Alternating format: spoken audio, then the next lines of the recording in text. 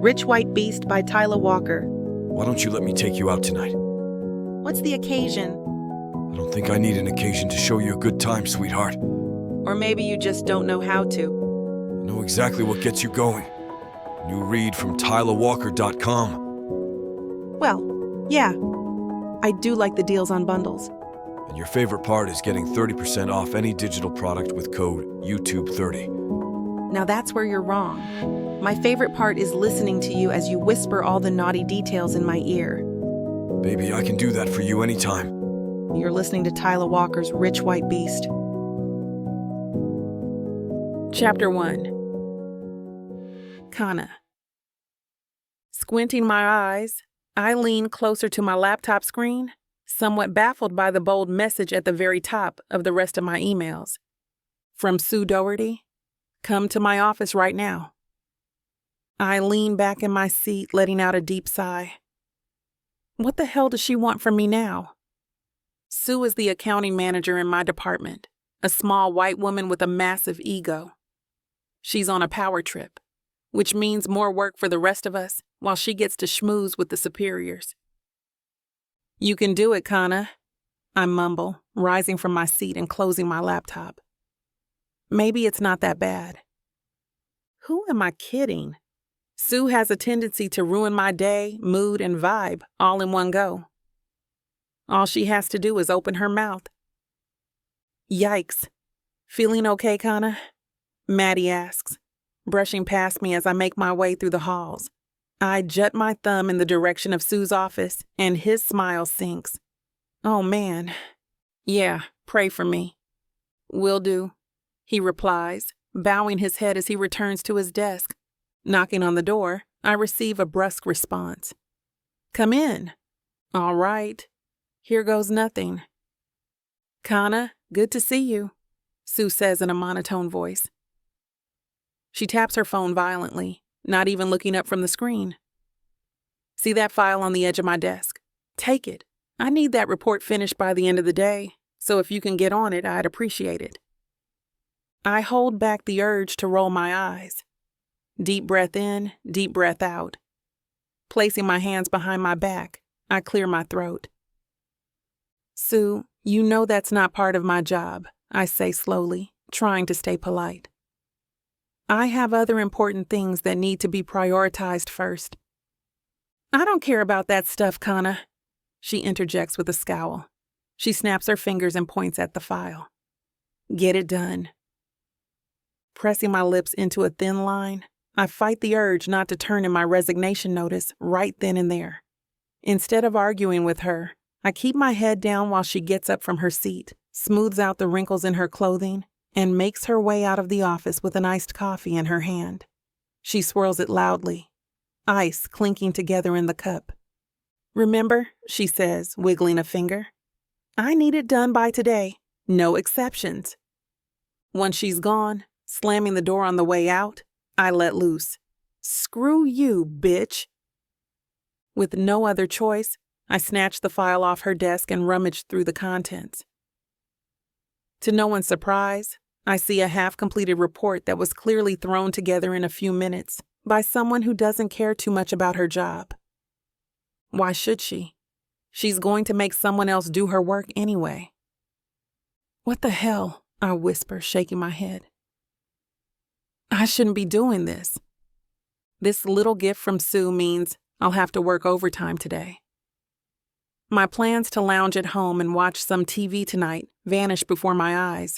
There's no way I'm clocking out before 8 o'clock, and that's being generous. It's fine. It's okay.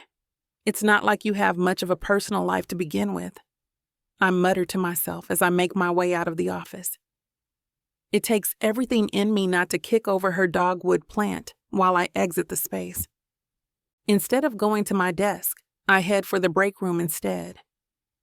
There's a fresh pot of coffee brewing, and I pounce on it, snatching a bright green mug with a smiling donkey face on it. I snort quietly as I pour the dark liquid into the mug. Fitting. I feel like an ass right now. Save some coffee for the rest of us, sheesh, Monica quips, nudging my elbow. She's a white woman with dark hair, blue eyes, and a nice way of cheering you up when you need it. How's it going, Kana? It could be better. I stare down at the liquid that blows steam into my eyes. Do you think I should add an espresso shot to this? Monica perks a brow. How long are you planning on staying in the office? I glance at the clock. It's currently noon. For like another 8 or 9 hours? Damn, I'd add 3. Good idea. With my coffee and the file tucked underneath my arm, I make my way back to my desk and plop down into my chair. My laptop powers on again, and I take a sip of my caffeine concoction. This might just keep me up for the next 48 hours. Already I feel my heart start to hammer against my rib cage. You've got this, Kana, I say to my laptop screen, flipping open the file and getting to work. Over time, money is good money. Think about the money. I also think about all the time I'm wasting while putting up with this crap. There are some pros to my job, the main one being my coworkers. There's Jenna, who's one of my best friends. The people in my department are all pretty cool, aside from Sue. Marcus, a few desks down from me, was born in Chicago like me. Trinity and I are 2 Black women with some of the best productivity levels in our department. That's something to boast about. What do I get in return? A boss who disrespects me and talks down to me like a dog. By the time I finish her lousy report, it's nearing 10 o'clock and I'm the only one left in the office. My eyes water from staring at the screen all day. I twist myself in the chair, trying to get my joints moving, and some audible cracks in my arms and legs are heard. Damn, that was a lot. Slipping the file underneath Sue's office door, I sigh and make my way out. Another unnecessary overtime session. Another day consumed entirely by work. Things won't be like this forever, right?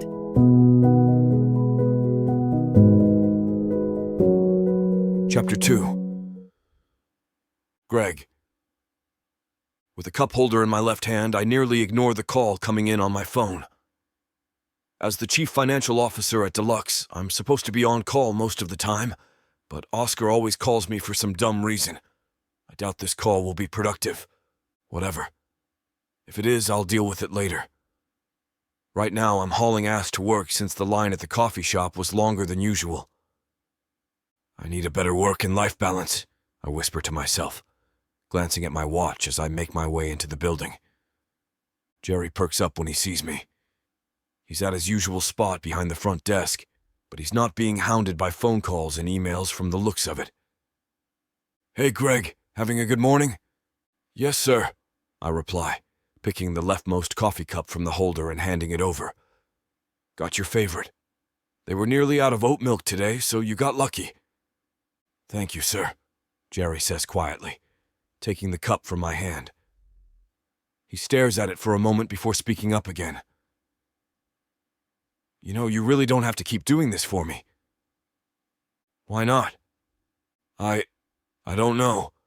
It's not every day you see the CFO of a big company buying coffee for some front desk attendant. That makes me chuckle. What does it matter that I'm the CFO? I want to do something nice for someone. Jerry's one of the best guys at this company. A hard worker with a family to take care of at home. Your order is an easy one to remember, I don't mind. You're the first person I see when I walk into this building every day, Jerry. I want to brighten up your day a little bit. Jerry takes a sip of the coffee. His eyes close, and I can tell he's having a moment. The coffee at this place is otherworldly, so I get it. You're a great man, sir. Thank you. His eyes light up. Oh, and thank you for that dollhouse you bought for Kayla. She loves it. Yeah? There's something special about making a little one's day. I would know. Aiden's my life, my son, and my joy.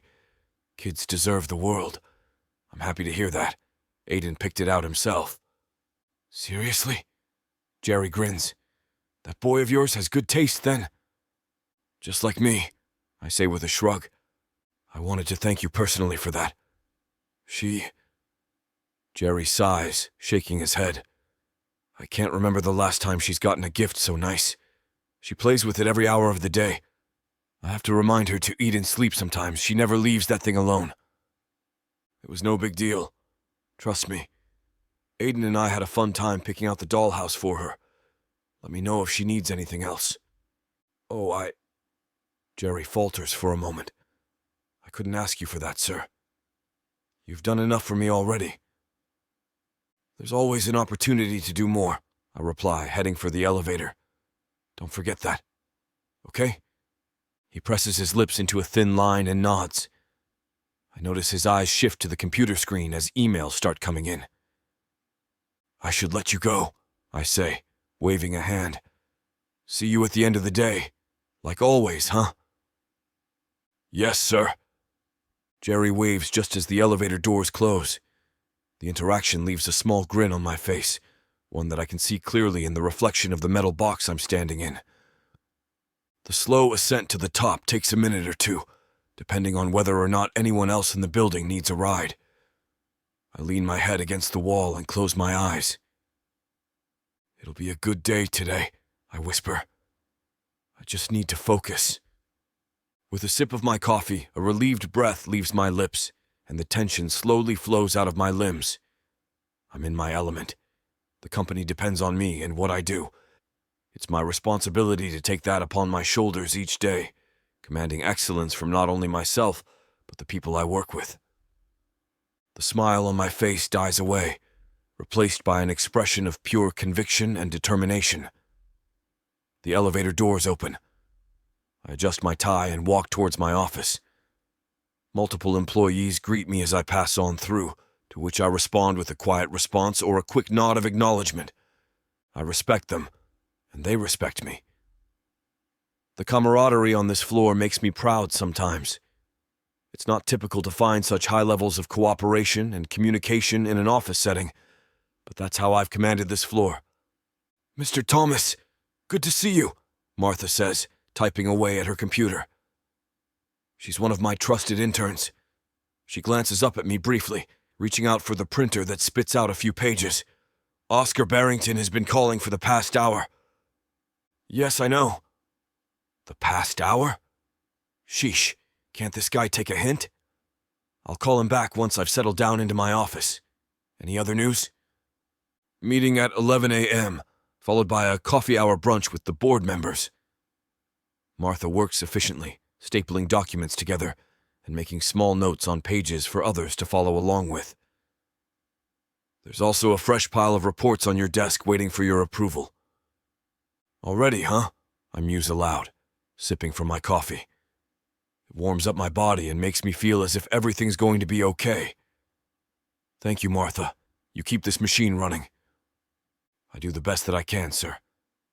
Let me know if anything else comes up, I say, departing towards my office and leaving her to her own devices. Productivity shoots upwards whenever I walk into the room. Backs get a little straighter and fingers type a little faster. As the leader, I'm expected to make a good example. Cracking my fingers, I sit in my leather seat and start working. Chapter 3. Kana. Come to my office. Again. Sue. What does she want from me this time? This is getting on my nerves, I whisper, shutting my laptop and rising from my seat. If she has the audacity to ask me to do another report for her, I'm going to say no. I don't care if she threatens me or throws some veiled insults my way. I'm tired of picking the slack up for her. It's not my fault she's too ill-suited to be in this position in the first place. Sue? I knock on her office door loudly, not intending to hide my discontent with the situation. It's Kana. You wanted to see me? Get in here, Gallagher. My eyes widen. Gallagher. She's using my last name now? That's a new level of disrespect she had yet to unlock. Still, I bite my tongue and enter her office. She's sitting with her iced coffee in one hand and documents strewn across her desk. Clicking her tongue, she motions for me to shut the door behind me. What's going on? I ask. You have the nerve to ask me that after doing such a terrible job? Sue replies, jutting out her neck a little bit at the end of her question. I blink slowly, trying to process what I just heard. A crappy job? Am I even hearing this correctly? Since when have I produced work that is anything below excellent? Not since high school, that's for sure. I'm sorry, I'm not sure what you mean, I say after a few seconds of stunned silence. What do you mean? In what way was it bad? Oh, God. Sue slams her palm against her desk. I flinch slightly. Now you want a damn explanation on how terrible of a job you did? Come on, Kana. I thought you were better than this. I am, I nearly say. Instead, I clench my jaw and stare straight at her. This reminds me of the times I used to get reprimanded when I was younger. I would sit there silently and take the verbal lashings, not once speaking up in my own defense. I don't like this. I hate the way it makes me feel. Sue, I'm really not sure where all of this is coming from. You've never complained about my work before, so I'm a little surprised. If you want me to make edits to the report, I'll do it right now. Just tell me what needs to be fixed. Too late for that, she replies, sipping loudly from her iced coffee. I already made the necessary revisions myself. And trust me, there were many. That sounds like total and utter bull. I've seen how Sue works. I've seen how she has completed reports in the past, and they're a joke. And now she's telling me that my work is subpar? I can't say this out loud, not if I want to walk out of this office with my job intact. I see, I say quietly, clenching and unclenching my fists behind my back. Well, I'm glad to hear that you took charge of that. Of course I did. What? Did you think I'm useless or something? She spits, pulling a face when she says that. God, I want to launch myself over that desk and pummel her into the ground. Sue isn't good at much, but one thing she excels at is being a vindictive bitch. She relishes making the lives of others much more difficult than they need to be. Not only that, but she does it all with a haughty grin. I mean, that's a bit disrespectful. You're wasting my time by making me do stuff like this. I have to fix your mistakes. Sue tilts her head slightly. If you were in my shoes, you'd be irritated too. If I were in Sue's shoes, I wouldn't make my employees do the work for me. How I wish I could say this out loud. But I'm not risking my promotion. Hell no, it's way overdue. Just like that, I'm transported back to my younger years, taking the abuse in silence and standing with my head held low. I hate her. I would run her over with a bus if I could, but I can't. There's nothing I can do. She's the boss and I'm just the employee. If you want me to redo the report, I'm willing to do it, I say, keeping my gaze on the desk instead of her scrutinizing eyes. It'll take me the whole day like last time, but if that's what you want me to do, then so be it. Sue scoffs. Stop it. Don't make me laugh. It's way too late. I've already submitted the report, so it's going up the ladder now. Best case scenario, the higher-ups will ignore your slip-ups and let them slide. What the hell? But didn't she put her name on the report? It wouldn't come back to me in that case. It would go straight to her. Maybe that's why she's so pissed, I wonder to myself. Still, I really don't think my work was bad enough to warrant a scolding from some nameless superior I don't know the name of. A deep exhale exits my nose. All right. So what do you want me to do, Sue? My hands are tied. Her tongue swipes across her teeth as she looks me up and down. I just wanted to let you know about your mistakes. Hopefully they won't happen again. I've noticed that you've been getting a little arrogant about the quality of your work, Kana. It was time to bring you back down to earth. In a perfect world, I would call her a bitch and turn in my resignation right here and now. I don't live in that world, though. I don't get a say on how I want things to turn out for me. Get out of here, Sue says, shooing me away with her hand. Get back to work. If I need you again, I'll let you know. And you drop everything and come straight here when I do. You understand? I nod. There's blood in my mouth from how hard I'm biting my tongue. Good. Now go. Chapter 4. Greg. I get to my office, and like always, I hesitate. I shut the door anyway. I want everyone in the office to feel that they can approach me for help, but at the same time, I sometimes think they do better work if they aren't worried that I'm looking over them constantly. I stare at my closed door and slump down in my seat. I'm always exhausted lately. The constant stress has not been fun. I look at the photo I have taped to my monitor and remind myself to buck up. It's not fun, but quitting is not an option either. Just be productive, I tell myself. That always helps. Keeping busy gives me a break from worrying about the future, about things I have limited control over. And I really need a break from that. I log into my computer and check my email. The first one is from Sue Doherty, and I can't help but groan out loud. Her work is mediocre at best. What she really excels at is kissing ass.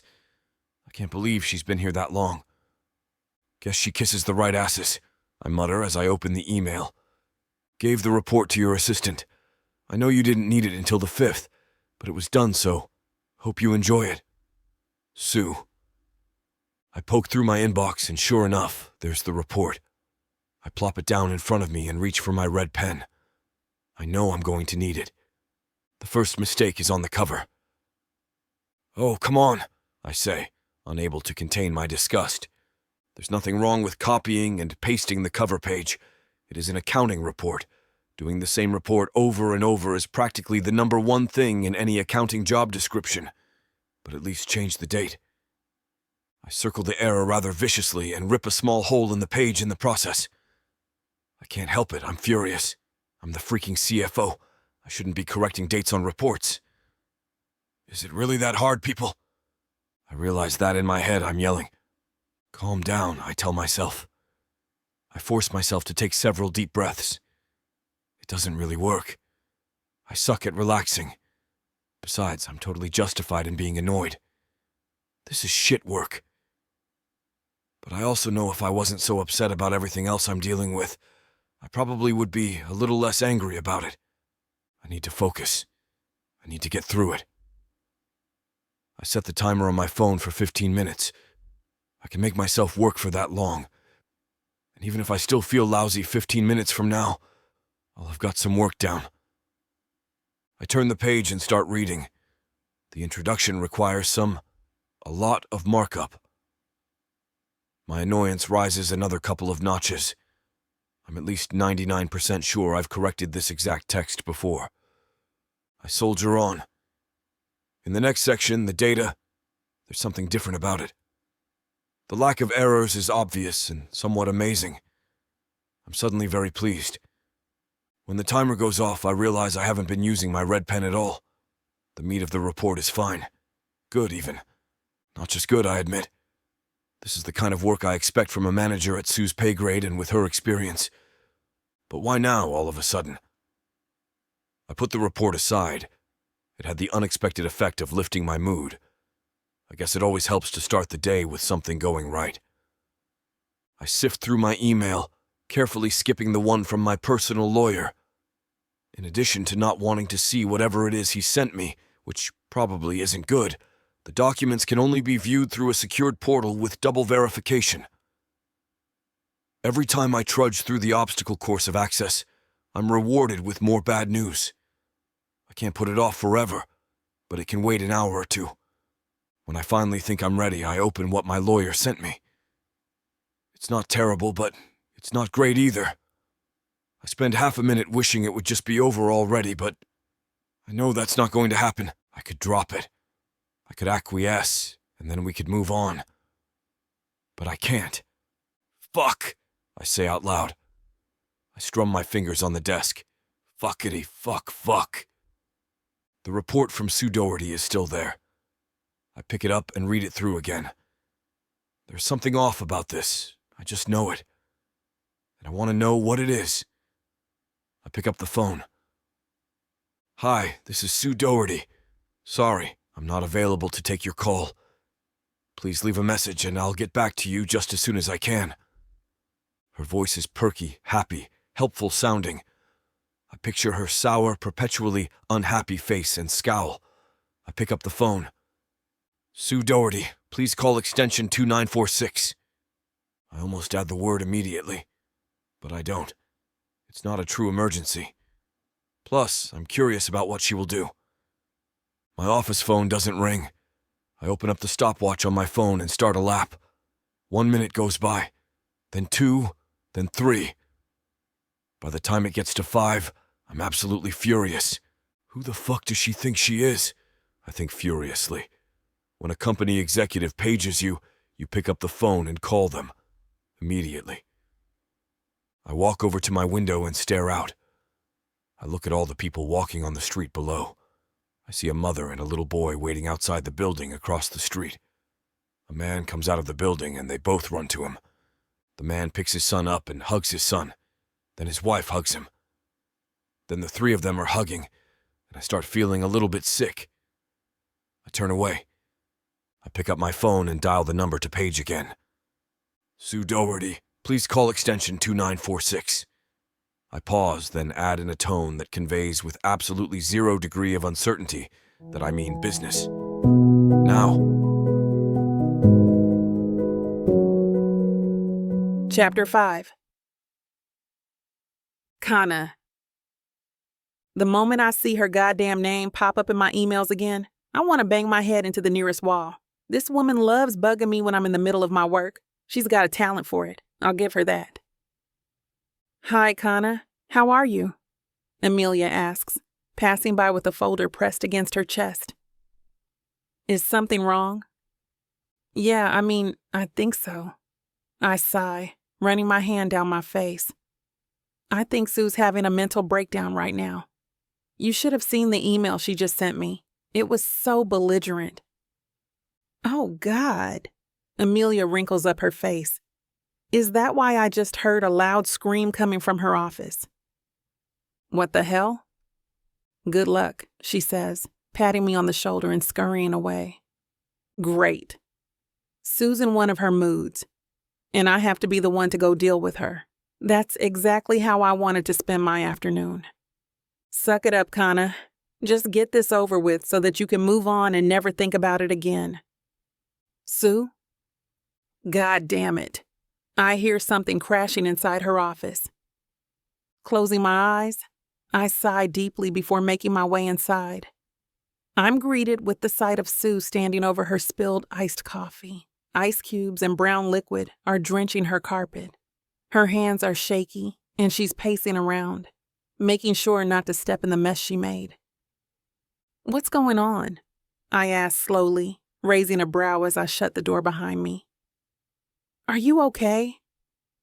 No, I'm not okay, Kana, she spits, gritting her teeth. Son of a bitch, you've really done it this time. What did I do? All I needed you to do was do a good job. Just one job and you couldn't do it. You screwed everything up. Now I've got the damn CFO breathing down my neck, asking me what's going on. Wait, what? I hold out my hands. Slow down. Can you let me know what's going on? Why would the CFO be after you? Because. Sue slams her palms into her desk, shaking it violently. Some of her papers go spiraling to the floor. He's a meticulous gent. He has an eye for detail, and he noticed something wrong with the report. I don't understand. What was wrong with the report? You were the one who marked it up after you said I messed it up. Shut up. Yes, I know I marked it up. Sue clenches a fist and brings it to her lips, biting into it while she thinks. But that's not the point. I don't know what happened exactly, but he doesn't like it. He rejected the whole damn thing. That means he found something wrong with the data or something. There's no damn way. Suddenly my head starts spinning. The CFO thinks I did a bad job? Are you kidding me? I know a bit about him, Greg Thomas, a man who's like a fire-breathing dragon when it comes to running his employees.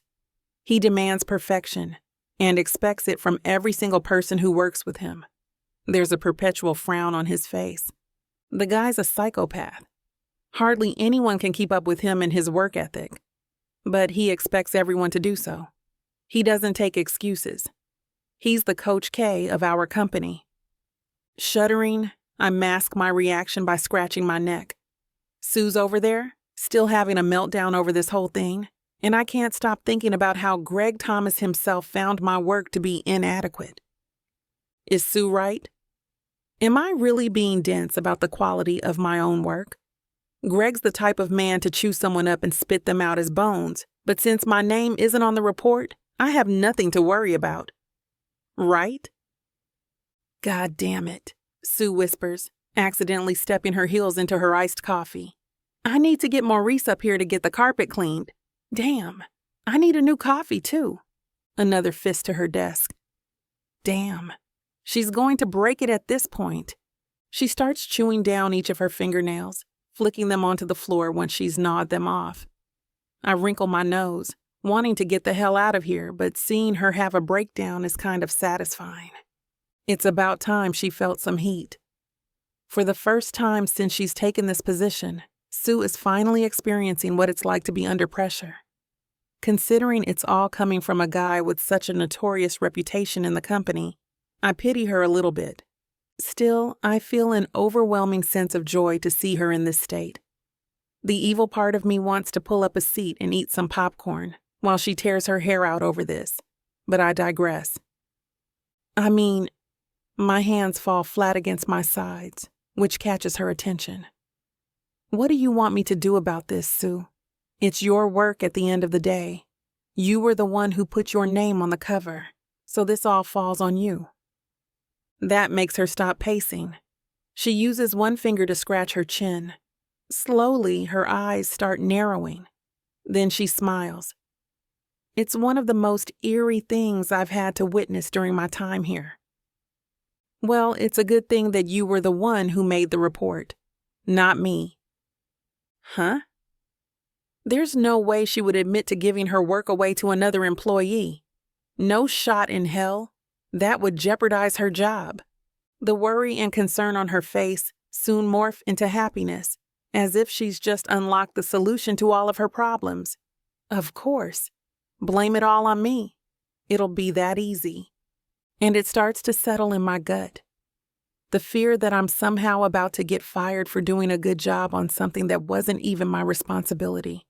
If that isn't ironic, I don't know what is. Chapter 6.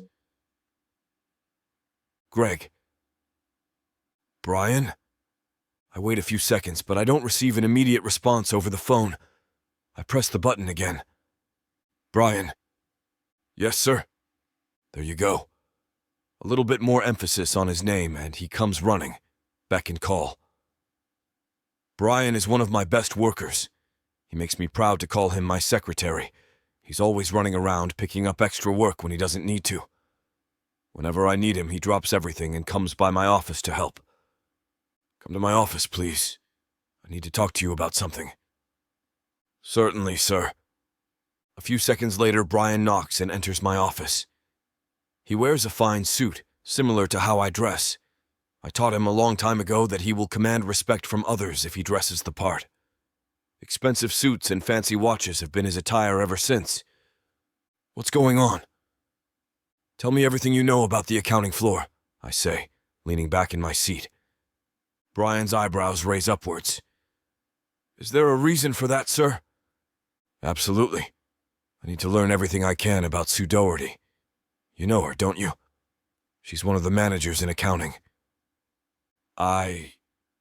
Brian hesitates, shaking his head while his eyes search the office. He makes that expression when his mind is truly at a loss for answers. A rare look from him.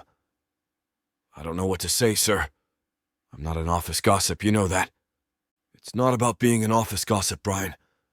I need to know information about one of our workers. As a man in my position, it's vital that I have an ear on every floor so that when there's a problem, I know how to handle it. Do you get what I'm saying? Brian nods quickly. Yes, sir. I might know a thing or two about this woman. Perfect. Go ahead. She's a bit thorny. From what I've heard, a lot of people don't have nice things to say about her. Kind of like you. What? I mean, you know. Brian makes gestures with his hands as he tries to figure out how to articulate this. I'm pretty interested in what will come out of his mouth next. How am I so disliked? Because I expect my workers to go above and beyond the standards? We're all professionals here, and when I say people don't like you, I don't mean it in a bad way. They still respect you, so that's important. People don't like Sue, and... I'll shut up now. No, you're making sense. Am I? Kind of. If you could stop the stammering and the reluctance, it would be more understandable. I've taught you better than that, I say. He lifts his chin a little higher. Yes, sir. But don't change the subject on me. Keep going. Why do people not like her? Is it because she's mistreating people? Being unfair to others? Well, I've heard some rumors about what she's doing to others. Apparently she likes giving her work out to other employees for them to do. Then when they've finished, she takes their stuff and passes it off as her own. The pieces are slowly coming together. Raising my brow, I motion for Brian to keep talking. He stammers before continuing. She does it all the time, from what people have said to me. This is all hearsay, by the way. I haven't verified any of this information, so I don't know if it's true. Based on what I'm seeing, there's a good chance that this is pretty true, I interject, staring down at the marked-up report on my desk. I've seen it for myself. Really? Sue hasn't produced quality work in ages, so when she finally turns in something that isn't shit, I start getting a little suspicious. I point toward the report I'm referring to. Brian makes the connection quickly. So that's why I'm asking all these questions. Got it, he replies with a nod. She tends to give out her work to the employees that she dislikes the most. I'm not sure why she doesn't like them, but Sue's an odd woman. Yeah, I've deduced that already. I can't begin to understand why she turns in her shit and thinks it's solid work. It's an embarrassment to the company to have someone like this in a management position. Would you like to see a lineup of all the workers on the accounting floor? I've got an idea who might be the victims of Sue's bullying. That would be wonderful, Brian. Thank you. Turning on his heels, Brian departs from my office and returns quickly with a file in his hands. He keeps a meticulous track of who works where in our company, which comes in handy during a time like this. He hands me the file and I flick it open to see all the employees in accounting, as well as the position of their cubicles on the floor. Each name is accompanied by a small company headshot of the worker in question. Brian looms over my shoulder, skimming his eyes over the page like I'm doing. Eventually, he makes a noise and points out a specific woman amongst the rest of them. Conna Gallagher. I've heard some talk about her, Brian says, retreating his hand. She's a hard worker, one of the most productive on the floor. Coincidentally, she's also one of the employees that Sue hates the most for one reason or another. She's a young black woman with bright eyes and a kind smile. I'm somewhat mesmerized just by the sight of her headshot. I clear my throat and close the file. Do you think she's the one who wrote this report then? Most likely, he replies. I guess you'd have to speak with her and find out. I can get some copies of her work and make a comparison to this one. That might give us a clue. I snap my fingers. Brian, you're a genius. Get on that for me, will you? Right away, sir. Chapter 7. Conna. The look of glee on Sue's face is infuriating. Are you kidding? I blurt out. Your name is on the report. He'll question you about it, not me. I see the understanding of what I've said cross Sue's face. Then it's replaced by something else. Determination. And anger. A lot of anger. I realize I've made a mistake, a big one. I should have been sympathetic and made her think I would help her out. Now, instead of worrying about what will happen to her, Sue is focused on me. I mean, what would the CFO think when he finds out you had someone else do the report and put your name on it? I say weakly. He would think I was doing my job and delegating the work in my department. She smiles. Lordy, she looks like an evil cartoon character, and makes a show of inspecting her manicure before waving off my concern. We're done here. Listen, I have work to do. You're really going to make me say it, aren't you? She says with absolute relish in her voice. Get out of my office, now. Yes, ma'am, I say miserably and walk out. And shut the door behind you. I do as she says and all but run back to my desk. This is bad, I think as I sit down in my chair. I log into my computer but just stare at it. I can't think. I can't even see the words on the screen. I pull up the data I prepared for Sue's report. I go over every single formula and table. I don't see anything wrong, and it's not like there was some major revolutionary discovery in accounting last week. Accounting doesn't change. That's one of the things I love about it. The dependability. Numbers don't lie. Numbers don't make promises. Numbers don't disappoint you. 1 + 1 is always 2. Always. And the data I gave Sue for the report is perfect.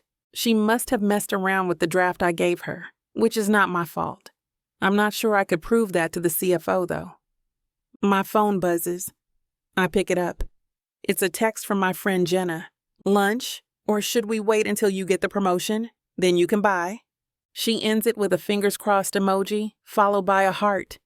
Damn, I think. The promotion? This could hurt my chances big time. Even though whatever is wrong in the report is really not my fault, I'm screwed. I quickly text Jenna back that I can't do lunch. I'm slammed, too much to do. The truth is, I just want to figure out how to fix this. Not to mention Jenna will know something is off immediately. She can read me like a book, and I really don't want to have to explain it. Think, I tell myself. I can fix this. I have to. I've worked so hard and I really need the pay increase. Option 1 is to tell the CFO that what I did was correct.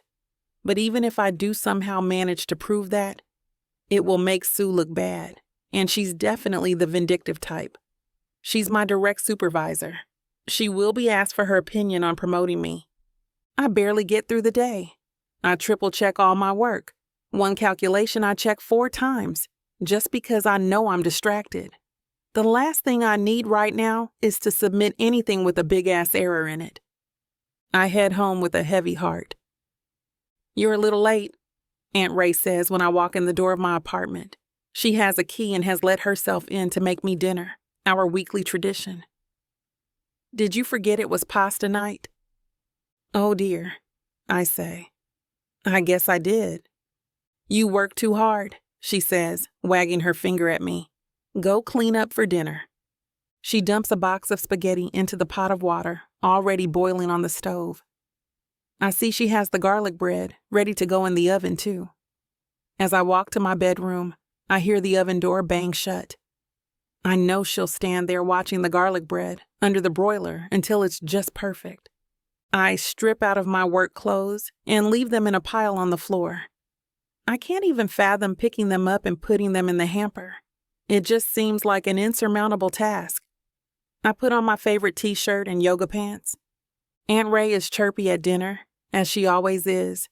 She's always been so kind to me, even insisting that we continue the pasta nights that we started when I lived with her in college. I look at her kind face. I know she loves me. I just can't burden her with any more of my problems. She's done too much for me already. I help her clean up after dinner, then apologize and say I'm exhausted for some unknown reason. She goes home earlier than she normally would, leaving me to rest. I don't sleep, though. I just lie awake staring at the ceiling. Why does this happen to me, I think? I try to do the right thing and bad things happen anyway. First, my parents couldn't be bothered with me. Stop, I whisper. Pity and wallowing don't help. There's nothing to do but keep trying to figure out a solution, so I trudge on. I get up and go to work the next day, and the day after that, and the day after that. I force myself to work and eat, even though everything tastes like cardboard. When the alarm goes off Friday morning, I'm absolutely exhausted. But into work I go, a fake smile plastered on my face and all. I'm killing a few minutes before lunch, trying to figure out something I can do over the weekend that will be fun enough to distract me for a few hours and cost next to nothing. When my office phone rings, Hill, Bry, reads the caller ID. This is it, I think. Brian Hill is the CFO's assistant. Whatever Sue said, this is it, coming to bite me in the ass, hard. Hello, I say. Hi, Mr. Thomas would like to see you in his office. Right now? Yes, please. Chapter 8. Greg, knock. The rap on my door is so light I almost wonder if I imagined it. Come in, I yell. The door opens and Kana Gallagher walks into my office. I know I've seen her before around the company building. She's very pretty. That's something I've dismissed every time I've thought about it. At first because I was married, but later because it was inappropriate. I dismiss it again right now because it's irrelevant. Have a seat, please. She does. Kana, right? I don't need to ask her name, I know it. Still, doing so reminds her that I'm too important to know her name. I hand her the report. This is why I called you in today. I know, she practically whispers. What do you know, exactly?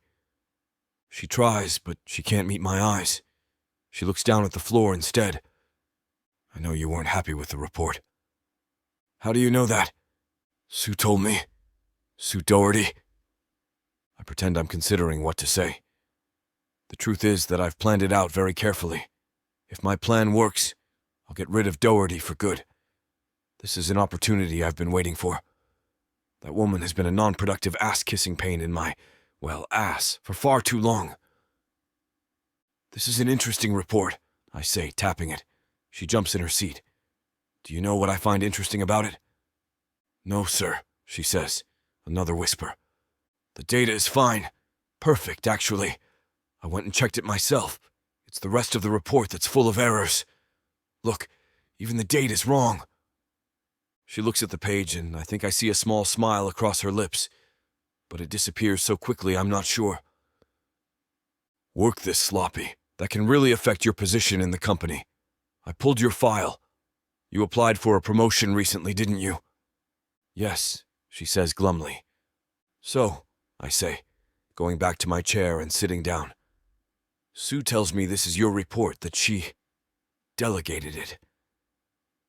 There is nothing wrong with a manager delegating a report to a subordinate, but both their names should be on it. The manager should double-check it before submitting it to an executive. She said she had faith in you because your work was so good in the past. She said she couldn't believe you messed up so badly.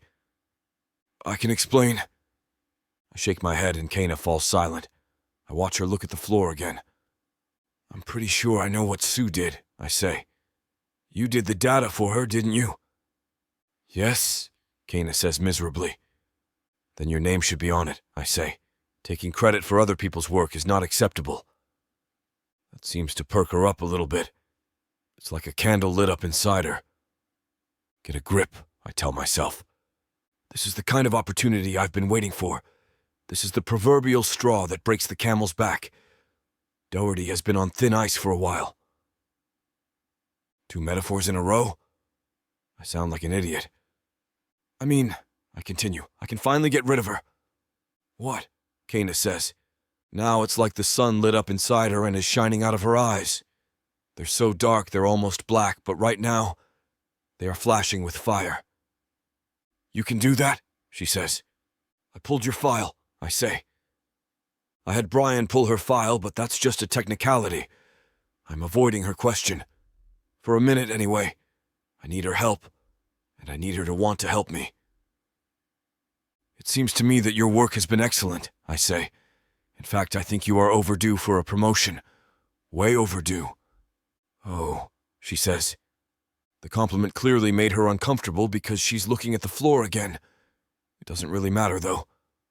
I think you might make a very good accounting manager, I say. Really? She says.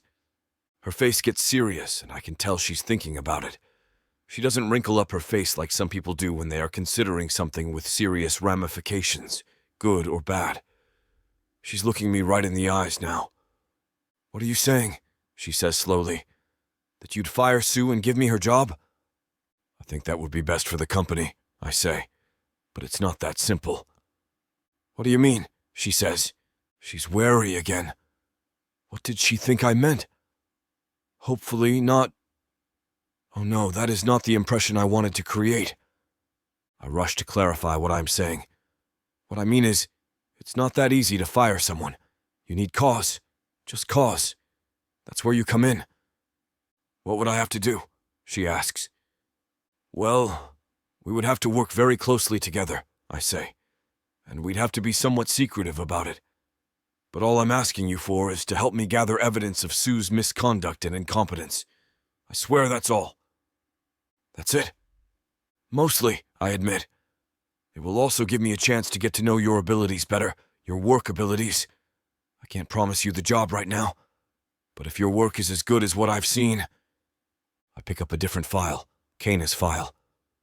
She looks at it. "I don't anticipate a problem. I generally have very good instincts about people," I tell her. "But you do have to prove yourself. Same as getting rid of Sue, I can't fire her without cause, and I can't promote you just because you help me, get rid of her. So what do you say?" I expect her to say she needs some time to think about it, but she stands up. Is she going to tell me to forget about it? Is she that afraid of Doherty? Next thing I know, she's holding out her hand. "Mr. Thomas," she says. I take her hand. It's soft and warm. Her grip is strong and steady, though. I don't know what she's trying to say. Goodbye? No fucking way. "Do we have a deal?" I ask. "Yes." Chapter 9. Kana. Explain. I look up. Sue is in my doorway, and she is steaming. Her head is practically smoking. "What?" I say. It's been a few business days since Mr. Thomas and I talked in his office. He told me to sit tight and he would be in touch. Sue walks into my office and slams a printout of an email on my desk. "Effective immediately, Kana Gallagher will report directly to CFO Greg Thomas." "Oh," I say. "You sound surprised." "I am. I'm not lying. I had no idea he was going to do this." "You didn't know about this?" "No." Sue glares at me. I can tell she doesn't believe me. "Prove it." "Prove I didn't know something?" I say with equal parts belief and indignation. I'm not even sure that's possible." "I don't know what you are up to, but I'm going to be watching you." "Sue," I say evenly, "this is a total shock to me. I had no idea this was happening." She looks slightly mollified. Maybe that's just wishful thinking on my part, but whatever. She leaves me alone and walks off in any case. Smart of Greg. Oops, Mr. Thomas, to handle it that way. I can pull off a small white lie, though that's not always the best idea. Aunt Ray is still buying me hippopotamuses in tutus since I told her when I was 16 that I liked the first one she gave me for Christmas that year. And I can lie to protect a friend's secret. Staring down the woman who has the power to crush my promotion is not a scenario where I can easily lie. But Greg, shoot, when did I start thinking about him like that? Made sure I didn't have to. Mr. Thomas did send me an email instructing me to gather up several years of old reports and go through them with a fine-tooth comb. It's going to take a while, but I'm highly motivated. I work nonstop for a couple of hours, then decide I need a cup of coffee. I'm practically humming when I walk into the break room. Then I see who is standing by the coffee pot. Sue. She glares when she sees me. "I just made the pot and I'm waiting," she says. "No problem," I say, smiling. I don't feel like smiling, but I'm not going to give her the satisfaction of running away from her. I've found some very bad errors this morning, and her name is on every report I've looked at. Even if she claims this employee or that one did the work, she can't come out of it looking anything but incompetent. On second thought, maybe you better go first, she says, being that you're the CFO's new little pet, right? It feels like high school all over again. I can wait, I say. No, I insist. Look, it's ready. All for you. Go ahead. It seems like the easiest thing is to just get my coffee and get out of there. Just tell me, she says as I'm pouring. Who did you suck up to get this special position? The way she says the last word makes it sound absolutely pornographic. I can't believe it. This is definitely way past high school level bullying. Well, there was that one poor girl who everyone said slept with the whole football team. I didn't believe it, but the whispers never really stopped. Well, Sue says, maybe he just thinks I'm a good worker. I say and march out of there. I know she's trying to get to me, and I'm determined not to let her. I sip my coffee and worry about what she is going to do next. You can't really win with a bully. If you ignore them, they do not get bored and go away. They keep trying, sometimes harder. If you blow up at them, they know they got to you, and they'll just want to pile on the abuse more. You got this, I tell myself through gritted teeth. True to her apparently innate bully instincts, Sue does not let up. She intentionally bumps into me as we are passing in the hall. Oh, sorry, she says, while her tone implies she's anything but. I look around. 2 of the women in the department are right there. They must have seen something. They turn away from me and start whispering. That behavior continues and seems to get worse all week long. People fall suddenly silent when I walk by. I pretend I don't notice. The next day, I have to get an old report from the file cabinet, and she yells at me that it's confidential, which is ridiculous. I remind her that it's for the CFO, and nothing is confidential to him. Besides, there's no way this is sensitive information. Not only is the report completely outdated, the division it was on was disbanded last year. And then when she finally hands me the file, she accidentally drops it on the floor. Papers go everywhere because it isn't stapled, so now I'll have to sort it out too. You really can't do anything right, can you? She says. Clean that up right now and get out of here. I'm busy.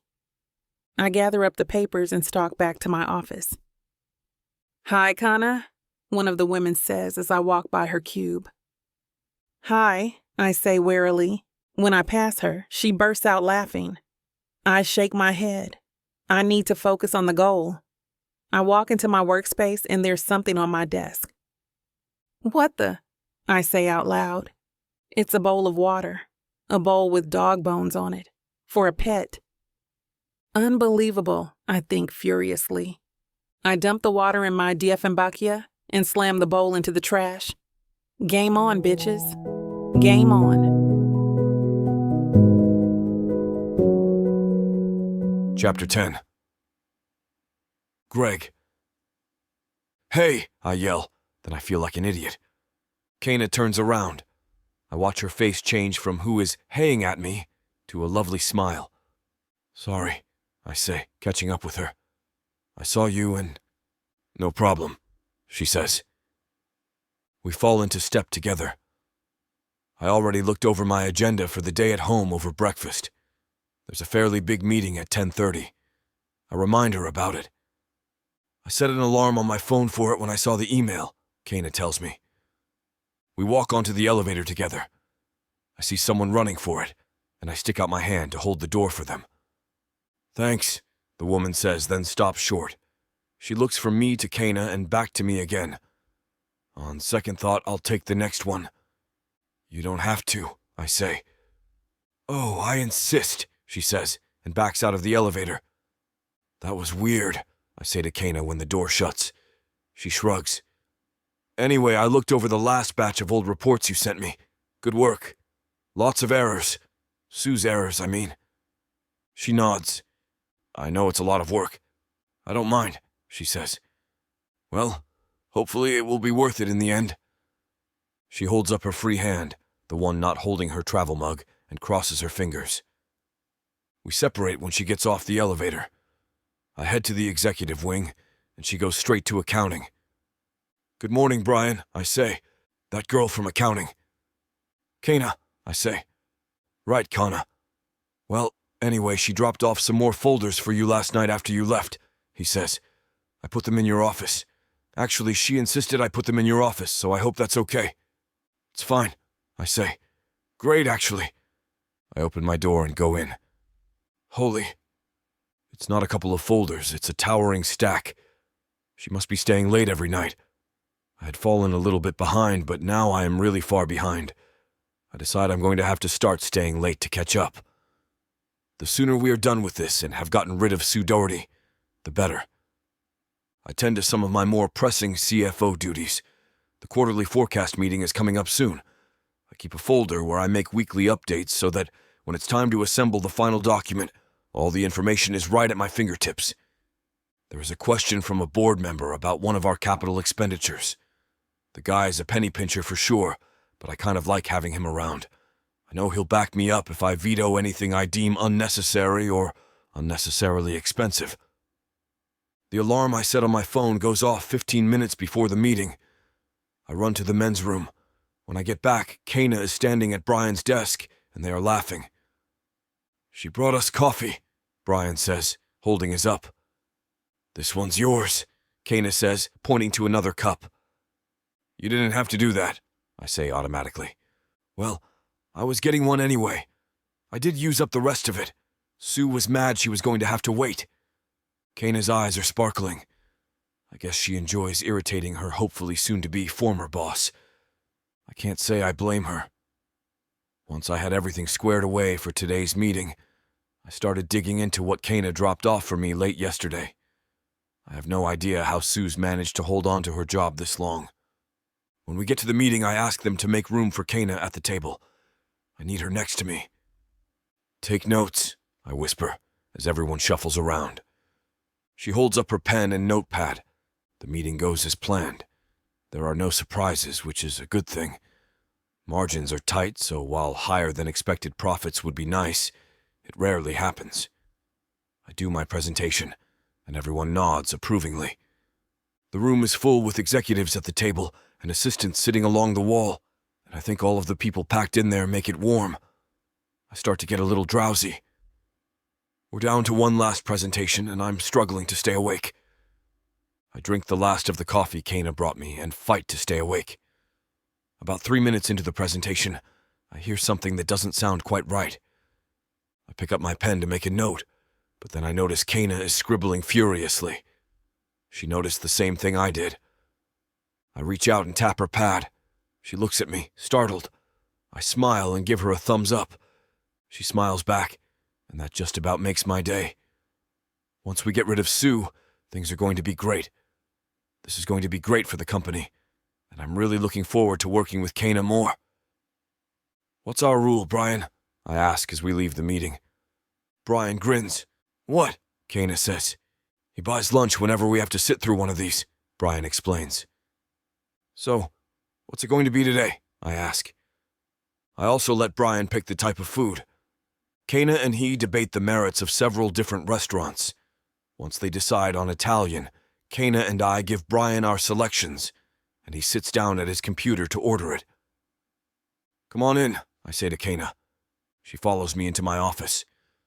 I know you've been working hard. This. I point to the latest stack of damning evidence. Must have taken hours. You working a lot of late nights? A little, she says, but I don't mind. Well, I appreciate it. I'm going to have to start staying late to keep up with you. Hey, do you have time to go over some of this right now? Brian will let us know when the food gets here. Absolutely, she says, and sits down at the small conference table in the corner of my office. Let's do it. Chapter 11. Kana? I wake up before my alarm, and burrow down in my blanket. The cozy feeling doesn't last, though. I can't wait to get up. I've never been this excited on a regular basis to get to work, but with Mr. Thomas, it feels like things are really and finally moving in the right direction. Working with someone who actually cares about the company versus someone being Sue, of course, who only cares about their own personal success is really eye-opening. I'm in such a good mood I sing in the shower. Then I do a little dance while I brush my hair. I can't believe how well things are going. Even the side-eyed looks of the other people in the department don't bother me. If they want to waste their time with high school junior high, really? Gossip. That's their problem. I'm going to get that promotion because I've earned it. I don't need breakfast. Mr. Thomas bought us takeout again last night when we were there for dinner, and I'm not hungry yet. I think it was the third night in a row. I stop brushing my hair and think, Mexican, the Greek place. Thai, no Indian. Then Thai, I remember. That's 4 nights of dinner in a row. I had to beg off pasta night with Aunt Ray, but I assured her that I was getting fed. "You are working too hard," she texted me. I promised I would make it up to her as soon as possible. I'd really like to do something nice for her once I get my promotion and save up a little money. Maybe I could send her on a trip. Where should we go? I think as I approach the office.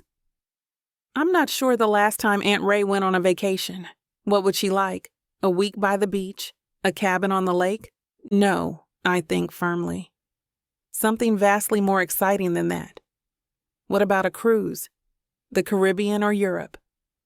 All thoughts of future vacations vanish from my mind when I walk in the door. I'm laser focused these days. Having 2 huge, important goals is very motivating.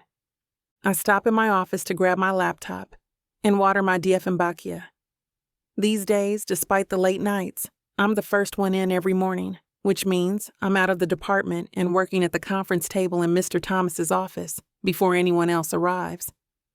I'm sure Sue is still spreading her poison, telling people nasty rumors about me, but I don't care.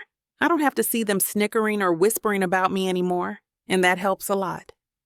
I head up to Mr. Thomas's office and knock sharply on the door. "Come in," he calls. "Good morning," I say. He smiles at me. I notice, not for the first time, how good-looking he is.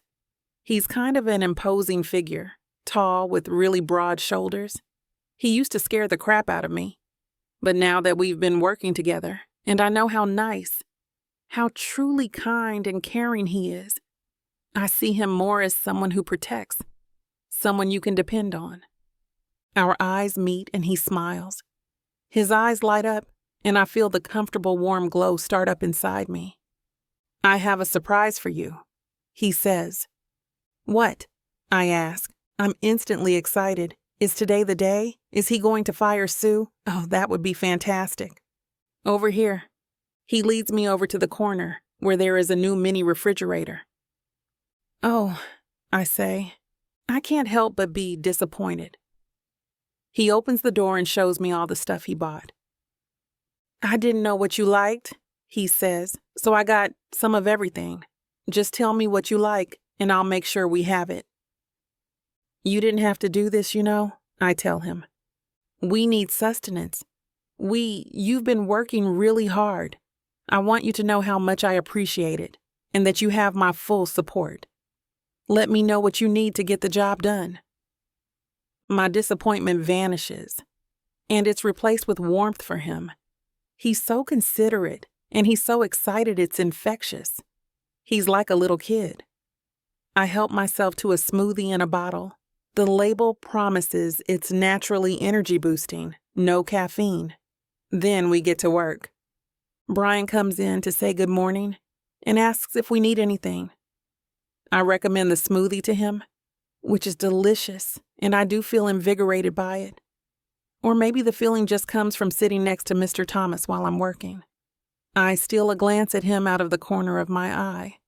His brown hair is hanging in his face, and he's making a serious, concentrating face. "What should we do for lunch?" he asks me. "Lunch already?" I say. The morning had slipped away. We have pizza for lunch, and Mr. Thomas insists on sharing it with Brian, even though the guy swears he brought his lunch in. We get Chinese food for dinner and eat it right out of the containers. I'll be back in a few, Mr. Thomas says when we've finished eating and cleaned up. I assume he is going to the bathroom. Suddenly, I'm exhausted. This is the 5th night in a row we've been here. I put my head down on my arms. I'll rest my eyes for a little bit, I think. By the time Mr. Thomas, oh snap, I'm doing that again, gets back, I'll be good to go. I slowly wake up, and I don't know where I am. The lights are lower, and there's something on me. I reach up and feel the fabric. It feels like the jacket from a suit. I raise my head, and as my eyes adjust to the light, I see him. He's on the couch in the corner, asleep. I pull his coat around me. It feels like a warm hug, and best of all, it smells like him. I yawn, and I don't bother to resist. I put my head back down, let my eyelids close, and drift off again. Chapter 12. Greg. You know, I could really get used to having Kana around. She's like a breath of fresh air compared to some of the other people I've worked with in the past. Over the past week or so, we've worked alongside each other every day. Amazingly enough, she might be the one person who has a work ethic that matches my own. On Monday, I came into the office at 6 o'clock in the morning with a coffee in my hand, fully expecting to find the floor empty. Instead, she's already at her desk, going over reports and marking down some notes to show me later. "You're here early," I said to her. "There's a lot to do today." Time and time again, she raises the bar for everyone else. I don't even have to remind her to take notes during meetings. In my peripheral vision, she's always jotting down notes. When she's not, she carries a pensive expression on her face while she gnaws on the pen cap. "What do you think about these numbers?" Kana once approached me with a report, her trusty blue pen tucked behind her ear. "Do you think they look okay? I've checked them over twice, but I still feel like something's missing." Sure enough, the report looked nearly perfect. I glanced up at her, one of my eyebrows raised. "If you need some extra assurance, you can always run them again." "Good idea." Then she snatched the file out of my hand and returned to her desk without hesitating. I need more employees like her. Sipping my coffee, I can't help but admire her from afar. If everyone were like Kana, this company would be one of the top in the country. Some of my favorite moments with Kana are the ones where we're not so focused, funnily enough. Isn't that strange? Two workaholics finding some time to speak like old friends in between document skimming and report analysis. I remember approaching her while she poured herself another cup of coffee, humming a quiet tune to herself as she did so. "Isn't that your 3rd cup today?" "It might be. Who's counting?" Kana smiled, adding some creamer to her cup. "I've been up since dawn, so I need this." "Do you ever take a break, Kana?" "That's a funny thing to say, considering you probably work harder than I do." "What?" "At this point, I think you've blown me out of the water." I nudged her arm. "Seriously, remember to take care of yourself sometimes. I don't want your heart giving out on you while you're still so young. Are you worried about me, Mr. Thomas?" "I care about all of my employees. I want them all to succeed, but I don't want them to get burnt out. Once you hit that roadblock, it's very difficult to get yourself to keep going. I'm speaking from experience, by the way." "I'll keep that in mind." Ever since that moment, I've done my best to catch Kana when she least expects it, reminding her that she's a human with needs. I've even bought her lunch sometimes because I've noticed she skips out on her breaks to get reports done. I mean, what the hell? Who does that? I don't even do that. One day when we were both nearing the end of our shifts, she approached me in my office. She held a report with blue marks all over it and handed it over. I looked over this one. I'm not liking what I'm seeing. "What's wrong with it?" I asked, taking the file and looking through. So many marks, comments, and question marks littered the pages. "You went to town on this one, Kana." There are way too many discrepancies in this report. I think you should send it back. That comment still amazes me. No one around here has the balls to come out to me and tell me that they think a report is flawed. Of course, I have to be the one who has to micromanage. I'm the bad guy who must remind people to turn in excellent work. Thankfully, Kana shares the same mentality as I do. Not only that, but she manages to catch more mistakes than I do. Things that slip under my nose are noticed quickly by her, circled 3 times with her smooth blue pen with a chewed-up cap. "What do you think?" Kana asked, snapping me out of my daze. "Do you agree?" "I trust your judgment. Thank you for that. I'll send it back as soon as possible." That smile she sent me was endearing. It's nice having someone like her around, a person who understands the hustle and bustle of the job, knowing that there's always something to do. Every second counts. Kana shares that same mantra. Winning my respect isn't easy, but she's done it. This past week is a testament to her diligence and efficiency as a manager. Why wasn't she promoted sooner? Even Brian seems to have noticed my fondness for Kana.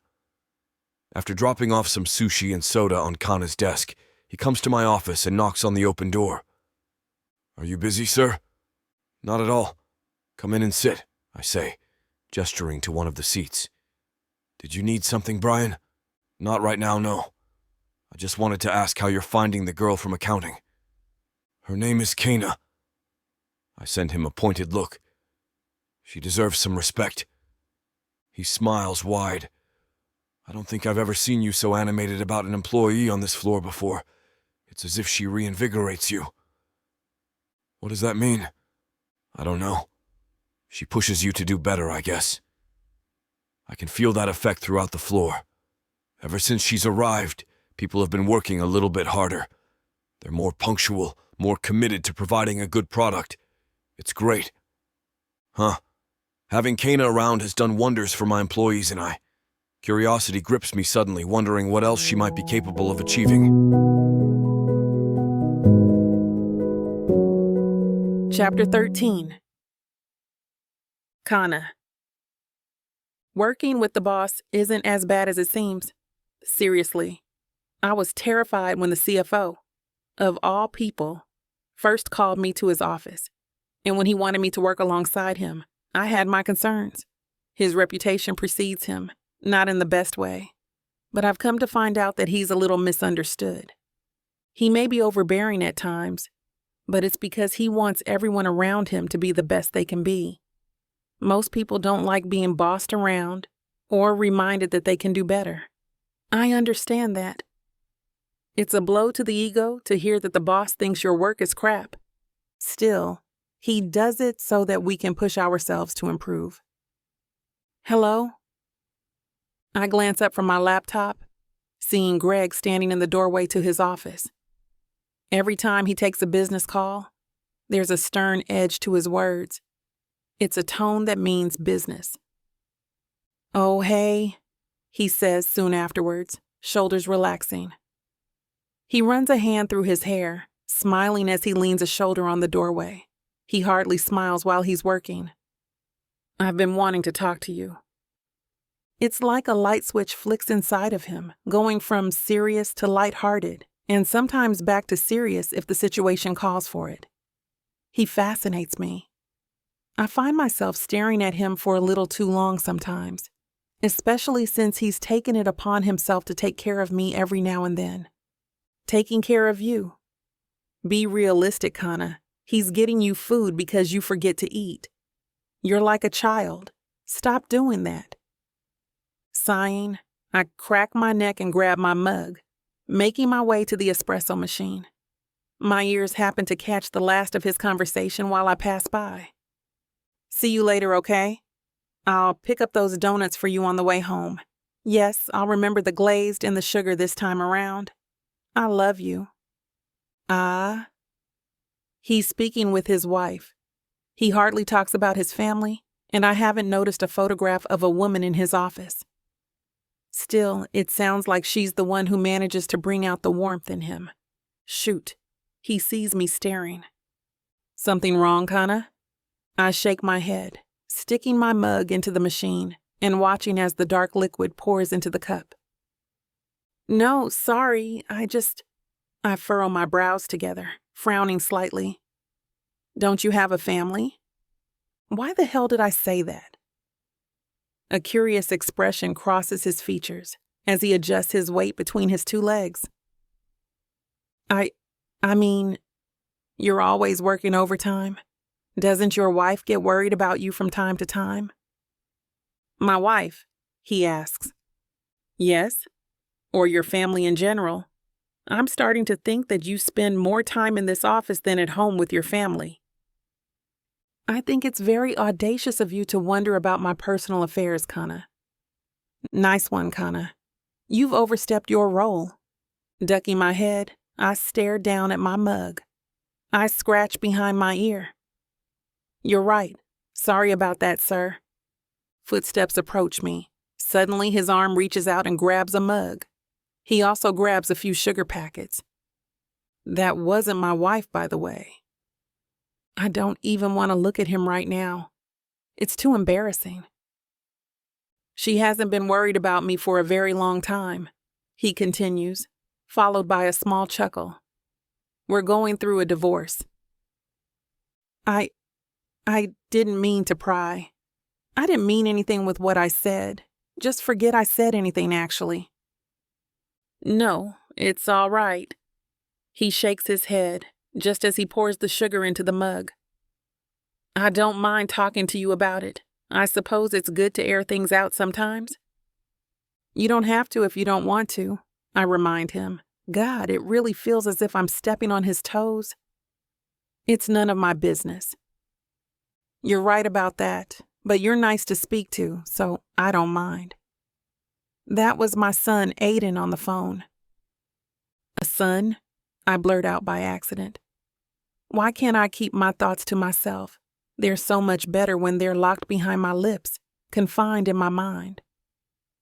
Sorry, I didn't expect. Most people are surprised when they hear that I have a son. They can't really picture me as a father, but they don't know any better. Greg shrugs. Aiden's a nice boy. I think I indulge him a little too much, though. I mean, donuts before bed? Really? I laugh quietly. He's got a sweet tooth. Yeah, as a parent, I should know when to say no, but I like seeing him happy. He's been doing well at school and with his homework, so I figured that a little treat wouldn't hurt. What do you think? Honestly, if my parents came home one day with donuts at bedtime, I'd think they were the best in the world, I reply, sipping from my mug. It's a special moment for a kid. I don't think he'll forget about this.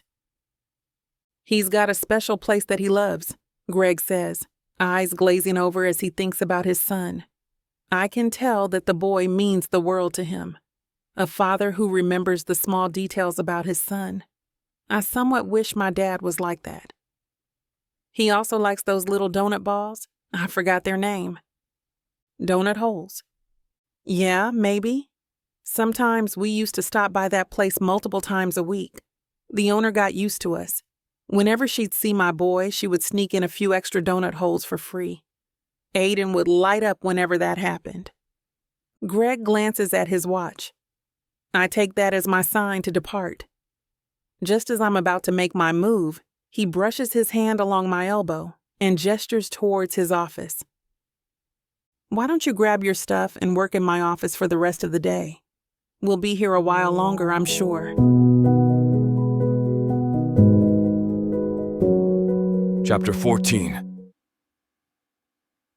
Greg. A flash of surprise emerges on her face the moment I mention Aiden. It takes a lot within me to hide the smile that wants to turn my lips upwards, but I manage it. Then I invite her into my office. She abides quickly, nabbing most of her things and coming to accompany me. Struggling with all the things in her hands, I help her with her laptop and her coffee mug. I took you by surprise back there, didn't I? I joke, perking a brow as I round my desk. With my son? Well, I just wasn't expecting that. Yeah, I don't talk about it very often. I like to keep things private for his sake. That's why I don't keep many photographs of him around here. I don't need the wrong people knowing about something that's so sacred to me. Then my eyes rest on Kana, and I soften immediately.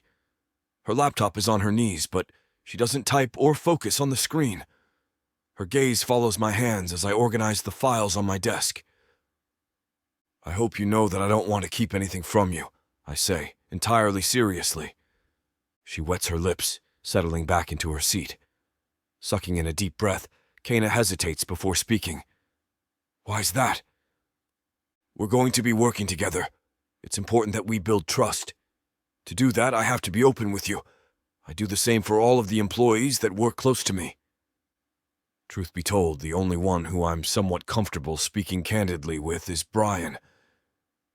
I don't know why it comes so easily with Kana. Ask me any questions you have. Huh? The word falls breathlessly from her lips, the ones I find myself staring too long at. Why would I have questions? I narrow my eyes. Why wouldn't you?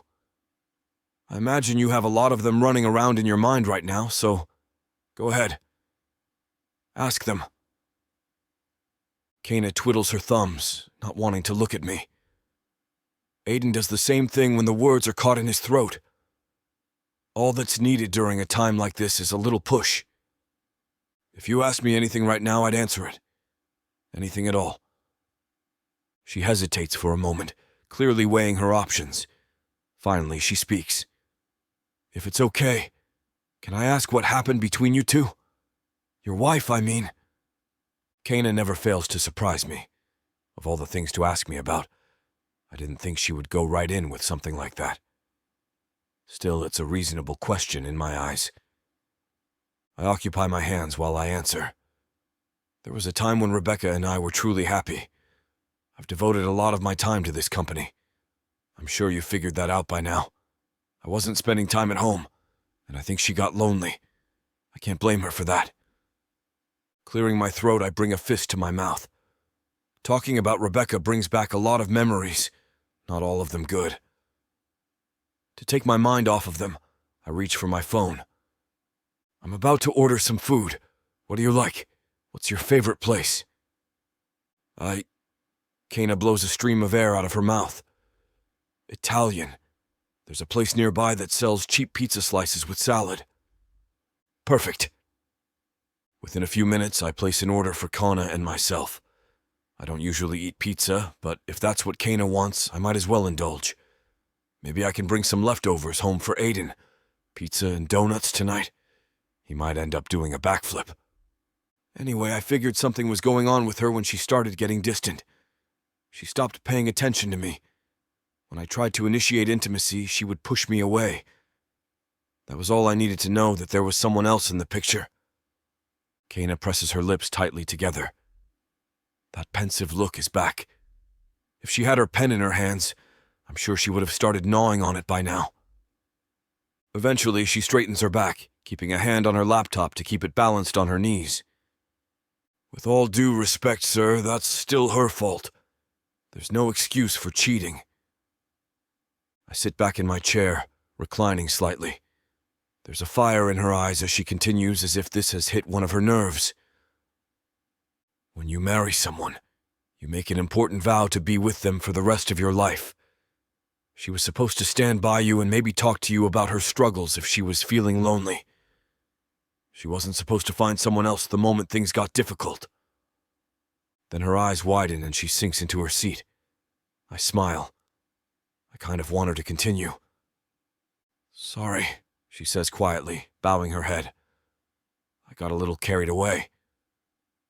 No, you're absolutely right. I agree with everything you just said. I get up, eyeing my mini fridge at the side of the office. Cheating had a detrimental effect on our family. I don't care what Rebecca does to me, but the moment she messed with Aiden's feelings, that's when she became unforgivable in my eyes. Kana frowns. How old is he? He's 5. Old enough to figure out that something's wrong. Old enough to miss me when he has to go spend the week at his mom's, you know? I hate that maybe more than anything. I didn't used to work so many hours when I had him to go home to. Not that I don't still see him. I have custody of him tonight after all.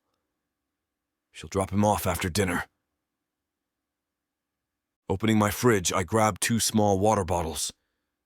Would you like something to drink? Sure, she says, graciously accepting the bottle I place in her hands. Thank you, sir. You can call me Greg. Twisting open the cap, I guzzle down half the bottle before speaking again.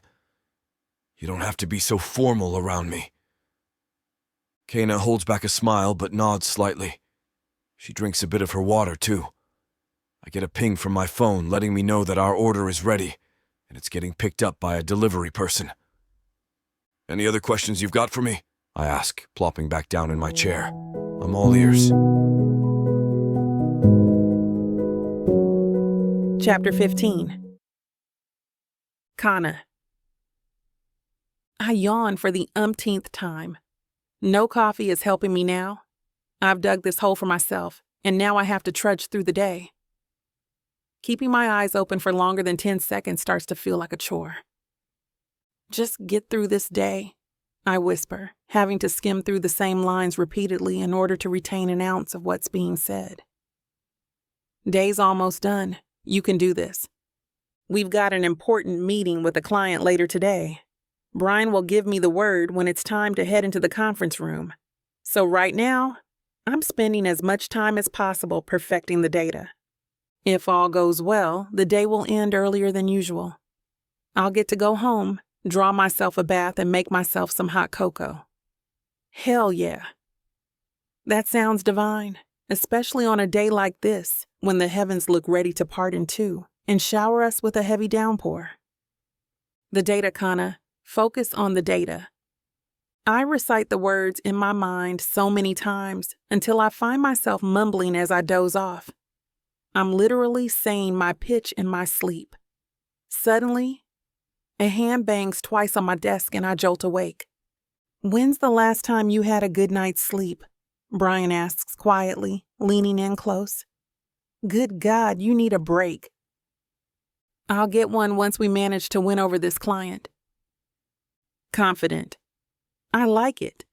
Brian fist bumps me before leading the way into the conference room, motioning for me to follow. Gathering the documents in my hand, I hurry after him. A wave of adrenaline swarms through my veins, which is exactly what I needed to get through the meeting. My job is to show off the adjusted figures and rates. I also need to answer any questions that might arise about the numbers. Greg's counting on me. I won't let him down, even if my body feels on the brink of shutting down. At this point, I'm moving on autopilot. Words fly around the room, but hardly anything sticks. I only do what I need to do, so focused on getting through the meeting that it actually goes by in a blur. By the time I rejoin everyone back in reality, Greg is shaking hands with the client while Brian sends me a thumbs up from where he sits. The client is happy. Our investors are happy. Greg, holy crap, he's smiling. Excellent presentation, someone says, taking my hand and giving it a firm shake. You should be proud of yourself, young lady. That was impressive. Thank you, I reply, blinking a few times to make sure this isn't a dream. Thank you so much. Greg handles the rest of them, exchanging pleasant words while Brian and I wait in the background. Brian nudges me, leaning in close and dropping his voice to a whisper. Still doing okay? You look ready to crash. I'll make it back home before passing out, I think. Brian snorts quietly. You can't keep overworking yourself like that, Kana. You've become an important part of our whole routine. If we lose you, I don't know what we'd do. Thank you, Greg says, waving off the last of the investors. We'll stay in touch. Let me know if you have any other concerns. Once they're gone, he closes the door to the conference room, leaving the three of us. Greg breathes out deeply, rolling his neck and cracking his fingers. Well, it looks like we can go home early today. Brian sighs happily, patting me on the shoulder before he hightails it out of there. He's been wanting this just as much as I have, so it seems. Greg watches him leave with wide eyes, raising a finger slowly to stop him. However, Brian's long gone by then. Wow, I was going to offer him a ride, he says before turning to me. What about you, Kana? Do you need a ride home? Oh, I glance out the window, catching sight of the rain and the lightning in the distance. I swallow hard. You don't have to. I can catch the bus. No, I insist on taking you home. All right, since you're holding a gun to my head, I might as well, I joke, somewhat emboldened by the exhaustion that makes me feel drunk. Thank you for this, Greg. It means a lot. Anytime. Do you have a car? I do, but I didn't bring it today, I say. We make our way to the elevator after I grab all my things from my desk. I didn't bring an umbrella either. Just my luck. No worries, Greg replies, pressing the button to the ground floor. Jerry keeps a few spare umbrellas near the front desk for a situation like this. We'll be fine. Greg's particularly fond of the front desk attendant. They exchange warm words, and Jerry is more than happy to lend us an umbrella. He waves goodbye from his desk while Greg leads me out of the building and towards his parked car. It takes me a moment to notice that he keeps a protective hand on my back while he leads me to the car, rain pelting the umbrella above us. Opening the door to the passenger seat, I slip inside and he hurries to the driver's side. Do you mind if we pick up my son from school? Not at all, I reply, relaxing into the leather seats. Damn, this is a nice car. Warm, too. He's dialing a number on his phone. But suddenly, he's interrupted by a call that catches him off guard. It's unsaved, but he answers it all the same. Hello? Greg's face sours. Okay. I'll be right there. Though my body is tired, my mind is awakened by curiosity. Something wrong?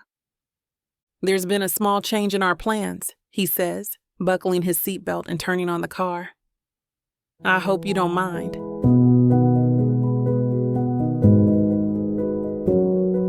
Chapter 16. Greg. Heat rises up to my ears. I don't understand why something like this has to happen while Kane is with me. But so be it. My son needs me, but based on the tone of the woman who just called me, it sounds like he's in a world of trouble. I mean, I get it. No one wants a kid around who thinks it's all right to bite someone else. This isn't like him, though. Why did this happen? I'm so sorry that I'm dragging you into this mess, I say, never keeping my eyes off the wet roads as I make my way to St. Paul's. I really thought that we were in the clear today. Don't worry about it, Greg. Is everyone all right? Kana asks. That's all that matters to me right now. I think so. My throat tightens up, wondering if something bad happened to Aiden while he was at school. The woman, all she said is that my son got into a fight with another boy and bit him. I have to get there as quickly as possible. That's fine, she says with a nod. Has he done this before? No. That's why I'm so worried. My grip tightens on the steering wheel. He's the sweetest little boy in the world, Kana. When you meet him, you'll see. He doesn't hurt others. He doesn't like to do that. It's just not in his nature. Kana stays quiet, keeping to herself as we drive there. She sends me looks sometimes, full of sympathy and compassion. Despite the cold world outside, her eyes make me feel warm. I haven't noticed any sort of behavioral changes either. They say there are usually warning signs you have to look out for. That's what those parenting books talk about. But they never had a chapter on what to do if your kid suddenly bites another with no explanation. I'm babbling at this point. I'm nervous out of my mind for my boy, so my mouth keeps running while I drive carefully along the roads. I hope Kana doesn't think I'm a weirdo after this, but if she does, she'd be right. Shit. I guess Aiden's not the only one not acting like himself today. I didn't teach him to bite people, just so you know. He knows his rights from wrongs. He knows that this is the sort of thing to get him in trouble. Kana trails her finger along the crevices in her palms, I believe you, Greg. From the way you've talked about him, I know that he's a kind little boy who's being raised by a great father. This isn't your fault, I hope you know that. I laughed dryly. I want to step on the gas, but we could hydroplane in these conditions. There's no way I'm putting Kana through something like that. If it's not my fault, then why do I feel like shit? It's natural, she replies. You want the best for him, but sometimes stuff like this happens. Kids are kids. They do unpredictable things sometimes, and they don't know that their actions have consequences. Another damn stoplight. I tap my fingers along the steering wheel.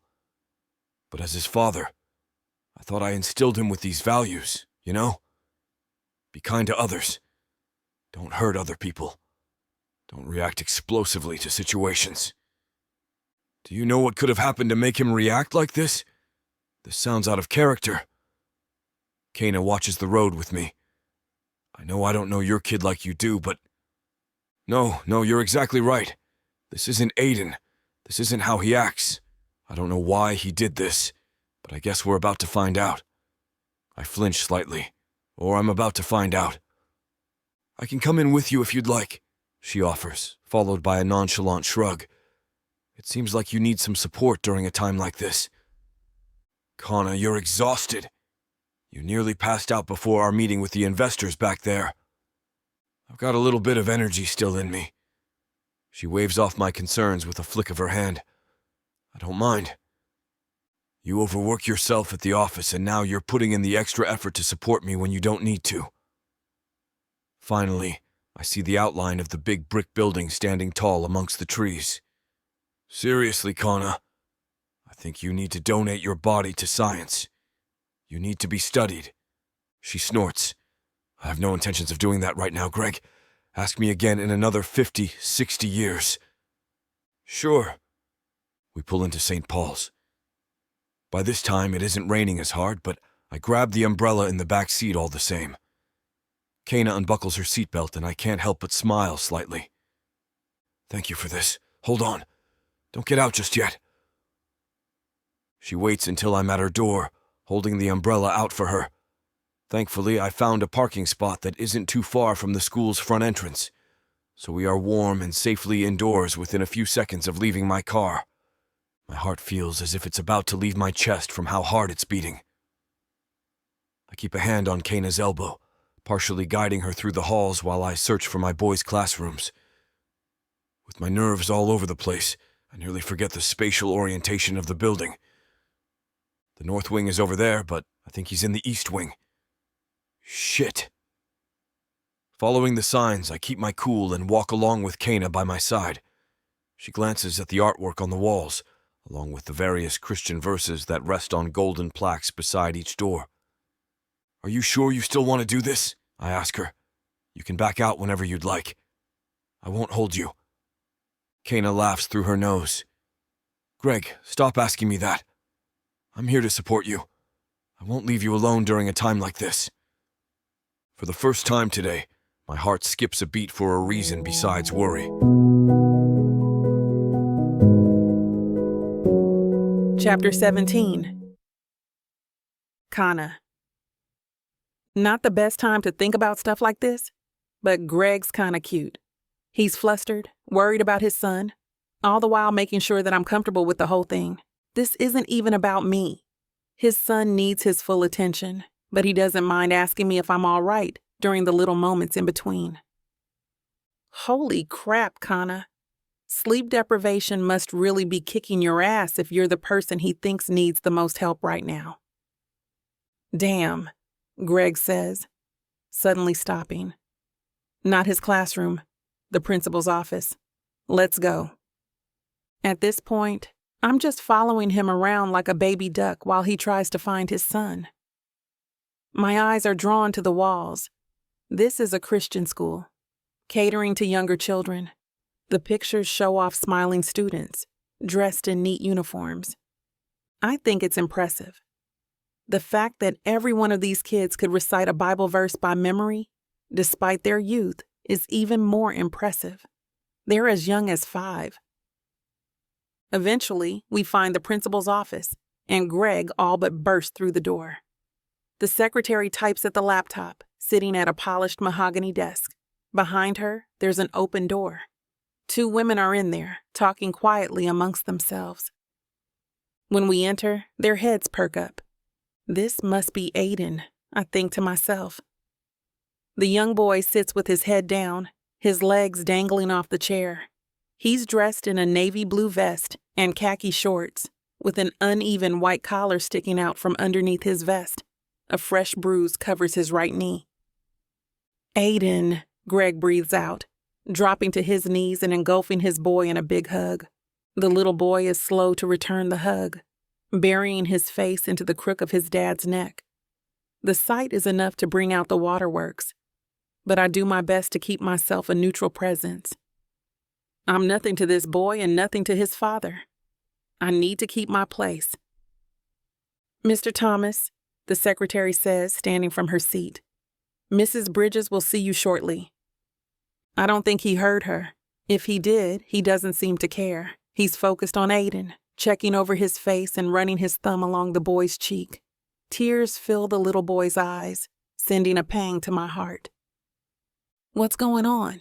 Greg asks. What happened? Aiden's bottom lip quivers and he keeps his head down. Please talk to me, buddy. What's going on with you? Why are they telling me that you bit another child? Greg gently takes his son by the arms. You know better than that. I know, but... A woman in a bright yellow dress comes out of the principal's office with her hands behind her back. She's got her fiery red hair in an updo, and she wears bright red lipstick to match it. Still, she's got a sour expression on her face at the sight of Greg and Aiden. Mr. Thomas, it's about time you've made an appearance. You do realize that we called you almost half an hour ago, right? Greg whips his head towards her. And do you realize that I was at work when I was called? It's pouring out there. Did you expect me to break some traffic laws to get here? Please. The secretary holds her hand out. The plaque on her desk reveals her name to be Miss Freeze. There's no need to get hostile with each other, especially with a child around. I cross my arms over my chest, scrutinizing the scene. I'm not too sure how to feel about Miss Freeze yet. But the lady in the yellow dress rubs me the wrong way. She's got that same snotty look that Sue has, with her upturned nose and her perpetual scowl toward the people she doesn't like. It makes me want to punch her, and I hardly know the woman. You're right. Forgive me, Greg says, placing a hand over his chest. I'm just a bit worried about my son. I don't know what's going on. You were told over the phone what happened, the woman snaps. Your son bit someone else. This is completely unacceptable. Is this the type of behavior that he's learning at home? No, Miss Brown. That's why I'm trying to understand how this happened. Aiden would never do something like this. Miss Brown raises a sharp brow, scoffing. Mr. Thomas, you're wrong about that. You've seen what your son is capable of. In fact, my whole classroom saw what he's capable of. They're scared. I have unhappy parents to deal with now. Miss Brown, Miss Freeze says, sending her a pointed look. There's no need for this type of language. Please, let's keep up our professionalism and let the principal do most of the talking. Then she exchanges a knowing glance with another secretary in the office, making me think this has happened before. What does this have to do with you? Miss Brown retorts. Miss Freeze flinches. Go back to your computer and keep your nose out of business that doesn't concern you. Can I know what happened, please? Greg interrupts, earning him a bored look from Miss Brown. What was going on when Aiden bit the other boy? The boys were roughhousing as they do. You know how children are. They like to play with each other and wrestle. It's normal for little boys to do that. But what's not normal is for your little demon to decide that it's all right to bite someone else. My mouth drops open. What the hell is wrong with this bitch? Little demon? This kid is 5. She's lucky Greg's wife isn't around to hear those words about her son. An angry mother isn't someone you want to mess with. If this is enough to make me, an unrelated outsider, angry, then I can't imagine what it would be like for Aiden's mother. Aiden sniffles loudly, wiping at his nose. They were calling me mean names, Daddy. His sad eyes meet Greg's. They said that I don't have a real family. And then it clicks. Just what happened here. I've seen it before, of course, when the other boys were roughing him up. It was just boys will be boys. They were bullying him, and she turned a blind eye to it. Because she didn't care or didn't want to stick up for Aiden. Just like that, my heart breaks for the little boy. No child should have to go through this. But alas, here we are. Chapter 18. Greg. This is all my fault. I failed Aiden.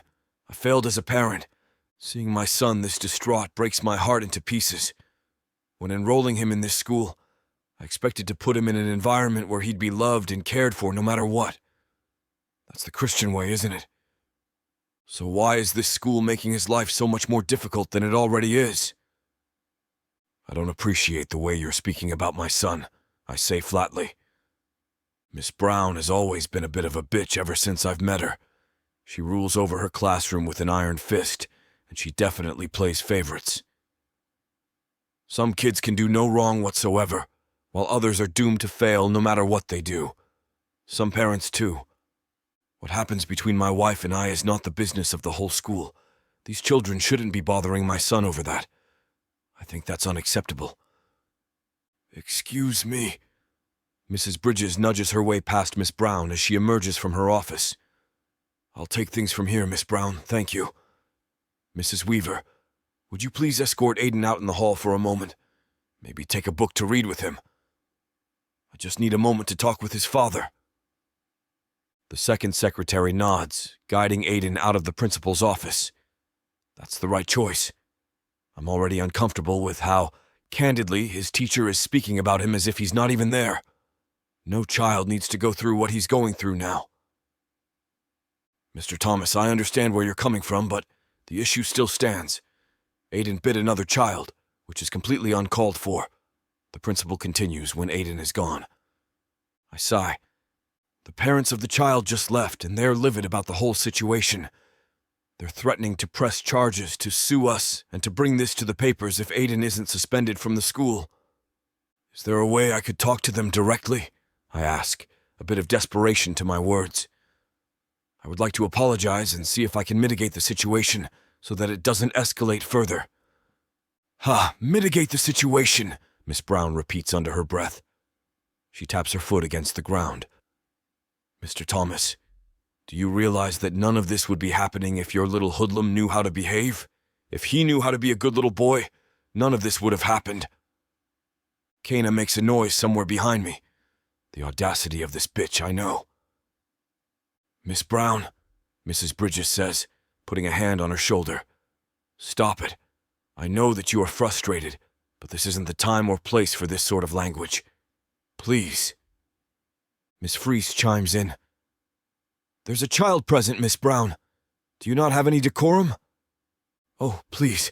I'm only saying what we're all thinking, Miss Brown replies bluntly. She points at my son, who I'm shielding with my hands at this point. My hands instinctively cover his ears. That child ruined what was supposed to be a good day for the rest of the kids. Now they're all scared, traumatized even. They don't want him back in the classroom. They think he's dangerous. Dottie, please, Mrs. Bridges says through gritted teeth. You're acting unprofessionally. Helen, you know I'm right. That little boy needs a mother in his life to teach him what's right and what's wrong. A man can't do it on his own. Miss Brown flails her hands around. He'll end up growing into a barbarian if he doesn't have a strong woman figure in his life. It looks like he's already on the road toward that lifestyle. Mrs. Bridges, I interject, calling her attention towards me. Aiden sobs quietly into my chest. This is inappropriate. I'm not going to accept these insults from anyone. If this is how my boy is going to get treated, then I'd rather not have him in a school like this. Hold on, Mr. Thomas. Ah, that gets Mrs. Bridges nervous. The idea of losing out on a year's worth of tuition would make anybody in the administration antsy. There's no need for that. We can resolve this in a calm manner. Not with Miss Brown present, we can't, I retort, which earns me a scowl. Miss Brown places her hands behind her back again. Mr. Thomas, does it unnerve you that I'm saying the truth? I am nervous about your son's future. He's not growing in an environment that is conducive to his development. If he's already biting people, who knows what he'll be doing when he's older?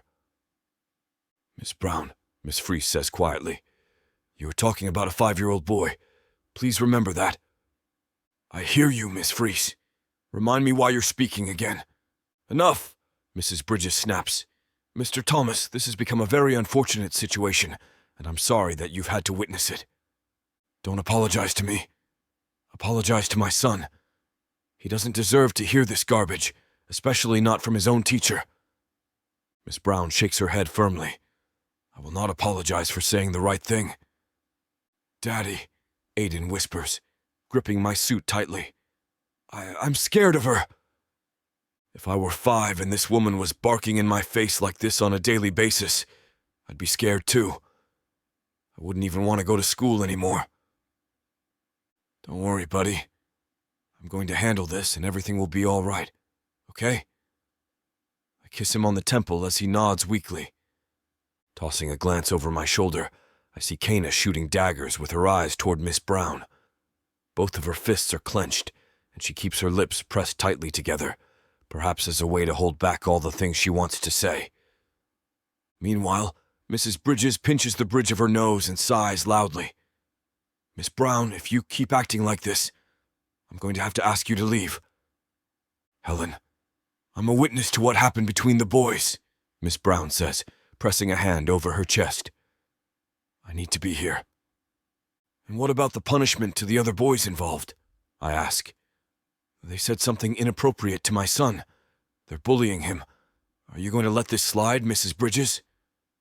Absolutely not, Mr. Thomas.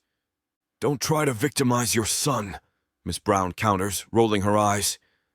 He's the aggressor in this situation. See, Helen? I tried to tell you. The boy's a demon. Chapter 19. Kana. Silence overwhelms the room. We all stare at Miss Brown, who wears a smug look on her face. It's as if she doesn't believe what she just said it wasn't completely abhorrent. Greg pushes himself to his feet and points an accusatory finger at the woman in question. How dare you say that about my child? Do you know anything about my child? You don't. Mrs. Bridges stands between Greg and Miss Brown. Mr. Thomas, please calm down. I'm not going to calm down, Helen. This woman is being incredibly unfair to my child. You're a teacher, for Christ's sake. Why are you saying these things in front of a child? Your student?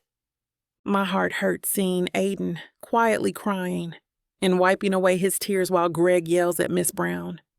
She doesn't seem to be moved by his words, standing there with her arms crossed over her chest. There's a stony expression on her face while she stares down Greg. Why is she acting as if this is all his fault? Greg got cheated on.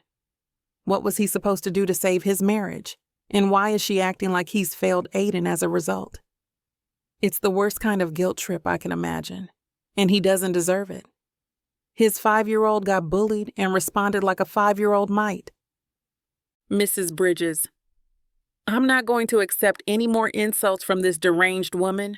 Yes, you're deranged, Miss Brown. No responsible or respectful adult would act like this in front of a child. Mr. Thomas, I'm only saying what we're all thinking here at St. Paul's. A child without a stable home life is not going to have a fruitful future. The boy needs his mother, and he's lashing out against the world because he doesn't have her anymore. I've heard enough of this conversation. Stepping forward, I pat Greg on the shoulder. He whips around with wide eyes, almost surprised to see me including myself in this mess. As calmly as I can, I stand in front of Greg and jab a finger in Miss Brown's chest, which makes her flinch hard.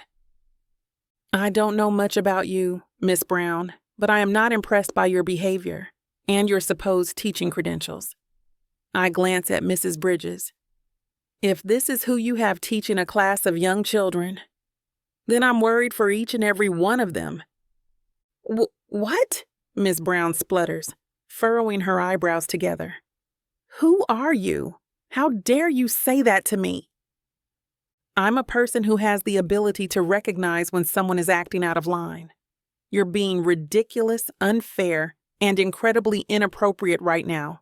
I don't think you should stay employed at this school if this is how you're going to treat one of your students. How dare you? Aiden is 5 years old. 5. I hold up my fingers to emphasize my point. How dare you treat him differently because of what's going on at home? A person isn't measured by their family. A young child cannot control the actions of their parents. I thought you would know this by now. Of all people, you should have a good grasp on how the world works, Miss Brown. I tilt my head, studying the look on her face. I see horror intermixed with bewilderment. It's clear that you don't have what it takes to guide a classroom of young children down the right path. Good God, Mrs. Bridges whispers, rubbing circles into her temples. Miss Freeze, can you go get me a painkiller and some water? Yes, ma'am. What's especially appalling to me, I continue, placing both hands on my chest, is that you have the nerve to call a young child such horrible names. I mean, seriously? Demon? Barbarian? Do you hear yourself? And Mrs. Bridges, do you see the inappropriate way this grown woman is behaving towards a child? You shouldn't let this stand. Greg returns to the office, but I'm not done with my tirade. I stood there and heard this woman blab her mouth about an innocent child. There's no way I will walk out of this building without getting a few verbal punches in. All in all, I think teachers should conduct themselves in a professional manner. It's clear to me that Miss Brown is neither a professional nor a compassionate individual. In fact, she's the one acting like a demon, if I'm being entirely honest. Miss Brown gasps, placing a quivering hand over her mouth. Mrs. Bridges graciously accepts the painkiller and water, downing the pill and gulping down half the water bottle before handing it back to her secretary. Miss Freeze's cheeks burn red, and she glares holes into Miss Brown every chance she gets. It's good to know that I'm not the only one with such a fiery opinion about this woman. She's out of control. How long has it been since someone told her the truth about her corrupt ways? Miss Brown, you should be ashamed of yourself, I say, punctuating my words with another jab to her shoulder. If you're going to act as if you're the beacon of morality around here, you better start acting like it. I hope that you don't treat other children as badly as you treat Aiden. No child deserves to be put under your care if that's the case. All of my pent-up frustration, my anger, and my disappointment flows freely through my words. I want to keep going, but Miss Brown looks like she's on the verge of tears. How ironic. The woman who has no issues bullying a young child is now shaking in her boots after getting yelled at by another adult. What's wrong with these people? Seriously, something's not right with their heads. How dare you? Miss Brown manages out, looking me up and down. How dare you speak to me that way? Who do you think you are? I've never seen you before. What kind of relationship do you have with Aiden anyway? Why are you sticking your nose in business that doesn't belong to you? Chapter 20. Greg. Kana's mouth opens and closes quickly after Miss Brown's outburst. The anger and vexation on Miss Brown's face are potent, and honestly, it makes me feel a little better after hearing the shit she was saying in front of Aiden. Still, her words stunned Kana to silence. She's not related to this whole situation, but saying that aloud might just discredit her. What am I going to say? She's my coworker who I brought along by chance? The woman who has evoked awe and inspiration out of me ever since she started working with me?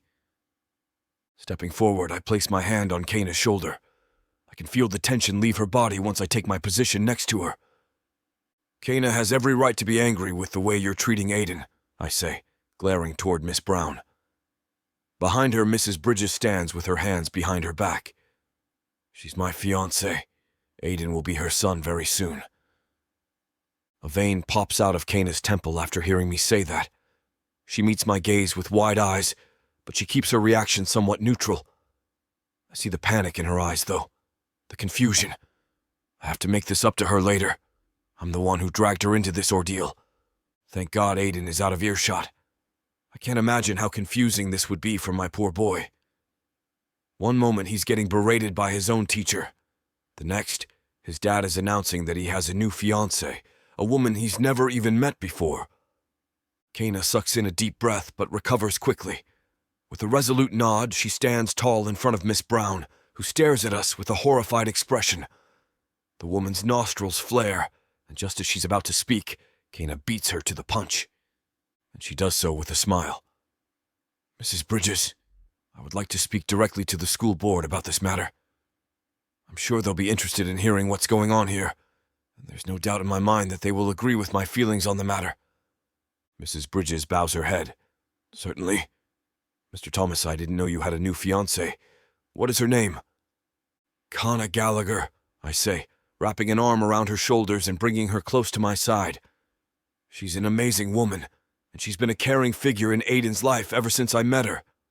She's just as appalled as I am by Miss Brown's accusation that my son doesn't have a strong female figure at home to take care of him. Miss Brown clenches her jaw. Again, she crosses her arms over her chest and keeps her chin upturned. Does she really think she can win this battle? The delusion in this woman makes my head spin. Well, it's a pleasure to meet you, Miss Gallagher. I apologize that the circumstances surrounding this meeting are, she sends Miss Brown a side-eye, incredibly unimpressive. But I hope our conversation with the school board can be somewhat productive to make up for that. Helen, you can't be serious, Miss Brown whispers through gritted teeth, whipping around to stare at Mrs. Bridges. We'll be discussing this at our next parish council meeting, just so you know. I'll make sure of it. Oh, good. I hope you'll be able to tell them everything that went on today, and I'll make sure to let everyone know the results of what happens with the school board. You'll be all right with that, right? Miss Brown's eye twitches. Mrs. Bridges smiles, then gestures towards the exit. Now, if you could please leave. I need to speak to Aiden's parents about this whole thing. We won't be needing your testimony anymore, Miss Brown. Are you kidding me? I was the one who caught the boys fighting. I was the one who... I understand that, Dottie. But you've already said enough today. We don't need to hear anything else. She keeps her hand outstretched towards the exit. Thank you for the help, but I can handle things from here. Miss Brown looks from Mrs. Bridges to Kana to me. Her head looks like it's about to pop off from her anger. With no witnesses around, she seems like the type to spit vitriol but then claim victimhood soon afterward. It's somewhat horrifying. I suddenly wonder if a private Christian school is the best place for my child after all. This lady has been in charge of Aiden for a while now. There's no damn way I'm allowing Aiden to return to her classroom after this. Either I change his teacher, or I change this school. Whatever's best for my boy. Despite her initial reluctance, Miss Brown storms out of the room with her fists clenched. I nearly follow her out to make sure she doesn't sneak any more snide comments at Aiden, but she makes a quick getaway if the clacking of her heels is anything to go by. I'm so sorry about that, Mrs. Bridges says, followed by a dry laugh. She's gotten away with a lot since her family are prominent members of our local parish. So this has been going on for a while? Kana asks. Why don't you do something about it? Trust me, I've been waiting for my moment. Mrs. Bridges steps out of the way and gestures towards her office, beckoning us to enter. This might be what I need to finally out her to the rest of our parish. Don't worry about all that right now. What's important is that we figure out how to help Aiden move forward and make sure an incident like this doesn't happen again. I breathe out a sigh of relief as I give Kana's shoulder a reassuring squeeze. Thank you so much, Mrs. Bridges. I appreciate this. It's a pleasure, Mr. Thomas. I don't want either of you to worry from here on out. I'm on your side. Mrs. Bridges takes a seat across from us, folding her hands over the desk. And I'll make sure Aiden gets justice for this.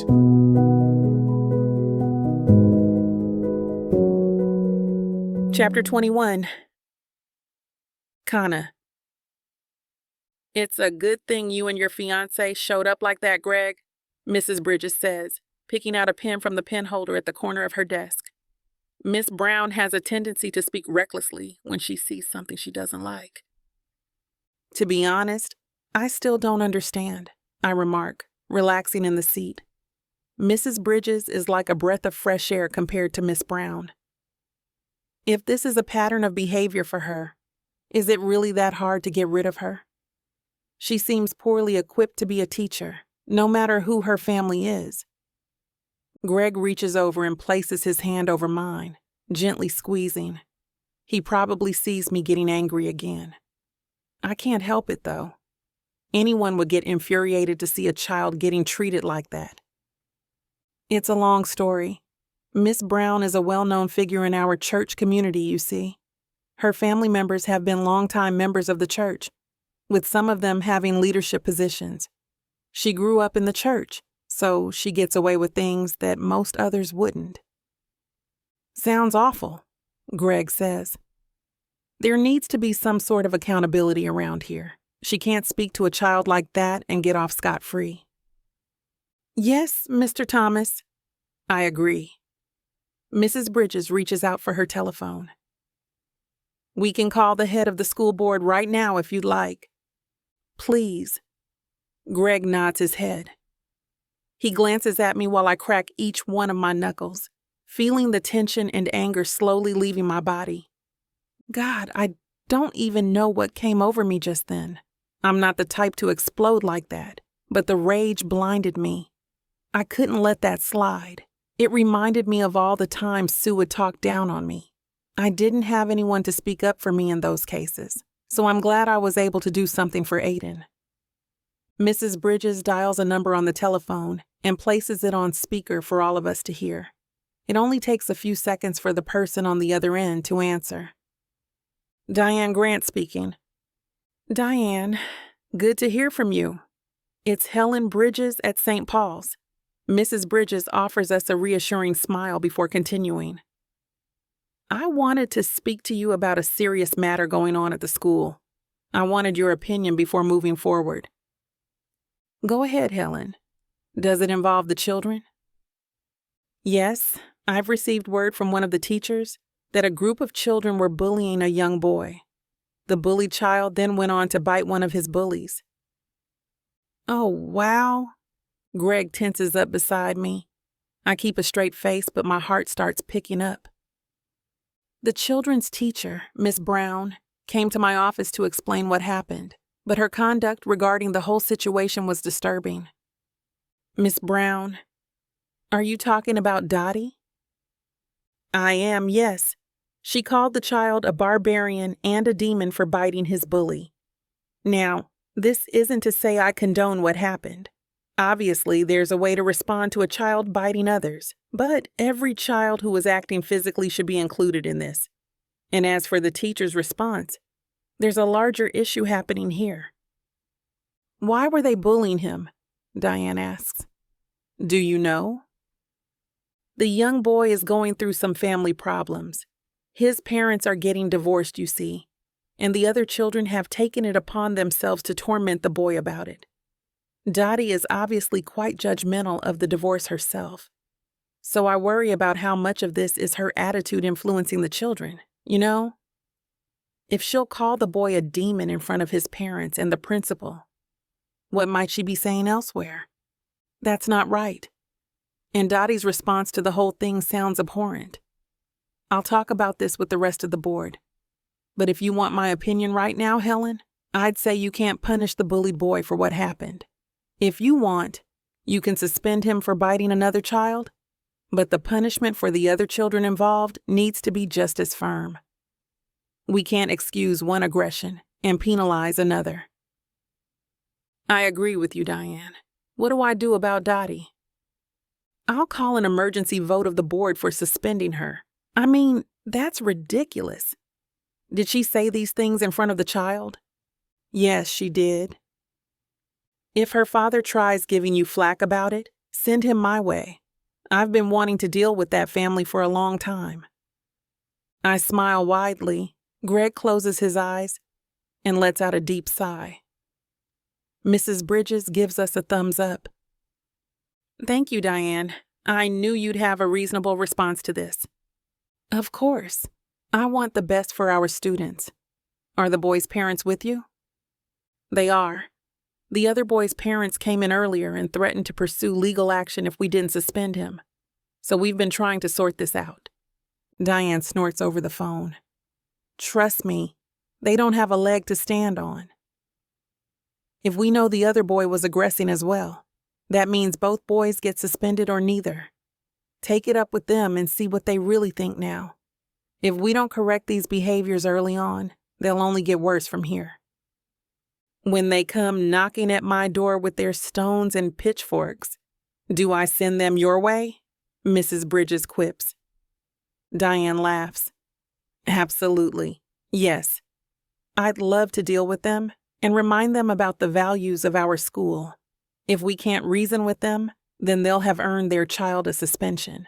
I really doubt they'd be so vindictive as to let it come to that, though. Just try to tell them you've settled the issue and let that be good enough. Thank God. Clasping my hands together, I truly feel as if my prayers were answered. Aiden isn't going to get in trouble for this. Kana, you hardly know this boy. Why are you so happy about the whole thing? Why have you become emotionally involved in this situation that doesn't pertain to you? My mind pesters me for some answers, but I don't have any. I'm happy for Greg and Aiden. That's all I know for sure. I see. Thank you, Diane. I'll let the boys and Miss Brown know about my final decision. Chapter 22. Greg. Rubbing my temples, I sigh in relief. Having Mrs. Bridges on our side is the best thing that could have happened to us. Kana hasn't stopped smiling since hearing what the head of the school board had to say about the whole situation.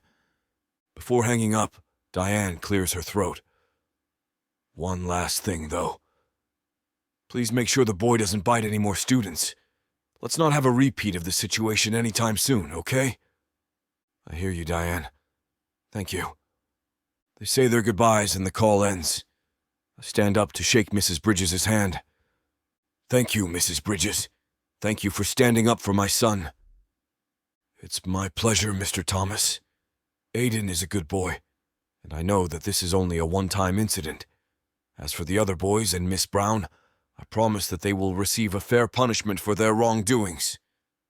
Mrs. Bridges, you've been a delight, Kana adds, shaking her hand as well. Something in my heart swells to see this. A small part of me kind of wishes that she was actually Aiden's mom-to-be. What the hell are you saying, Greg? That's your employee. The woman you work with. I blink quickly, snapping out of that daze. Before I know it, we're out of the principal's office, and I'm rushing to Aiden's side to give him a big bear hug. He squeals happily as I lift him off the ground and spin him around a few times. See? I told you everything was going to be all right. Am I going to get in trouble, Daddy? Aiden asks in a small voice, staring up at me with big eyes. My hand cups the side of his face. No, buddy, you're fine. Let's go home. Taking my hand, we exit the school. At this point, gray clouds still linger across the sky, but the sun spears through. There's a rainbow in the distance, reminding us that the world is still beautiful, despite some people's attempts at bringing the worst out of us.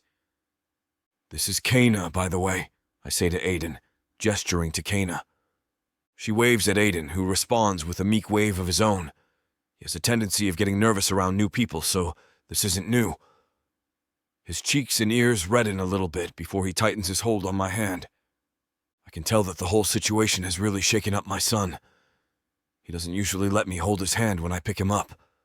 According to him, it's embarrassing, and he's a big boy now. And big boys don't need to hold their daddy's hand. I'm glad to see him forget about his self-imposed rule, if only for a day. I missed the days when he was younger and didn't mind holding my hand everywhere we went. "Ready, bud? Got all your stuff?" I ask, buckling him into his car seat while Kana hops into the passenger seat. "Yes, Daddy." "You know what I'm thinking?" I announce to the car, taking my spot as the driver and turning on the car. "I think we've all had a long day and we need something to make it better. How about we all go out for pizza?" "Yes, please," Aiden exclaims, legs kicking happily at the suggestion. I glance at Kana, who sends me a warm look that makes my knees feel weak. "I'd love to. Thanks, Greg." "All right. Where should we go, Aiden? You get to choose the place today." His eyes drift as he thinks, gnawing on one of his fingernails. Then he lights up immediately. "I like Jesse's Pizza. They have my favorite pizza, and they give me lemonade, and they have cool games that I like to play on." "Perfect. Jesse's it is." Pulling the car out of the parking lot, I start the drive toward the pizza joint. I adjust my rearview mirror and shoot glances at Kana as we make our way over. "Are you sure you want to stick around with us? You don't have to, you know. You're probably tired." "Greg, I'm not going to say no to some free pizza," she responds with a coy smile. "It's my reward for tagging along." "Ah, you're using me for some free pizza. I see how it is," I quip, enjoying the light banter that emerges between us. We're always so serious at the office. It's nice to let loose a little bit. We're only human, after all. "I get it. I understand I owe you for so much." "You don't owe me anything, Greg. Stop talking about that." Kana rests her head on the window, staring at the houses and trees we pass by. "I was only doing the right thing, that's all. I'm not just talking about what happened with Aiden." I want to reach out and take her hand again, but I remember that we don't have to play pretend anymore. Still, it felt natural. I liked it. I know I shouldn't fixate on such a small thing, but it's been on my mind ever since. The ghost of her touch lingers on my skin. God. Has it been that long since I've been touched by a woman? I feel like a teenager again. "Are you talking about our meeting with the investors?" "Yes," I say. "We're close to the pizza place now." I toss a glance over my shoulder, seeing Aiden fidget with his hands. "I owe you for that. You rocked it at the meeting." "I was only doing what I had to do for the company." Kana shrugs as if her achievements are nothing to be proud of. No need to boost my ego about it. Too late. We're getting pizza. I pull into the parking lot, excited to spend some time with my son and the woman who's brought a light into my life in the most unexpected way. Aiden forces a smile and perks up, but behind his eyes I can still tell he's a bit dejected about the whole situation. The bullies might be dealt with, but the divorce? That's still a reality for him. It hurts that I can't do anything about that. Chapter 23. Kana. There's tension between us as we take our seats within the pizza joint. There's a bunch of arcade games and a jukebox playing funky music in the background. Aiden seems quiet. He averts his gaze and gives quiet responses whenever Greg tries to speak to him. At the mention of ice cream afterward, Aiden offers a small nod, but not much else. Most kids start jumping around at the mention of ice cream, so either Aiden is one of the most nonchalant children around, or he's still down about what happened at school. Poor kid. He's been through a lot today. Seeing his teacher lash out at him like that took a toll on Aiden. He sits next to me in the booth, while Greg sits across from us both, staring at the menu. I lean in close to Aiden. "You know, I've never been here before. I don't really know what to order. Do you think you can help me?" Aiden straightens up in his seat a little bit, peering over the menu. "Well, I like mushroom pizza. Do you like mushrooms?" "Yes, I do. I'll get that. What else do you like?" "I like the pasta. And the garlic bread. And garlic knots, I think." Aiden points to each food with his finger. Then he taps a few times on the picture of the lemonade. Daddy lets me get lemonade most of the time because he doesn't like me drinking soda. Is that so? I ask, glancing up at Greg, who watches us under his eyebrows. Health conscious? He starts bouncing off the walls when he gets a sip of cola. Greg looks at his son. Maybe I'll let him drink a bit today. I want to see him more excited. Aiden ducks his head again, trailing his fingers along the edge of the table. When the waitress comes, Greg orders everything that Aiden just mentioned. The little boy grins, but keeps his eyes on the table. Also, do you have some coloring paper and crayons? I ask the waitress, who scribbles down our order and sticks her pen behind her ear. I like that. The woman smiles and nods. Certainly. I'll bring everything out to y'all soon. She takes our menus and turns her heel to the kitchen. Aiden starts kicking his legs happily under the table. How did you know I like to color? Aiden looks at me. My favorite color is blue. So is mine. And I knew because... I shrug. Magic. Magic. Daddy, magic is real? Sure it is, Greg replies. Magic exists all around us. Mommy says it isn't, and it's a waste of her time, Aiden whispers. She says fairies and Santa Claus and dragons aren't real. Don't worry about that, buddy, Greg says, folding his hands over the table. Santa Claus is definitely real. We see him at the mall every Christmas. Soon enough, the waitress comes out with some free garlic knots, as well as our drinks, water for Greg and me, and a small soda for Aiden. The boy lights up, especially once he sees the coloring paper and crayons. I'll be out with the rest of your food soon, the waitress says, before hurrying back to the kitchen. Aiden doesn't hesitate to dig in, taking one of the garlic knots and eating quickly. I want to pet his hair and remind him to slow down, but that would seem as if I'm overstepping my role. I'm a guest. I'm a stranger. It still feels nice to see Aiden smiling wide again. Some butter and crumbs cling to the side of his mouth, so I grab a napkin and help him clean up a little bit. The boy mumbles a thank you while he crumples his napkin in his fist. Crumbs cover his hands, leaving them behind on the crayons and coloring paper as he begins to draw animals. Greg smiles, sipping on his water while he watches his son. It's nice to see him like this. It's completely different from his demeanor at the office. His formal and stern disposition ebbs away whenever he's around his son, which is endearing to me. Want one? Aiden asks, sticking a garlic knot in my face. They're really good, and they're warm. Thank you. I'd love one. I take the garlic knot from the boy and take a bite. He's right. These are incredible. What about you, Greg? Are you going to have any? Aiden's going to eat them all if you don't. Aiden giggles happily, coloring the cat he just drew blue. I promise I won't eat them all, Daddy. I want you to have one. Thanks, bud. You're so kind. Greg takes a garlic knot, but keeps it in his hand. He twists it around, observing it from all angles. Then he speaks up. Aiden, you're a good boy. You know that, right? Mm-hmm. Aiden nods, pressing his lips into a thin line. He seems far too focused on the red fire truck he's drawing. I know, Daddy. You've been very brave today, too, I add, patting him on the shoulder. You deserve all of this, Aiden. Thanks, Aiden chirps. You are very nice. Thank you, Daddy, for the food and the soda. I like it. Anytime, buddy. Just promise me that you're not going to bite anyone else. Okay? Greg holds up a fist for Aiden to bump with his own.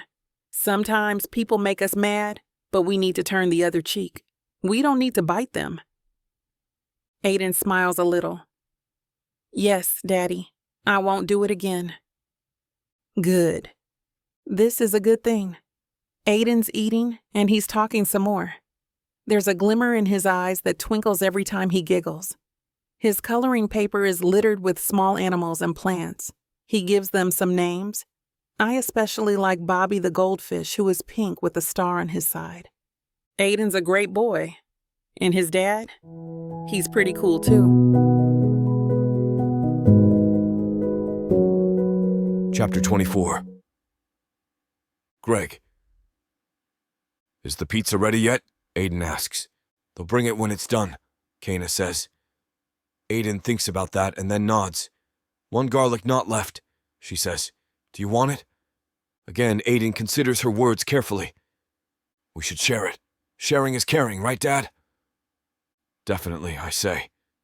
Kana cuts the last garlic knot into 3 pieces and holds out the place. I take one. Dad, say thank you.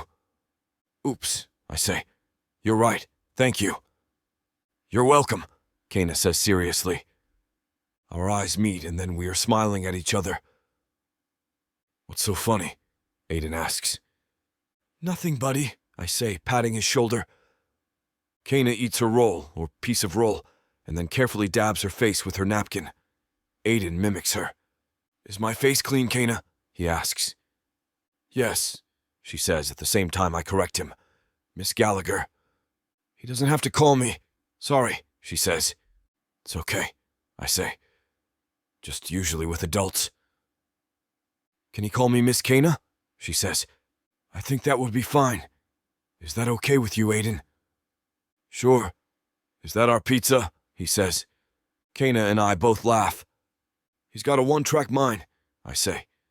Here you go, the server says. It's hot. Let your parents serve you.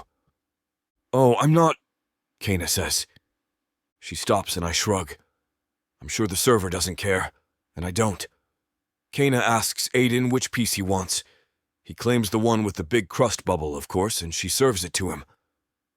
And you? She says. I grab the piece nearest me. Yow, hot, I say as I slide it onto my plate. Daddy, the lady said it was hot. I should have listened, I say, blowing on my fingers.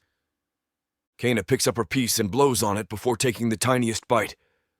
Miss Kana, you have to fold it, Aiden says. Huh? She says. Look, Aiden says. With the seriousness appropriate for a scientific experiment upon which rests the fate of all humanity, Aiden carefully folds his pizza. See? He says. Now you eat it. Oh, Kana says. She turns her head to the side so Aiden can't see her whole face and gives me a quick wink. Like this? She flops the pointy end of the slice up towards the crust. No, Aiden says. That's wrong. Aiden, I say in my warning voice. It's fine, Kana says, waving me off.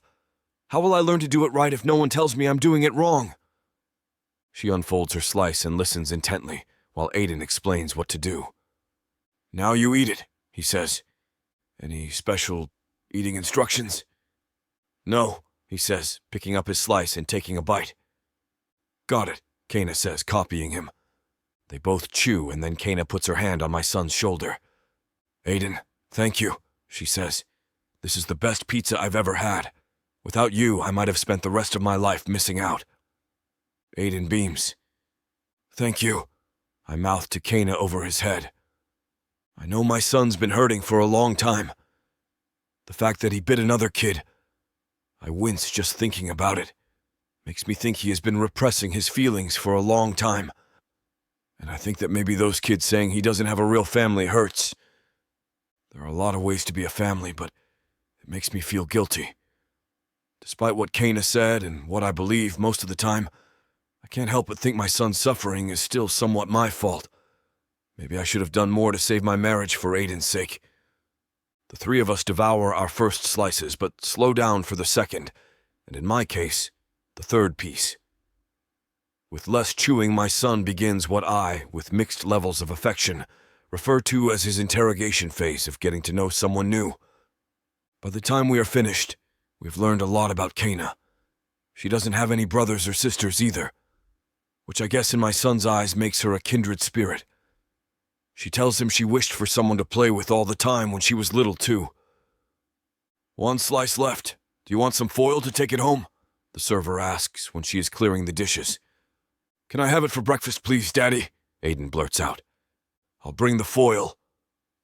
She walks away and I look at Kana. Guilty, I guess, I say. I let him have pizza for breakfast, only sometimes, though. I love pizza for breakfast, she says. Can we get dessert, Daddy? Aiden asks. Aren't you full? My dessert stomach is empty. Kana and I exchange another look. Is your dessert stomach empty, Miss Kana? You know, I think it is, she says, choking back a laugh. Can we make ice cream sundaes at home, Daddy? He turns back to Kana. My dad makes the best ice cream sundaes. We have hot fudge and marshmallow and strawberry. Easy, buddy, I say. What? Aiden asks. It's late, I don't know if... Miss Kana might want to get home. But I want her to have Sundays with us.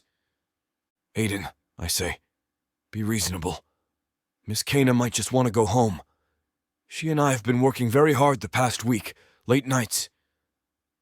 My voice trails off as I realize what I've said. It's probably not a coincidence that Aiden bit that kid after all the dinners I've missed recently. A giant lump forms in my throat and I can't speak. I can't let him think that work is more important than family. This is all my fault. I can do better. I have to. Aiden is still pleading with me to let Kana come home with us. I can't explain to him that letting her come is basically an order from me, the CFO. I don't want her to feel obligated. I really would like to come over and make Sundays, she says quietly. This has been fun. Sounds like there is more to the story, but I'm too relieved to care. Okay, I say and signal our server for the check. Chapter 25. Kana. I start to get nervous as soon as we leave. I basically invited myself over to Greg's house. Let's face it, an invite from a child doesn't count. Greg insists Aiden use the restroom before we leave the pizza parlor. I head into the ladies' room by myself. This was foolish, I tell myself as I'm washing my hands. Something came over me when the server assumed I was Aiden's mother. It was what I always wanted as a child, but the only one who ever took me out for pizza was Aunt Ray. My parents just didn't want to be bothered with me. Snap out of it, I mutter at myself in the mirror. Aiden's a cute kid and obviously craving attention. Probably because of all the late nights his dad has been working. I didn't even realize he had a kid until today. It's kind of my fault. If I hadn't, what exactly could I have done differently? Let Sue blame me for the report and get fired? None of that matters, I tell myself firmly. You need to stop pretending this is your happy family because it's not. I decide I will go home. When I get out of the restroom, Aiden and his dad are waiting with me with matching smiles on their faces. Are you sure this is okay? I whisper to Greg as we head out to his car. I can just go home if you want to spend time with your son. It's fine, he says. He reaches for my hand and stops. Then he pats me awkwardly. He opens the doors for me and Aiden. Then he helps Aiden with his seatbelt. You guys ready? He says. He reaches out like he is going to pat me on the knee and stops himself just in time. We need to stop and get some Sunday supplies, he says. What flavor do you like? He asks me. I want bubble gum, Aiden says from the back seat. Bubble gum? I say, turning around. Yes, it's my favorite. You make a sundae out of bubble gum ice cream and hot fudge? I never thought an ice cream sundae could sound unappetizing, but that's about as gross of a combination as I can think of. I know, Greg says quietly to me. Makes me a little nauseous, to be honest. What? Aiden says. Nothing, Greg and I say together. The little mom and pop ice cream shop is adorable. We get Aiden a hand-packed pint of bubble gum, and I pick Deer Tracks. I've never seen that flavor before. But espresso ice cream with Kahlua fudge and homemade toffee sounds amazing. You can try mine when we get home, Aiden says. I start to offer him a taste of mine as well.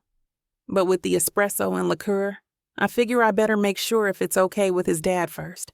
Instead, while our ice cream is being scooped, Greg picks butter pecan. I pick Aiden up so he can see the different flavors in the cooler. He reads them aloud to me. "You're a really good reader," I tell him. "Gina reads me books all the time." I figure Gina must be his babysitter, and I feel a little pinch of guilt that the babysitter is doing all the reading to Aiden. Really, the sooner we get rid of Sue, the sooner Aiden can have more time with his dad, the better. "Saffron," Aiden says. "What's saffron?" "That's one of our new flavors," the shop owner says. "Want to taste it?" She grabs 2 tasting spoons and scoops us each a teeny portion. I wait until she hands Aiden his and then set him down. He excitedly pops his in his mouth. "Ew, yuck," he says. "Aiden," Greg says, looking over from the register where he is paying. "What's going on?" I taste the saffron. It's definitely a strange ice cream flavor. I'm not surprised by Aiden's reaction. Greg seems upset, though. "She gave us a sample of saffron ice cream," I explained. I don't think Aiden was expecting it. "It's gross," Aiden says. "Aiden, I'm so sorry," Greg says, turning beet red. "Why don't you give him a sample?" I said to the shop owner. "It's hard to explain." She hands it over, saying that it's fine. They haven't had a kid who liked it yet. Greg seems to relax, and I'm relieved. We spend the ride to his house talking about different ice cream flavors and debating the merits of them. Aiden staunchly defends bubblegum. "You get ice cream and bubblegum, see?" he says. "It's better because you have both." "Just make sure you brush your teeth really well tonight," his dad says. I can hear the love in his voice. It makes me feel really warm inside, which is ridiculous. This isn't my family. "This is our house," Aiden announces. I have to hold back a gasp as Greg turns the car into the very large circular driveway. It's not a house, it's a mansion, not a mini mansion either. The front has huge columns, and there is a 4-car garage. While we wait for the garage door to open, I can't help but stare at the house. So much space for just 2 people. I can't wait to see the inside. When we go in, a woman is waiting for us. Greg introduces her as Gina, the housekeeper. "Aiden, you hang up your backpack before you go anywhere," she tells him. "Okay," Aiden says and does it. Gina has taken the bags from Greg and is peering into them. "Sundays again?" she says. Greg looks a little sheepish. "Come on, Miss Kana," Aiden says, grabbing the edge of my shirt and pulling me along. "Where are we going?" I ask, taking his hand. "To make the sundaes. Come on, I'll show you." "Okay, show me," I say, mimicking his excitement. I look back and see Greg smiling. I'm not sure what the expression on Gina's face means, but there is Deer Tracks ice cream and hot fudge waiting for me. I follow Aiden.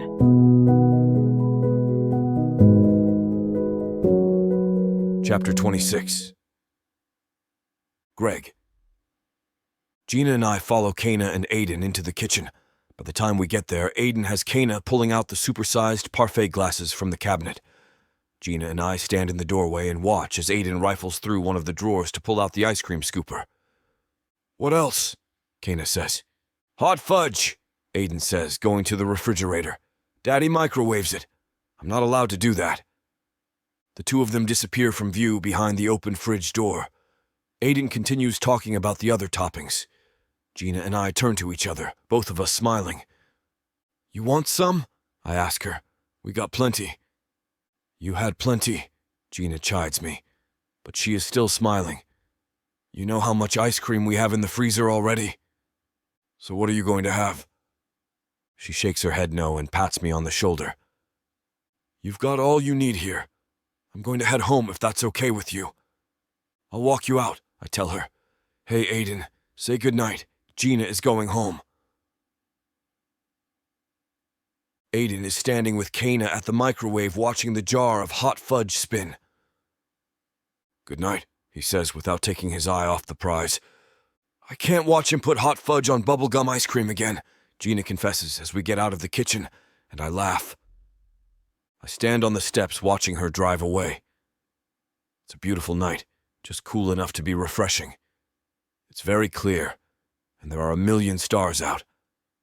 If it wasn't already so late, Aiden and I would grab the sleeping bags and lie out on the back lawn for a while. As I head back to the kitchen, I can't help but think about what Gina said. That feeling is reinforced when I get back to the kitchen and see Kana and Aiden at the table. Aiden is chowing down. Kana, however, is not eating. "You didn't wait for me, did you?" I say to her. "You shouldn't have." "Well, I told him it was good manners to wait, but he said his dessert stomach was starving." "It was," Aiden insists, taking another big scoop of his multicolored monstrosity. I help myself to some butter pecan and a small amount of butterscotch topping and join them at the table. "Look at mine, Daddy," Aiden says, pushing his toward me. "It looks different," I say. Usually the toppings are mixed together on top, forming a color I've come to think of as toxic sludge. Miss Kana did it. "We layered it," Kana confesses. "Some ice cream, some topping, some more ice cream, etc., etc., and so forth." "Good idea," I say. "Now that I know what I'm looking at, I can see the layers." "You can get all of them at once by digging down," Aiden says. "Miss Kana showed me." He demonstrates and pulls out a huge scoop. "See," he says, holding it out to me. The technique is impressive, but as Aiden tries to fit it in his mouth, it slides off the table. "Oh no," Kana says, jumping up. She's looking around frantically. I get up and bring over the paper towels. "Wipe it up," I say to Aiden, handing him one. He does more smearing than cleaning it up, but that's not the point. I don't want him to think other people will clean up after him. "Smaller bites might work better," I tell him. "Okay, Daddy." He carries the sopping mess over to the trash can. While he does that, I wipe the table up better and move his ice cream over. Then I get the sponge from the sink and hand it to him. He does an okay job. I'll come back later and re-clean everything. I do, however, immediately wipe up the dribbles he left on the way to the trash. When I finally go and sit down, I see Kana still hasn't started eating. She took what looks like one scoop of ice cream topped with a reasonable amount of hot fudge.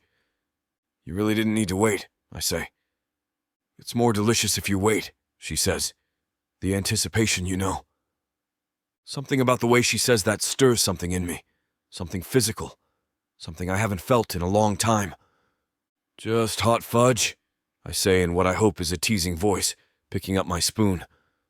"I couldn't really fathom all those toppings together," she says. I suspect she finds Aiden's excessively flavored concoction as gross as I do, but she's too sweet to say anything. She takes a big scoop of ice cream. I watch her pull the spoon slowly out of her mouth, and my thoughts turn extremely X-rated. I don't want ice cream. I want her. The heat rises to my face. I look down at my dessert. It's been a long time. I won't bring women home when Aiden is staying with me. And when he's not, I'm missing him, and I'm too depressed about how hard the divorce has been on him to think about dating or hooking up with someone. Kana and Aiden carry on a lively conversation. They are debating the merits of various superheroes. Well, Kana is pretending to be very interested while Aiden explains that any superhero that can fly is way better. Then Aiden yawns. He's only managed to finish about half of his dessert. "You done, buddy?" I ask.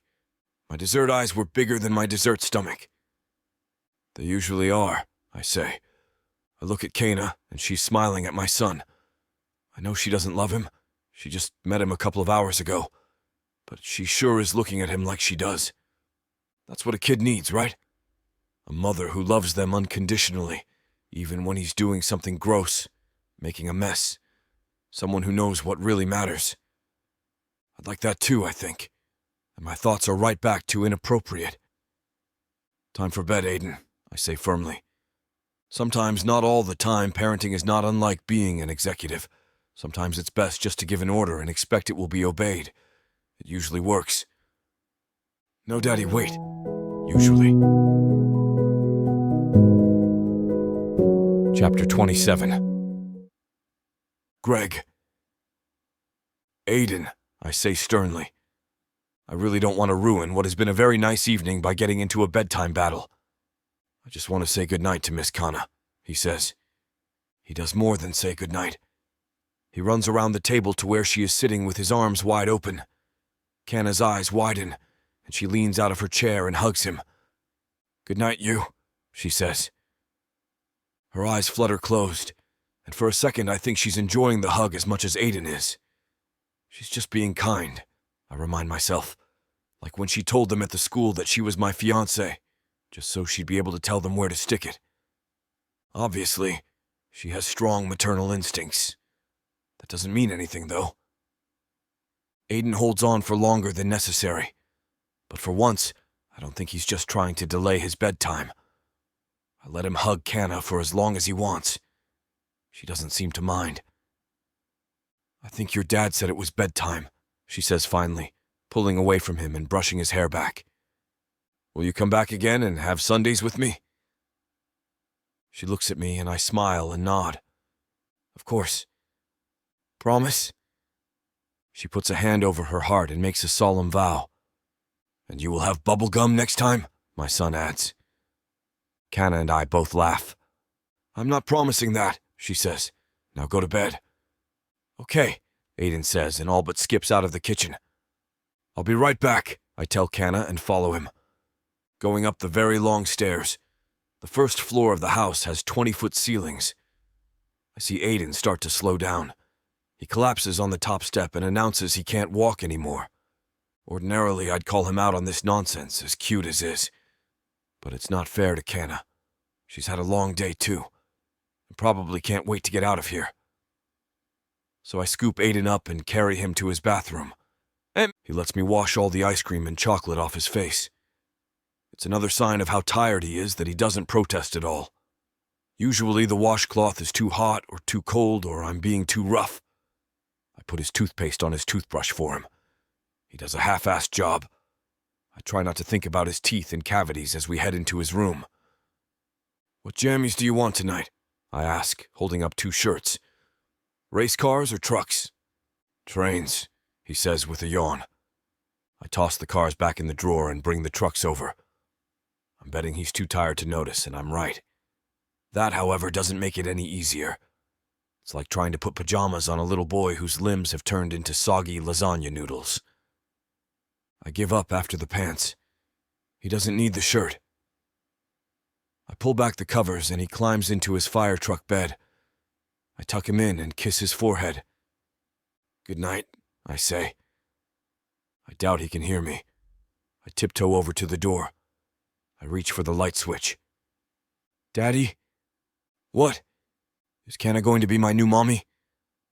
I'm too stunned by the question to answer right away. I walk back over to his bed and look down at him. All I can see is his head as the rest of him is covered up. "Listen, buddy," I say, stalling. I don't know what to say to that. The little guy has had far too much disappointment in his life already. "I think she would make a good mommy," Aiden says, "even if she doesn't like bubblegum ice cream." I smooth his hair back. "Kiddo, it's not that simple." "I hope she likes me," he says. Then he turns his head to the side, and just like that, he's asleep. By the time I reach the door, and this time turn the light off, he's snoring. "Oh boy," I mutter as I step out into the hallway and gently close his door. What's that phrase, I think? Out of the mouths of babes. Well, that was a whopper Aiden came up with. Thank God he waited until we were alone. I can't imagine putting Kana through that conversation. Ice cream sundaes topped with a drizzle of inappropriate suggestions and a heaping scoop of embarrassment. Although I think pausing at the top of the stairs. Is it really that crazy? She did tell the people at the school she was my fiancé. Aiden doesn't even know what that word means. At least I think he doesn't. She is great with him. And he obviously likes her a lot. I take a few steps down the stairs and stop again. I might as well face it. What I'm really thinking. If she was actually my fiancée, I would have a real shot at getting custody. I've dumped I don't know how many thousands of dollars into legal fees trying to find a lawyer who won't tell me the same thing every other one has.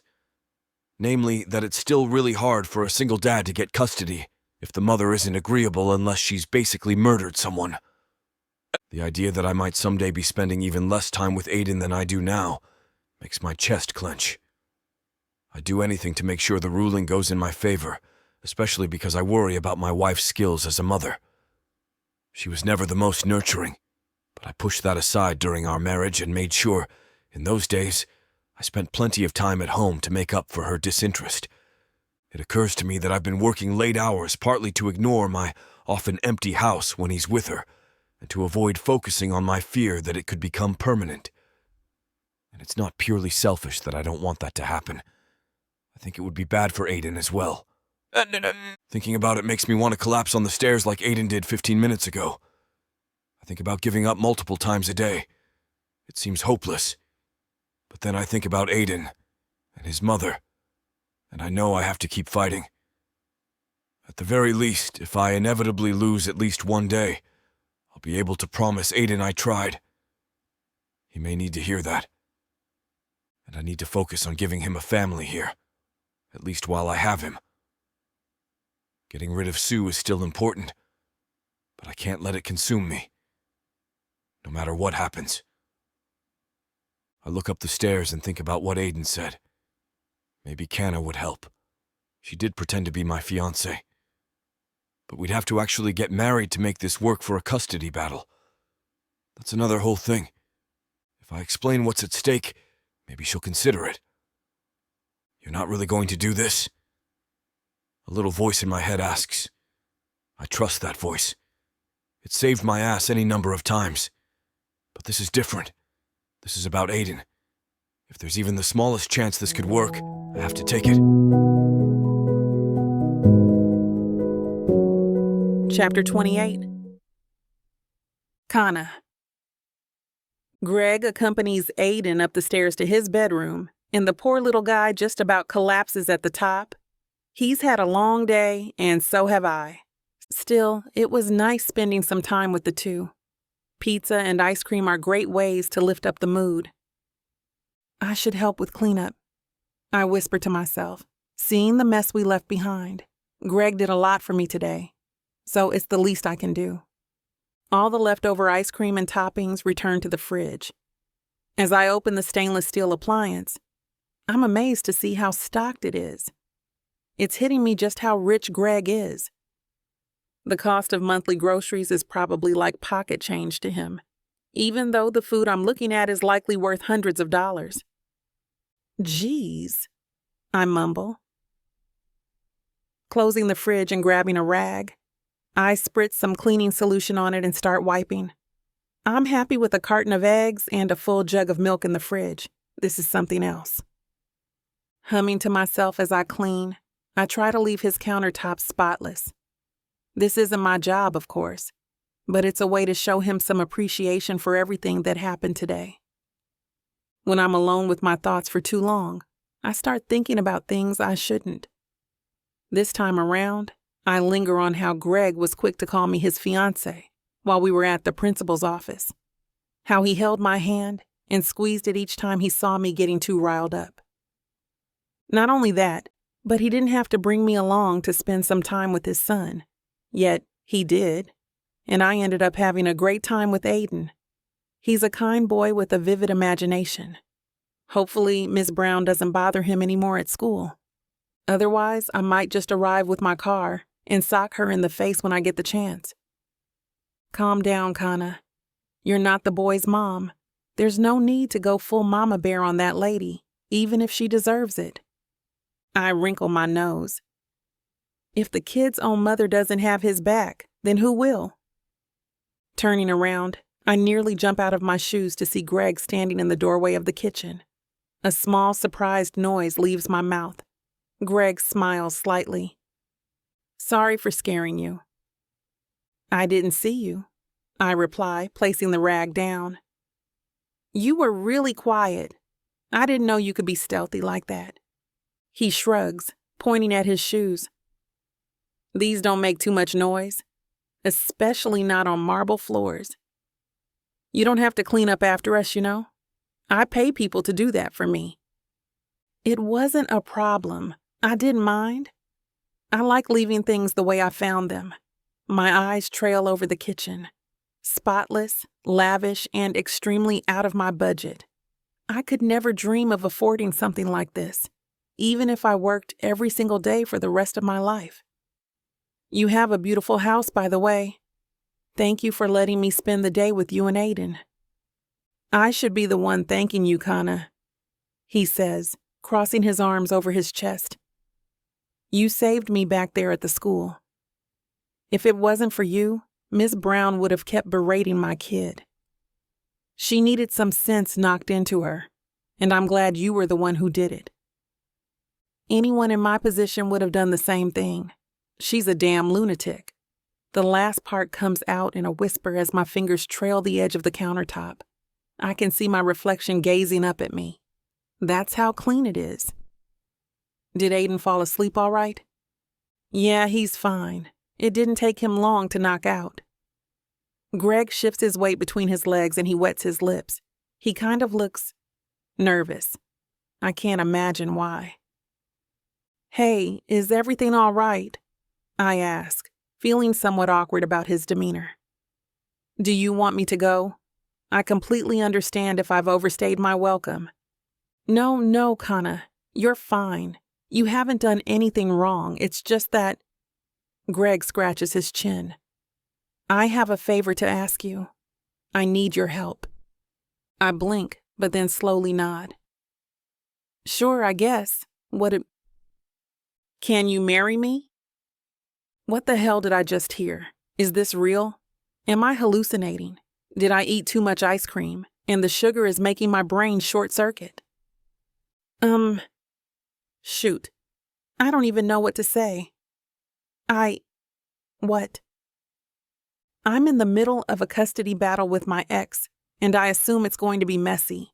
I'll have a better chance at beating her in the courts if I have a caring partner by my side to take care of Aiden. He blurts that out quickly. I'm still opening and closing my mouth like a fish out of water. I know it's a lot to ask, but... I back away from him, eyeing the exit with great interest. I need to go home. You don't have to drive me or anything like that. I can find my own way. Kana, wait. I'm sorry. No, it's fine, Greg. Everything's fine. I shake my head, sidestepping him on the way out. I need to go. He says something, but at this point I'm blocking everything out. My goal right now is to get the hell out of the house, so I grab all my things in a frenzy and hurry out the front door. I don't even check to make sure it closes all the way. I'm gone. It's dark, it's late, and I'm not sure the buses are running at this time of night anymore. I call for a ride and wait anxiously on the sidewalk for the driver, tossing glances over my shoulder every now and then to make sure Greg isn't chasing me down for an answer. Today was such a good day. Why did it have to end like that? Chapter 29. Kana? The weekend's here. I'm by myself at the mall, people watching while I munch on a pretzel. I'm sitting at the edge of the fountain, observing the curious scenes that pass by. A small dog tugs its owner around while she tries to window shop for a new dress. Kids run around with cotton candy and chocolate in their hands, smearing their faces and hands. Laughter fills the air. Happy faces encapsulate me, yet I still can't get Greg out of my mind. I take a particularly aggressive bite out of my pretzel as I remember what he asked me. Could I marry him? Who asks that? I'm his employee. Shouldn't that raise a bunch of red flags with HR? I don't think he would care, I whisper, rolling down the wrapper of my pretzel. He's the CFO after all. I'm sure he can bypass those rules. Still, that doesn't make it right. Marriage, regardless of whether it's real or not, just isn't on my agenda right now. It's unfortunate, I know, but it's the truth. I'm not in the right place to make such a huge decision.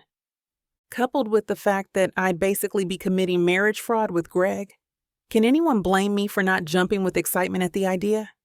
Sure, he's rich. Sure, he's attractive and cute and a good father, but that doesn't mean I should just accept his offer. Right? God, I'm a mess right now, I mumble, closing my eyes. The pretzel cost me a little too much, and earlier I bought a latte. All impulse buys. I'm not thinking straight right now. Maybe if I walk around a little bit, I'll feel better. Yeah, that's a good idea. I'm just trying to self-medicate with food to ignore the fact that it's Sunday, and I'm dreading facing Greg tomorrow.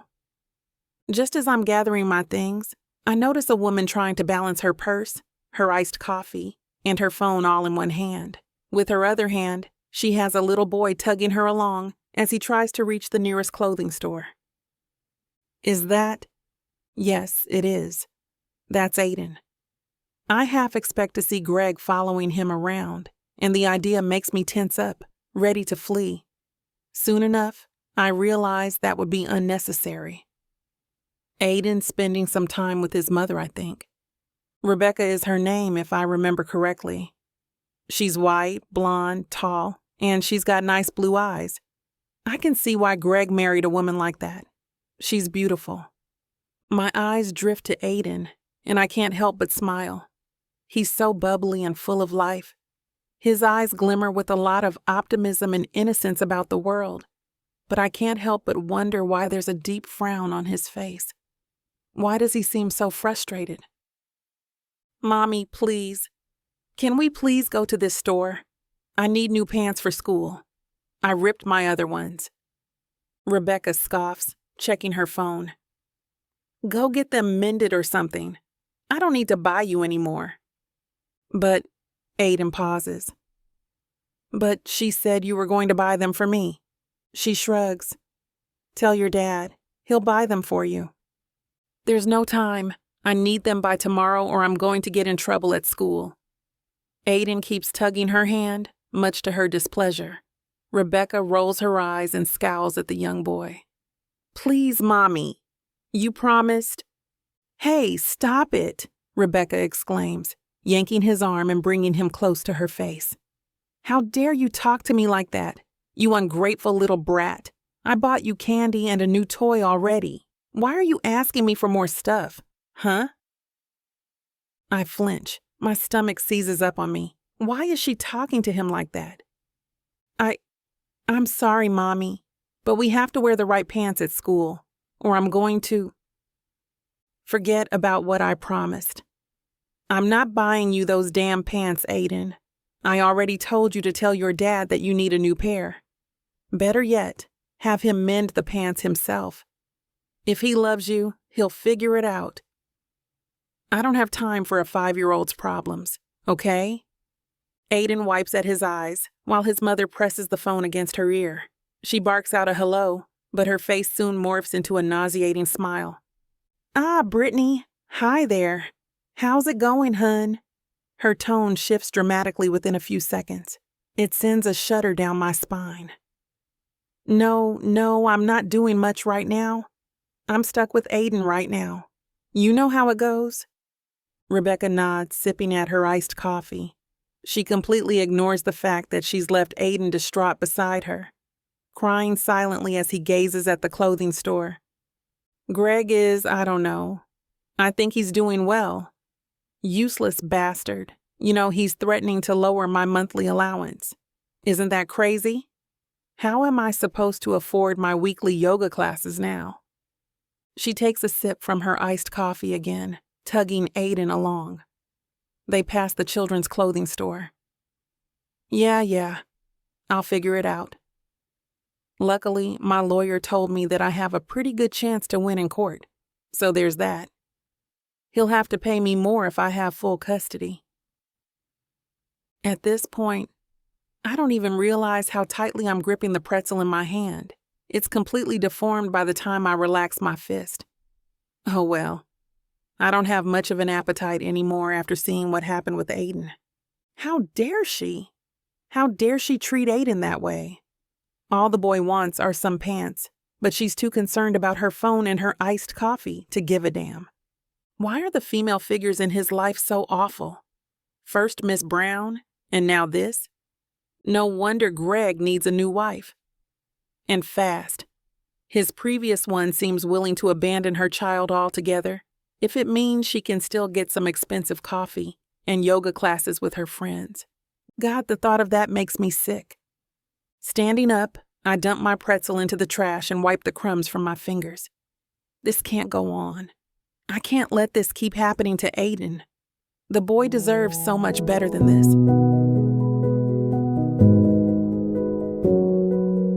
Chapter 30. Greg.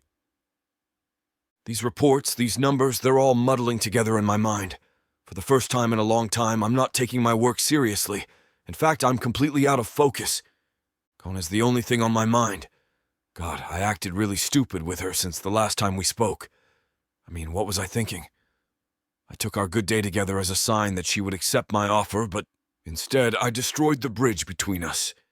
If I find out that she's already sent in her resignation, I won't be surprised. Or worse, maybe she's already run to tell HR what happened between us. Nice job, Greg, I muttered to myself, scribbling mindlessly on a blank notepad. You really screwed that one up, huh? Frantic knocking comes at my door, and I'm half expecting Brian to come in with another pile of documents for me. That doesn't happen, though. It's not Brian on the other side of that door. Come in. Instead, the person who hurries in is the last person I expected to see today. Kana slips through the small crack in the door and closes it gently. Then she takes a seat in front of my desk without needing me to offer her one. My eyes widen, and I quickly shove the papers in front of me to the side. Kana, good morning. I didn't expect to see you today. Why? It's a Monday, she says, as if what happened between us is already part of the long-dead past. I really need to talk to you about something. Is this about what I asked you? Because if so, I wanted to apologize formally for what I did. It was completely out of line and inappropriate of me to ask you that. I'm so sorry, Kana. If you want to take this to HR, go ahead. I won't stop you. What? No. I mean, that was crazy when you asked me to marry you out of nowhere, but this is about something else. She's on the edge of her seat now. I saw Aiden and your ex-wife at the mall yesterday, and I didn't like what I saw. I raise a brow. What happened? Did she do something to him? When he came home last night, he looked... I don't know. Sad. Not like himself. That's all I know. He didn't want to explain what happened, though. Kana nods. Aiden wanted to buy some new pants at a shop, but Rebecca completely blew him off. She yelled at him, told him that he was being ungrateful, and said that if he wanted new pants, then he should just tell you. Her fists clench in her lap. She treated him so badly, and it made me feel awful. I know I'm nobody to Aiden, but on the contrary, Kana, he really likes you. He asks about you here and there. He even asks me when's the next time you'll stop by and visit. She swallows hard, then she lets out a small sigh. Greg, I really don't want him to suffer at the hands of your ex-wife. He doesn't deserve that. She shouldn't be taking care of him if she's going to belittle him in public. I agree with you, but my hands are tied right now. There's not much I can do. She's still his mom, so she's been granted mandatory visitation with him. What you're saying doesn't surprise me, though. I've suspected for a time that she hasn't been treating him right, but I don't have any proof. Kana furrows her eyebrows together, shaking her head. Are you serious? Is verbal abuse not enough for these people? I sigh. If the kid doesn't have bruises on him, they refuse to believe any abuse is going on. They're also more likely to believe that I'm the one inflicting abuse on Aiden.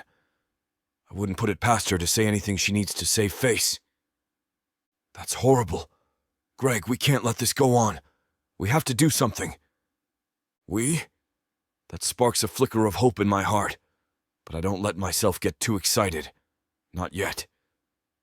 I've been trying to get full custody of Aiden, but it's hard. I'd have a better chance in court if I were a married man again. It would show I can provide a stable home environment for him, but right now I'm out of luck.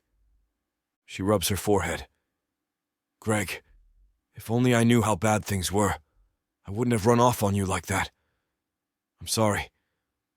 I guess I was just surprised and confused and... Please, Kana, don't apologize for what happened. Seriously. You had a completely normal reaction to a crazy question, I reply. Thankfully, there's enough distance between her and I. Otherwise, I would have reached out to comfort her directly. You shouldn't feel obligated to help me. That's not what I wanted to do. I care about your boy, she admits after a moment of silence. Aiden's a great boy, and I want him to have a nice, happy, and fulfilling life. I know I shouldn't care this much about him, but I do. I can't help it. Oh, Kana. If only you knew how much those words mean to me. I didn't like seeing him with Rebecca. It made my skin crawl. Maybe I should have just minded my business and turned the other cheek. I don't know. I want to do what's right by Aiden. That's all. Thank you, Kana. It warms my heart to hear you say that. Aiden cares about you too. That's why I asked you to marry me in the first place. I needed someone who I could trust. Someone who Aiden trusted too. I meet her warm gaze, the one that sparks flutters in my stomach. I want to keep Rebecca away from my son, but I'll need your help. She doesn't look as frightened this time around. Instead, her eyes shine with determination. Can you help me keep my son safe? I plead. Chapter 31. Kana, there's a reason why I've never been too happy with the idea of marriage, or families, or... I pause, sucking in a deep breath as my childhood memories start playing in my mind. It's a slideshow of images of my parents glaring down at me and reminding me of how unwanted I am. Any of that. I didn't want to risk bringing a child into a loveless situation. Greg frowns. I know what it's like to have parents that don't care about me. My parents didn't want me, and they made that perfectly clear. I look down at my hands, laughing quietly through my nose. I was a bother. I could never do anything right. If I wanted or needed something, I was called an ungrateful child. Were your parents poor? Greg asks. Not at all. I shake my head. I had a roof over my head and food on my plate, but my parents liked to live beyond their means. That means any spare money we had went to them and their hobbies. There was no room for me. I'm sorry, Kana. I had to start working for everything I wanted by the time I was a teenager. When it was time to head off to college, I had to pay for my own tuition because my parents didn't want to give me a dime. Eventually, I came to live with my aunt here in New York to get away from them. But how they treated me when I was a kid still lingers with me. It's not something you can forget easily. I would have never imagined, Greg sighs. Kana, you're one of the most amazing people I've ever had the pleasure of working with. You're a hard worker, but you also have a kind soul. I'm sorry that I've reminded you of such horrible things. No, you weren't the one who reminded me of my parents, Greg. It was your wife. The way she yelled at Aiden, the way she treated him in public, it hit too close to home.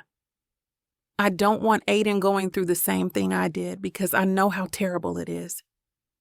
I hope he realizes that everything I'm saying is coming from the depths of my heart. I mean it all. I'm willing to help you on one condition. I hold up a finger. Nobody should know about this here at the office. It's none of their business. They don't need to know about what's going on between you and me. I agree, he replies quickly. I also think we should tell Aiden together. I mean, this is a lot for a 5-year-old to take in. That's fine. As long as this is kept under wraps, I don't mind helping you. And when this is all said and done with the custody battle, well, I shrug, not really knowing how things will develop from there. It's not like I've done this before. I'm sure we'll figure something out. Greg and I discuss it for a little bit, laying out our thoughts on some matters like how we want to manage this relationship in the presence of others, or how involved he wants me to be in Aiden's life. I'm thrilled when the answer is very, because I really do enjoy being around his cute kid. By the end of the workday, Greg and I ride to his home in relative silence. I'm a bit nervous, not wanting to unnerve Aiden during a time of instability. I'd completely understand if he doesn't want this to happen. Still, I know it would be painful if the boy rejected me. I can't say I'm prepared for that to happen. Thank you for this, Kana. I'm never going to stop thanking you, Greg says. His hand reaches out, but then he pulls it away subtly. I pretend I don't notice to save him from embarrassment. You're like a dream come true. He leaves the car before I can respond. My heart is in my ears and my hands are clammy as we make our way into the large home where we hear Gina and Aiden's voices coming from the kitchen. Eat your mac and cheese. If you do, you might get some ice cream tonight. I had a lot of ice cream with my daddy, Aiden says. I need to do my homework too. Okay. Here, I'll set it by your bowl so you can eat and do your letters at the same time. How about it? Greg leads the way in and I follow close behind. Gina smiles immediately, but it falters at the sight of me. Her eyebrows shoot upwards, sending a silent look toward Greg. She's probably wondering what's going on. Hey, kiddo, Greg says, ruffling Aiden's hair as he takes the seat beside him. I flank Aiden on his other side. You remember Kana, right? She went to get pizza with us. I remember her. Hello. Aiden scribbles a sentence and sticks a mouthful of food in his mouth. Daddy, are we having another Sunday night? I'll think about it, Greg says, meeting my gaze. I have something else to talk to you about. Are you ready for it? Yes, Aiden replies, sticking his spoon in his mouth and watching his father with curious eyes. What's going on, Daddy? What if I told you that Kana is going to be staying with us for a while? Greg asks. The spoon falls from Aiden's mouth, but he continues. Would you be okay with that? Yeah, but why would she stay here? Does she have a home? Is she homeless? I snort quietly, placing a hand over my mouth to mask the noise. Greg chuckles and shakes his head, running his hand through Aiden's hair once more. No, she has a home, but I'm inviting her to stay with us. How would you feel if Kana was your new mommy? Would you like that? Holding my breath, I really hope this goes well. I know I shouldn't worry. Aiden's a great kid, but it's the tense silence that makes me nervous. You'll be great at this, Kana. He needs a mom. One that's better than the woman who birthed him.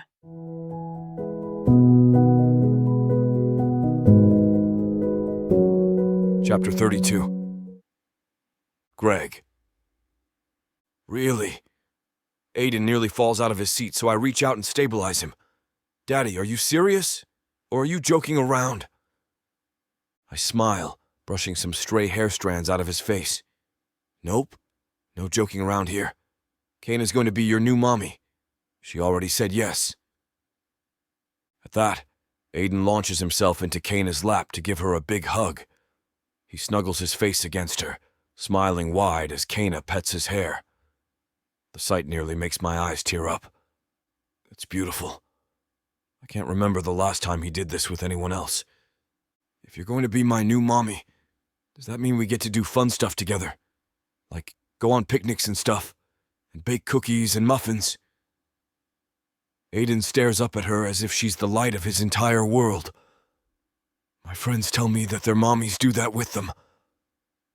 My chest tightens that the party isn't saying that his own mother, his birth mother, never does these things with him. That he's so excited about a new mom only because he's hoping this one isn't a dud. For not the first time, I feel a wave of guilt at picking a beautiful blonde as my wife without ever stopping to question what kind of heart she would have as a mother someday. We can find time for that, sure. Kana nods, sending me a quick smile as she speaks with Aiden. It seems like I've made the right choice in picking Kana for this task. Aiden loves her. Kana seems to reciprocate the fondness for him. She's doing this for Aiden, not you. Remember that. Can we also do other stuff? Aiden is nearly bursting at the seams with excitement. Like go to the park and fly kites and have movie nights and... He's so excited he's running out of breath. Kana laughs, placing her hands on his shoulders. Slow down, buddy. Yes, we'll do a lot of fun things together. All three of us will be a very happy family. One thing at a time, little man, I remind him softly. You wouldn't want to overwhelm your new mommy, would you? Aiden gasps quietly before shaking his head. No, I don't want to do that. Daddy, what's overwhelm? It's when you get too crazy and you try to do too many things at once. Like go to the park and have a picnic and go to the movies all in one day. Oh, Daddy, but that sounds like so much fun, Aiden pouts. Kana giggles. We can have special days where we do different things together. Maybe one day we'll have a picnic at the park, and then we can go to the movies on a different day. Maybe at night we can bake brownies and muffins together with your dad. Oh! Aiden whirls around to face me, clasping his little hands together. Daddy, can we please bake brownies at night? You told me not to eat chocolate at night, but my new mommy wants to, so I think we should. I smirk, glancing at Kana, who's having a hard time covering her laughs under her mouth. Looks like you're having quite the influence on him already. I can't help it, she exclaims. The kid is fun and full of energy. He has a bunch of cool ideas that we have to try together. Together. That means Kana wants me around while she bonds with Aiden. What if this starts to feel like the real thing? What if Aiden gets too attached to Kana when everything is said and done? What's going to happen when I eventually win custody over Rebecca and Kana doesn't want to spend time with us anymore? I shudder at the thought, but it's a possibility that lingers in my near future. And how is Aiden going to feel about that? He's dealt with so much loss and confusion in his little life already. I don't want him to suffer anymore. Shit. Am I making the right decision? Okay, Daddy, Aiden announces, placing his small hand in Kana's palm. I want to spend time with my new mommy and show her my dinosaurs. Can I? Hold on, buddy, I say, running my fingers under his chin. Slow down a bit, will you? First, Kana and I have to get married. Then it'll be official, and you guys will get to play with the dinosaurs all you want. Married? Aiden repeats. He looks at Kana for confirmation, which is the cutest thing in the world. Is that true? Yes. It'll be a nice ceremony. Afterward, your daddy and I will be able to live together with no problem. Does that mean you're not going to move in soon? That deflates him. When is it going to happen? Can't you stay tonight? We have a lot of space and a lot of rooms. Daddy doesn't even use half of the space in our house. I crinkle my brow at the boy. Hey, that's not true. Why are you telling everyone my business like that? Because she's my new mommy. She deserves to know, he says in a matter-of-fact tone. Kana will move in whenever she's ready. We shouldn't rush her, I say, gesturing towards Kana. It's all up to you. You can decide when you want to move in. To my surprise, Kana straightens up a little bit. I don't have that many things to pack up. Really, we can get it done in a day. She turns her attention towards Aiden. Then I can spend time with you, and we can make all the brownies in the world. Aiden clenches his hands in excitement. Double chocolate brownies. He hurries to the cabinet, flings it open, and sticks his hands behind a big container labeled flour. Then he brings a red box of brownie mix and smacks it on the table. Miss Gina bought this for me, and I've been wanting to make it. Why don't we make it when I finally move in? Kana suggests. That only makes him hug her harder. The light has returned to my little boy's eyes again. He's excited, jubilant, and back to his regular self. Around his mother, he's so hesitant to let loose. With Kana, it's an entirely different story. Daddy, thank you, Aiden says, somewhat mumbled by how he's smooshed against Kana's arms. Thank you for choosing a nice new mommy. Chapter 33. Kana. I don't want to rush you or anything, Kana, but whenever you're ready to move in, let's just go for it.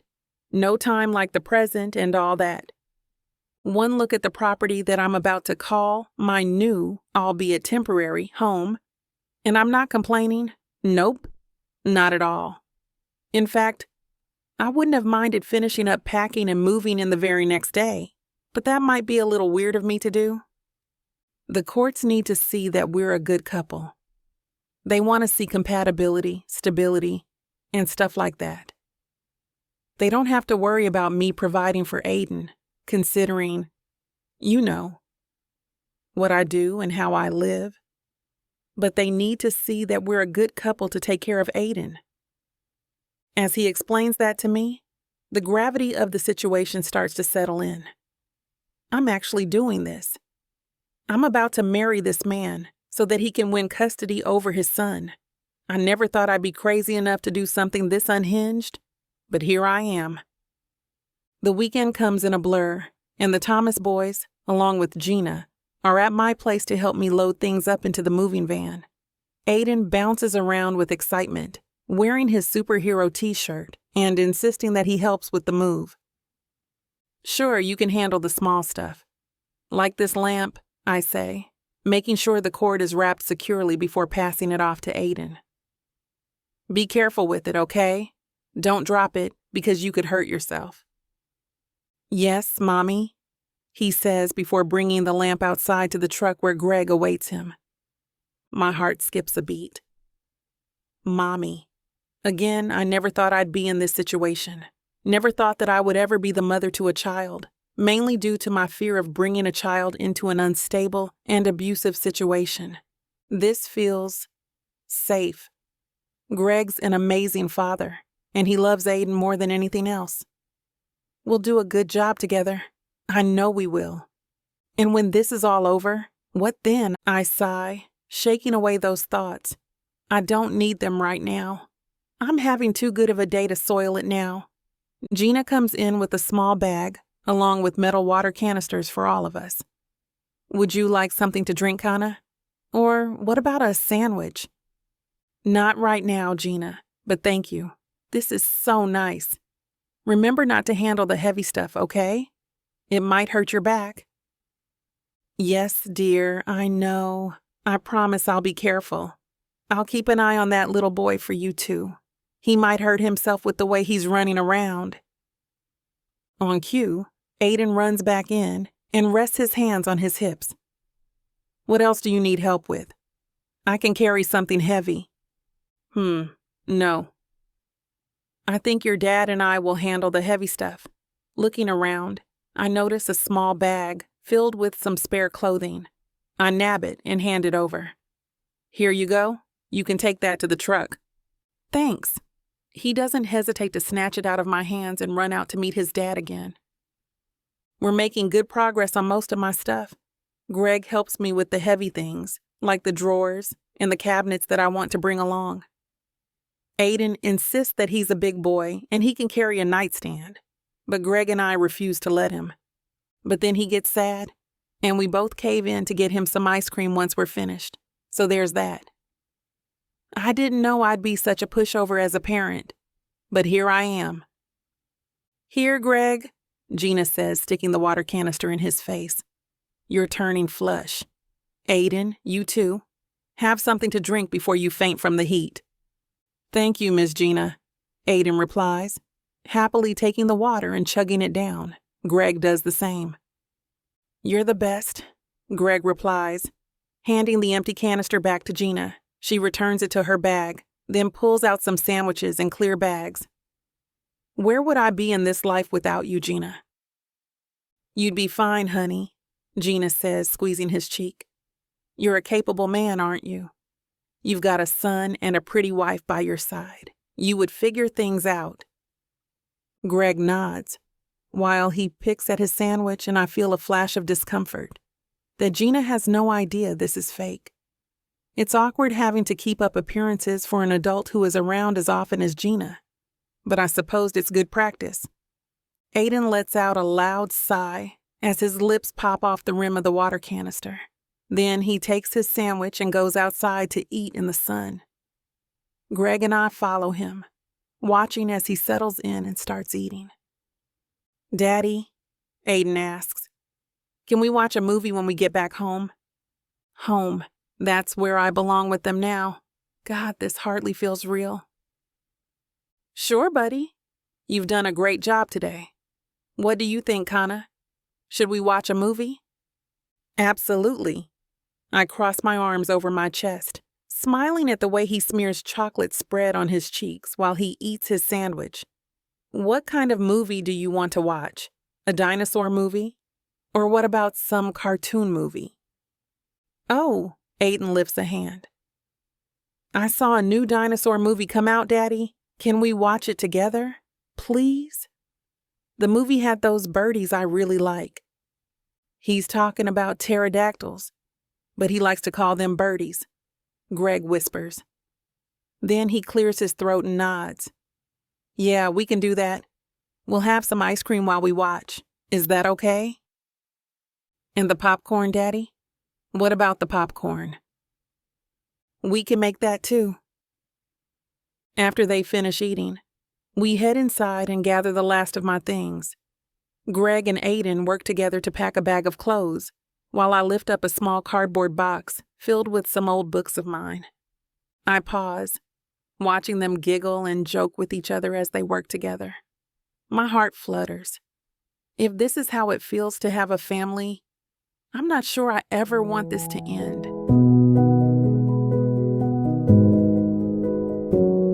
Chapter 34. Greg. I look at the list I hastily wrote up. It's not a real wedding, but I still want it to be special for Kana. I've taken the morning off work just to handle some matters and surprise her with my accomplishments. First on my list is the marriage license. I do a quick internet search. It doesn't seem like a big deal, but we do have to go to City Hall in person, together, to apply. I pick up my phone and text Kana at work, asking her what time would be good for her to go. Quickly, we figure it out. "Sorry I couldn't take care of this without you," I text. And P. "I guess it makes sense that both people should have to apply." She adds a smiley emoji. I feel a fleeting glimpse of something and realize it is disappointment. Stop being ridiculous, I tell myself. Were you expecting hearts and champagne bottles? She's being nice enough to help you out. That's all. This is all about Aiden, not us. There is no us. No her and me. With the dreary task of the marriage license acquisition off my plate for the day, I can't imagine any errand that involves City Hall being anything but a tedious pain in the ass. I turn to the other items on my list. The much more fun items. First up is the tuxedo shop. I have a tuxedo, but Aiden doesn't. At the store, I show them a picture of my tuxedo and some photos I snapped of Aiden's clothing tags. They have a tuxedo in Aiden's size. The man suggests matching shirts, and I try one on. We need matching studs and cufflinks, too. Do you have a color in mind? I'm stumped. What color are the bridesmaids' dresses? People pick that sometimes. Well, that won't work either. Blue, I say. Blue is Aiden's favorite color. I know Kana won't mind. There are about 20 different shades of blue to pick from, but I make my selection quickly. My next task will be far more difficult. The owner of the bridal salon, Patty, was nice enough on the phone. She is the one who gave me the idea to look at the clothes to get the clothing sizes. She also asked for a picture of Kana, which I emailed to the shop. "Mr. Thomas, I presume," she says when I walk into the shop. "Guilty, and please call me Greg," I say. I don't bother to ask how she knew it was me. I'm pretty sure most grooms don't show up by themselves to buy their bride's wedding dress. I told her that Kana didn't want a big wedding, but I wanted her to at least have a gorgeous dress. I put them in the dressing room even though no one will be trying them on, Patty says. In the dressing room, she shows me how the ones she picked out all lace up the back. I thought that was the best bet for getting something that would fit, she explains as she turns the dresses around. The first dress is very plain, and I dismiss it immediately. The second one has a lot of lace on it. It's pretty, but It seems kind of old-fashioned, I guess. I realize I really have no idea what I am doing. I wonder, Patty says. Can you give me a minute? I'm left alone in the dressing room with the 2 gowns. I open up my email.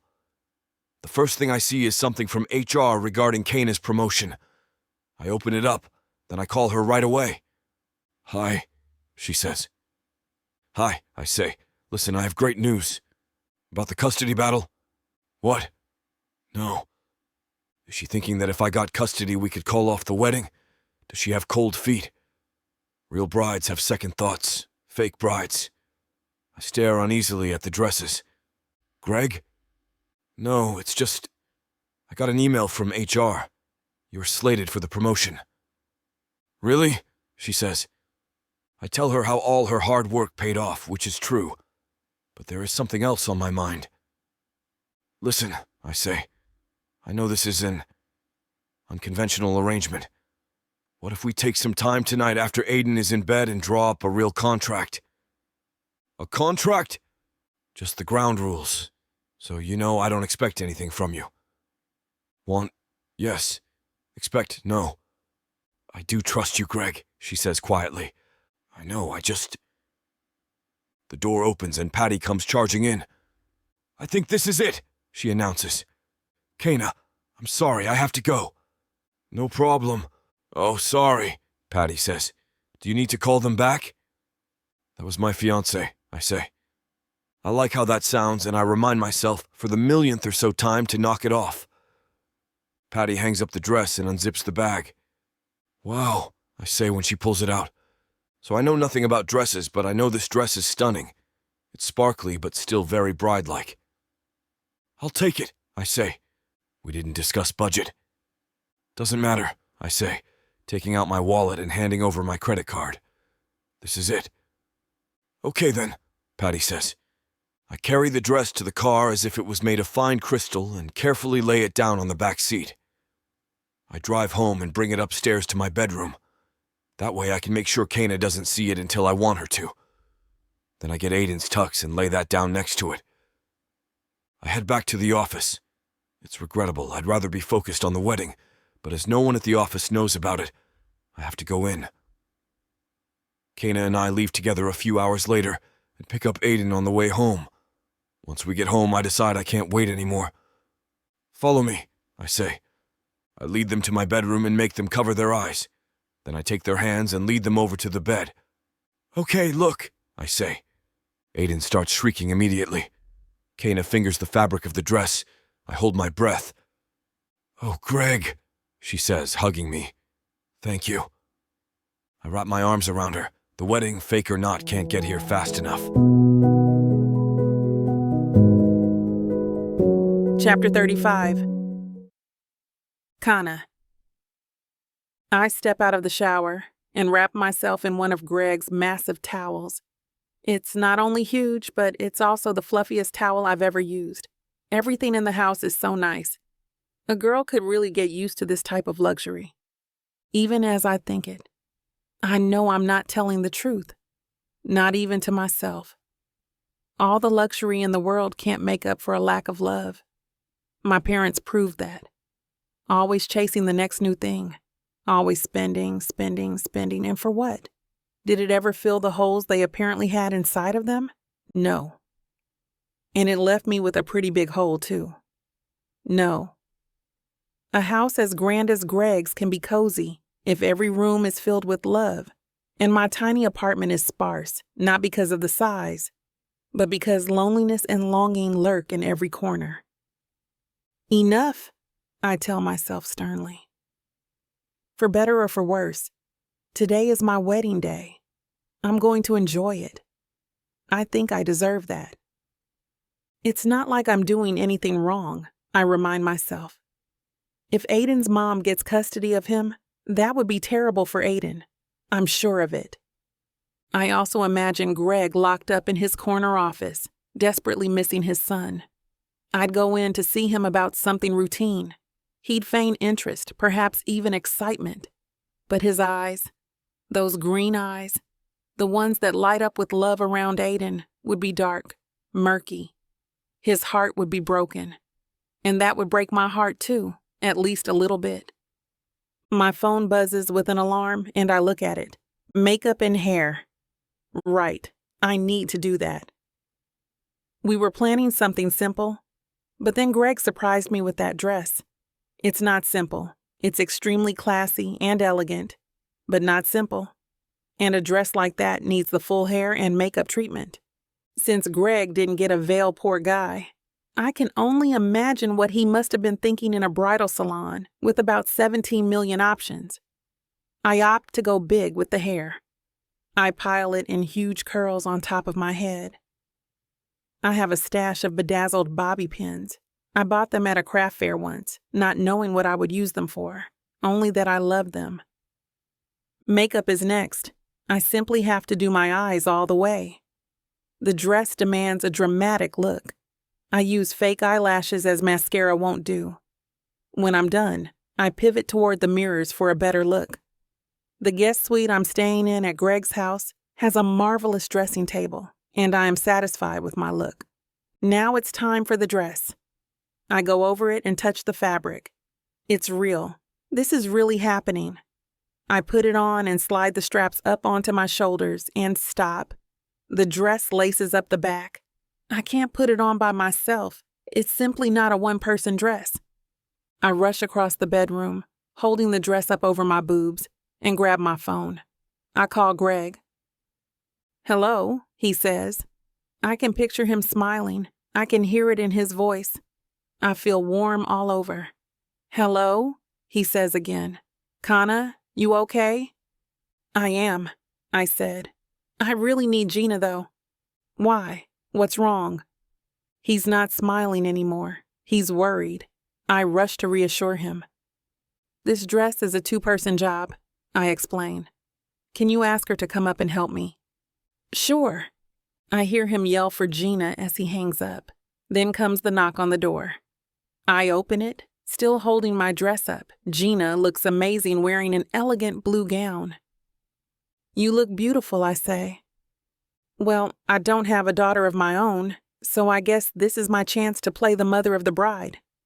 "Greg said you needed help?" "I do," I say and turn around. "Help!" It takes longer than I would have expected. I have to hold the straps up while Gina pulls and realigns and pulls some more. Finally, we have it. My chest is up where it should be, with no danger of a wardrobe malfunction. "I'm going to double knot it," Gina says. "Good idea." But then we really have to go. The limo is here. "Right behind you." I pause at the top of the stairs and look down. Greg is down on one knee fixing Aiden's bow tie.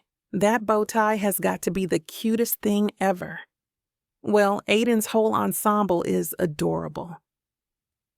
Greg told me he got blue studs and cufflinks, because that's Aiden's favorite color. I agreed it was the perfect choice. "Ahem," Gina says loudly. Both dad and son turn and look up at me. Aiden grins. "Hi, Kana," he calls. Then he claps his hand over his mouth. "Oops, sorry." We told him he could call me Kana after the wedding. Greg pats his son's shoulder. "It's okay," he says. He's talking to Aiden, but he's looking at me.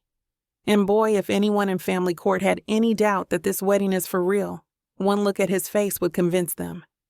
He really is an amazing actor. He's looking at me with a reverence that no one has ever looked at me with before. At the same time, his eyes are lit up with something new. It's not the love I see when he looks at Aiden. No, this is something a little more carnal.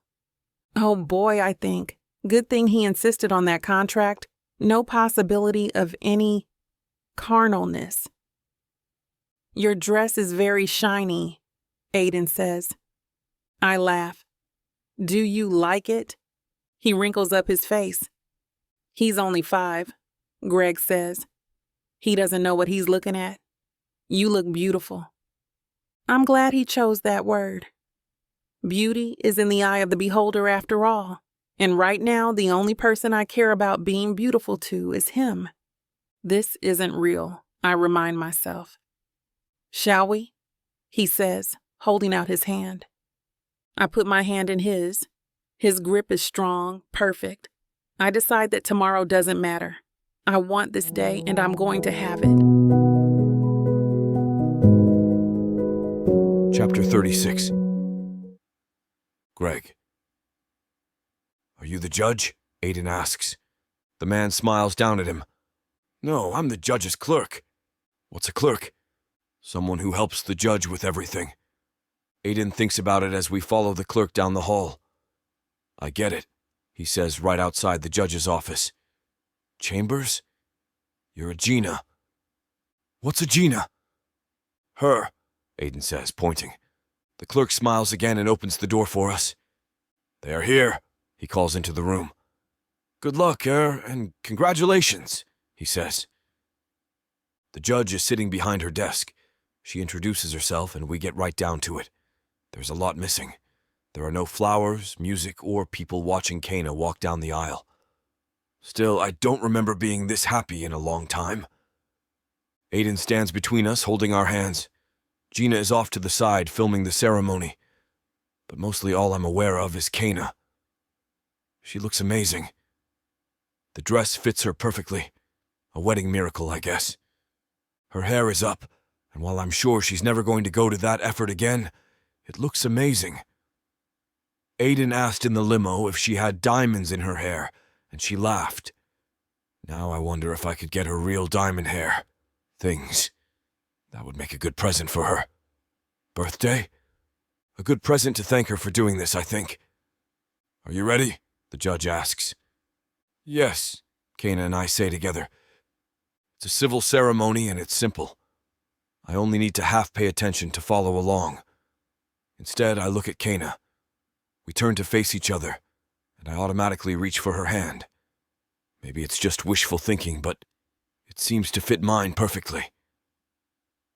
Having understood what a marriage commitment entails and there being no objections, we will now begin the vows, the judge says.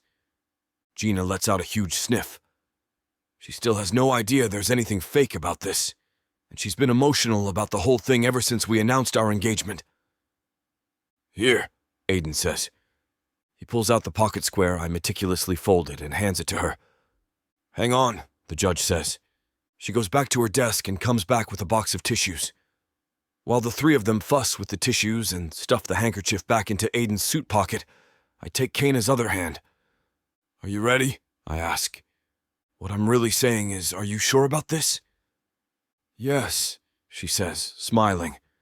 Her whole face is lit up with happiness and it makes my heart sing. It makes me want to sing and dance. I won't do that. But I could.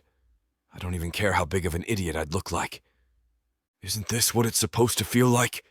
I think as the judge steps back in front of us. I promise to love, honor, and cherish her for the rest of my life. I mean every word of it. She promises to do the same. Looking into her eyes while she pledges her undying love to me, I want so badly for it to be true. Can we have the rings? The judge asks. Ring, I say. We only have one for her. It is a simple gold band. When I bought it, the jeweler asked if I wanted it engraved. I said we didn't have time for that. That was true, but the real issue was that I had way too much to say. One is fine, the judge says. Do you, Greg, and do you, Kana, take each other to be your lawfully wedded spouse? I slide the ring on her finger. Inside, I'm shaking, but as I touch her, the best feeling overwhelms me. If this is what a fake wedding to her feels like. The judge is droning on. By the power vested in me. I smile at Kana, and she smiles back. We did it. You may kiss the bride. We both freeze, staring at each other. Then she smiles, and I decide to go for it. I stroke her cheek gently and tilt her face up. When our lips connect, a heat rushes through me. Ew, stop it, Aiden says, pushing between us. Aiden, Gina says. Kana and I pull apart. I think I forgot to breathe while we were kissing. I meet Kana's eyes and then quickly look away. Down, right at her cleavage. The dress is low cut. I didn't realize how low cut when I bought it. I swear. And her breasts are rising and falling rapidly. I'd like to think I took her breath away, but I tell myself it was probably just nerves. "Congratulations," the judge says. Gina hugs us and I pick Aiden up. Gina takes a couple of pictures and then the judge starts clearing her throat. "Thank you," I say on the way out. I'm pretty sure tipping a judge is not a good idea, so we do an awkward handshake and then we are ushered out of the office. We walk out of the building into the bright sunshine. "Oh, did you just get married? Congratulations," a stranger remarks. "We did," Kana admits rather shyly. The young woman seems absolutely thrilled for us. She kneels down in front of Aiden. "You look so handsome," she says. Aiden makes a face like she just called him the worst name in the world. "Do you want pictures?" she says. "Yes, we need more pictures," Gina says immediately. We take some pictures of the four of us, and then the volunteer photographer says she has to get to work. Gina insists on more shots. I look at the street and realize I need to call the limo driver to come pick us up. Gina takes charge, posing us and snapping away. "There's the limo," I finally say as I see it, inching down the street. With every passing minute, more people show up to the courthouse, and it seems they all want to congratulate us. Aiden does not care for all the attention, but I kind of enjoy it. It's not a wedding with our friends and family, but it kind of feels like the same vibe. Isn't this what it's supposed to be like? I think. As we head off to the limo, I realize I finally have everything I ever wanted. Now what?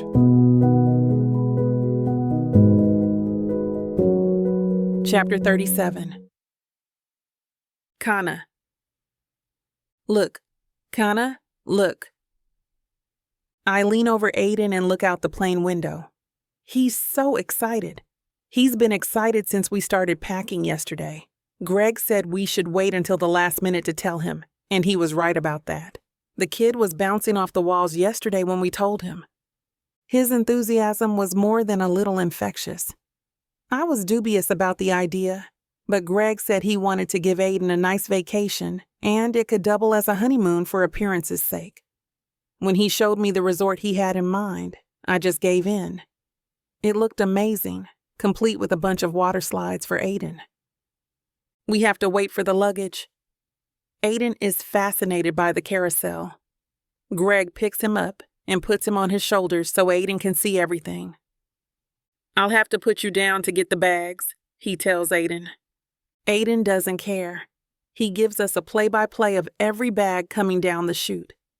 Once we all have our bags, even Aiden pulling his own race car-inspired suitcase, we find our limo. Luckily, he has to be strapped in for the ride. Otherwise, I think he'd be jumping up and down on the seats. He's so excited.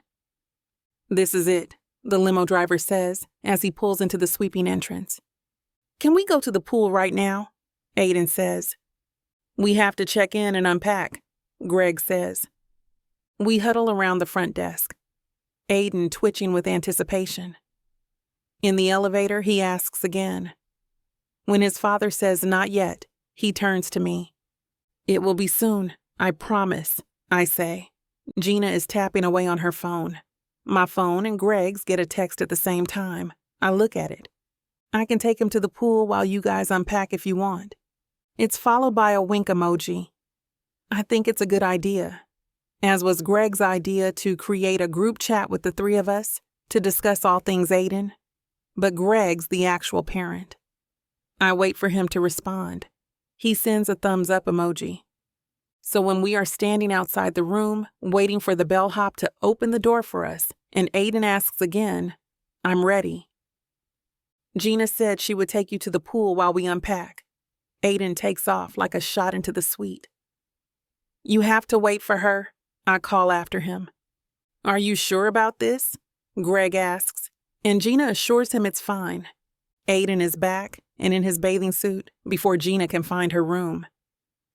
There are towels in the pool area, the bellhop says as he pockets the tip Greg just handed him.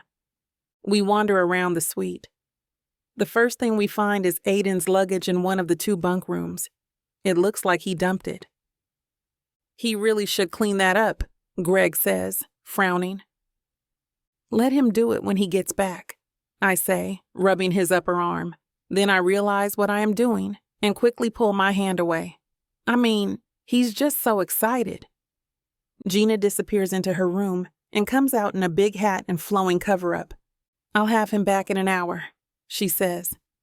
"That should be enough time to get ready for dinner." They leave, and Greg and I take our luggage to the big bedroom. When we walk in, I gasp. There is a wall of windows and a terrace looking out over the ocean. The bed faces that. It's a huge bed, but there is also a seating area with a couch. I should probably take the couch. Greg is so tall, but if I know him, I'm pretty sure he'll insist on taking the bed. Maybe we could both sleep in the bed. What if we put a row of pillows down the middle? "What do you want to do?" Greg says. "Unpack?" "Ugh," I say. "We should, but mostly I just want to sit down and unwind. Why does sitting on a plane for hours tire you out?" "Let's check out the view," Greg says, opening the door to the balcony. The sea air greets us. I notice an ice bucket and 2 glasses right in front of a small love seat. "They gave us champagne?" I ask. "I did check off that it was a honeymoon," Greg says somewhat sheepishly. "Sorry." "Don't be," I say, kicking off my shoes. "Champagne sounds great." He pops it open after we figure out what direction to point the bottle while uncorking it. Then he pours 2 glasses. I sit down on the love seat and curl my feet up underneath me. "What should we toast to?" he says, handing me my glass. That should not be a hard question, but it is. "To a great vacation," I say. I wanted to say, to the rest of our lives. I want to say a lot of things. I want to tell him what a great dad he is and that I know he's going to be a great husband. I can't say any of that. "To a great vacation," he repeats. We clink and drink. The champagne is lovely. Everything is lovely. I can smell Greg, a faint hint of him mixed with the Caribbean air. "I can't thank you enough for helping me," he says. He pauses and then adds on. "Why did you help me?" "You're a great dad and Aiden needs you." "Is that all?" "No." I don't know if it's the champagne or just the fatigue of holding it all in for so long, but I start explaining in more depth all about my childhood and how unwanted I felt. And then I confess how good it feels to be part of a family, even a fake one. Afterward, I feel exposed, like I just stood up and stripped off all my clothes in front of him. I'm so stupid, I think. This wasn't what we agreed on. "I'm glad you told me," he says softly. "Why?" I whisper back. "I want to know you. I want to know everything." Then we are kissing, and we don't stop until we hear Gina and Aiden return to the suite. Chapter 38. Greg. "So what was your favorite part of vacation?" Kana asks Aiden. We are seated at a hibachi grill. Aiden made some friends at the pool this week and they told him about it. They said the chef was throwing food at people. Of course, Aiden got really excited. Gina offered to take him, but I kind of wanted to experience Aiden experiencing it. Kana indicated she felt pretty much the same, so here we are. "The slides," Aiden says. "I want Santa to bring me a water slide for Christmas." Kana had just taken a sip of her wine and she starts coughing. While she recovers, I explain that it's highly unlikely that Santa can fit a slide in his sleigh. Kana backs me up. Aiden looks disappointed, but then the chef arrives, complete with a chart full of food and knives, and he forgets all about water slides. The meal begins. Aiden is immediately enthralled. When the chef balances an egg on the end of his knife, I can practically see the thought bubble over Aiden's head. This is one of those don't try this at home things, right?" I say rather loudly. The chef agrees with me, and the parents on the other side of the table laugh. I see disappointment cross Aiden's face, but then the food throwing begins, and that's forgotten as well. After dinner, we go for one last walk on the beach. We have to be up bright and early tomorrow to catch our flight. Gina takes Aiden back to the room to get ready for bed. Kana and I sit on the beach, not talking. Anyone looking at us could think that it is a perfectly comfortable silence, and in a way, it is. We don't have anything we need to talk about. It's what I want to talk about, what I wish desperately I could talk about, that hangs between us, that kiss. I suspect words would fail me, and I'd just end up sounding stupid anyway. That's why I haven't brought it up all week, to be honest. I can't complain, it's been a great vacation. Aiden's had a blast, and his swimming has improved so much in a week, it's unbelievable. The food was great, and the weather was perfect. Day after day of perfectly blue skies and temperatures just warm enough, but not too hot. But all I've been thinking about is that kiss when we first got here. I was too afraid to try anything more than that. Now, I wish I had. Night after night, I've been on the sofa in our room. Sometimes I would get up just to go to the bathroom, but really I was checking to see if she was still asleep. It was maddening, having her right there, now knowing what it feels like to kiss her, to hold her, to touch her, and being unable to do anything about it. Without talking, we walk back to the room and tuck Aiden in. Gina asked for this night off to try her luck at roulette. I press some money into her hand before she leaves. Gina really deserves the night off, but now I don't know what to say to Kana. Again. We end up turning in early. I have a lot of trouble falling asleep. I guess I've trained my brain that this couch is for lying awake, frustrated and not sleeping. It's a relief when I wake up and realize it's morning. We all snooze on the plane, even Aiden. By the time we get home, it's almost time for bed again.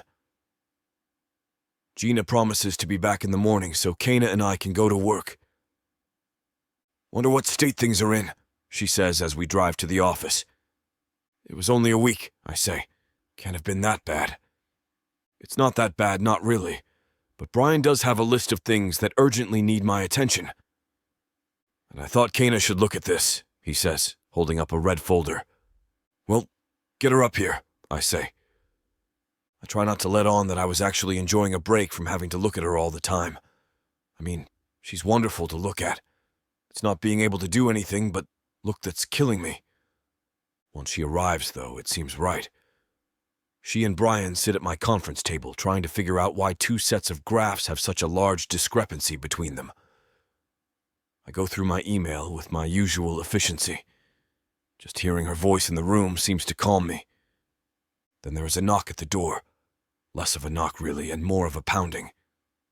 The three of us look at each other, but before I can react, the door opens, and Sue barges in. I wanted to talk to you, she says. Then she sees Kana and Brian sitting there, and her eyes grow big. Of course, you're here. You're always here. Why is that? Brian needed... Oh, please, Sue says, rolling her eyes. You guys have been chummy for months now. Chummy, she repeats, adding some air quotes with her fingers. You think because of that promotion. Kana, Brian, please excuse us, I say calmly, but my tone leaves no doubt that I am furious. They slide out of their chairs and hurry out of the room. Brian shuts the door firmly behind him. I'm going to say this one time, I say to Sue when we are alone. Your behavior is completely unprofessional, and I am done tolerating it. But out, I say, pointing. Now, I said to leave, I said. I will not have a conversation with someone who barges into my office and starts hurling baseless accusations. Now go. She walks out, leaving the door open behind her. Of course, she does. I get up, fuming, and walk over to shut it. Brian looks at me, and then quickly looks back down at his desk. Kana has disappeared. I stomp back over to my chair and sit down. I know this isn't the end of it. I know Sue isn't done stirring things up. The thing is, I have no idea what shit she's going to pull next. We're at the point where she surely realizes her future with the company is in jeopardy. If she had just quit when she saw what was coming, it would have been easier. But she stuck around, and she's getting desperate. I just have to make sure we survive whatever backlash might come as the board finishes crossing the T's and dotting the I's on her dismissal. Chapter 39. Kana. I'm hopeless, I say, as the cue ball barely taps the 9, and I was aiming at the 6 ball. Here, I'll show you, Greg says, coming around the table. It's just the two of us in the house. Aiden's mom picked him up after dinner. Greg gave Gina the weekend off. I suspect mostly so we wouldn't have to pretend to be a couple the whole time in front of her. After a dinner filled with awkward silences, Greg suggested we play pool. I said I didn't know how. He said it's easy. It's not. He stands behind me, like right behind me, and wraps his arms around me. He puts both his hands on mine and bends me over the table. So you just... I'm not listening. He smells really good, and the whole length of his body is up against me. I can't take it anymore, having him so close all the time. I just want to know what it's like to be with him one time. When he pulls my hand and the stick back, I arch my back and rub my butt back and forth across his crotch. He freezes, but I already felt his hardness. I'm going for it. Kana, he says. I turn my face up to him, parting my lips ever so slightly. I want to, I say. I want you. His lips come crashing down on mine, and then his tongue is in my mouth. I can't breathe. This is really going to happen. He puts me up on the edge of the table, and I grab for the top of his pants. Want more of the decadent details that YouTube won't allow us to show you? Head over to tylawalker.com and use code SAVE40 for all of the unabridged content that will make your heart race. Now back to our story. By the time the weekend is ending, and we know that Aiden will be home any minute, I've lost track of how many times we've done it. He even had me on the hood of his car after I crawled around on it like some 80s video vixen. We sit quietly, holding hands and waiting for Aiden to get home. She's always late, Greg says, checking his watch. I look at him, and we jump to our feet to race up the stairs. We lock ourselves in his bedroom and collapse to the floor in front of the door, frantically tearing at each other's clothes, wanting to be together one last time before reality comes crashing down on us. I'm sorry. I should go downstairs. He pants afterwards. Don't be sorry. Go. He dresses quickly and leaves. I'm going to feel what we did for days. No regrets. Totally worth it. You won't know what hit you, baby. I'm going to take you, break you, and make you mine. And when I'm done, you're... Now hold on just a minute. What? I got something to say. What's the meaning of this? Now you may be some fine-looking white boy, Got that right, baby. It takes hard work. and you might got the money, Fat stacks, baby, to spoil you with.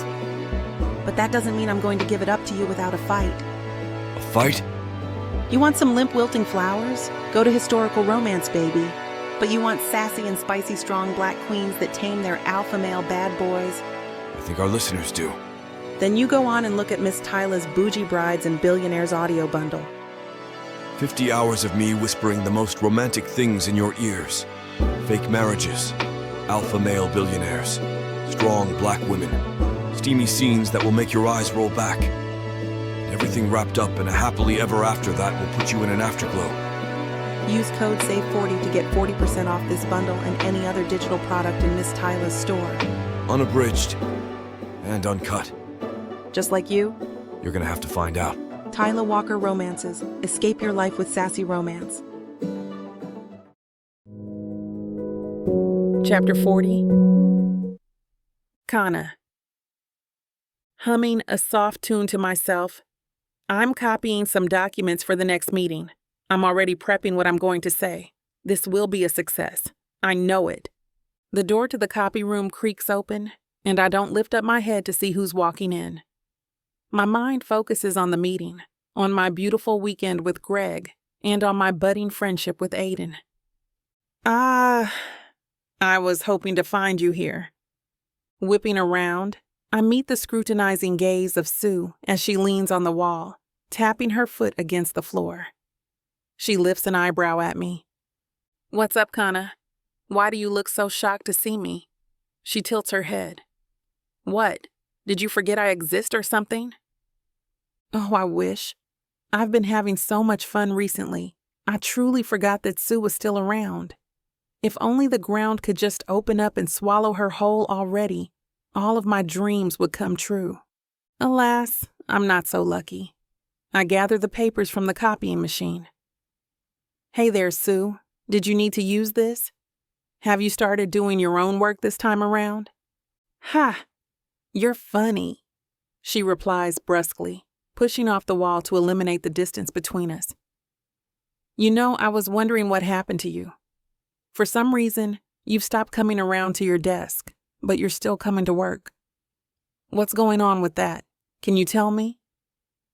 What I do or don't do is none of your business, Sue. I force a smile. But since you're curious, I've been ordered to work full-time on the CFO's floor for the time being. Don't worry, I might return to the accounting floor sometime soon, but for right now, I'm working hard and doing what I've always done. It's difficult to keep my cool around a woman like her. All she wants to do is press my buttons, hoping to get the right combination that'll make me explode on her. If that happens, she wins. Since I hate to see Sue win, I don't let her get the satisfaction of infuriating me. Still, I don't like how close she's standing to me, or the way her eyes scan over my face as if she knows something she shouldn't. No one should know about Greg and me. Greg's a discreet man, and he wouldn't blab about what's going on to anyone in the office. That's why Sue's narrowed eyes make me so nervous.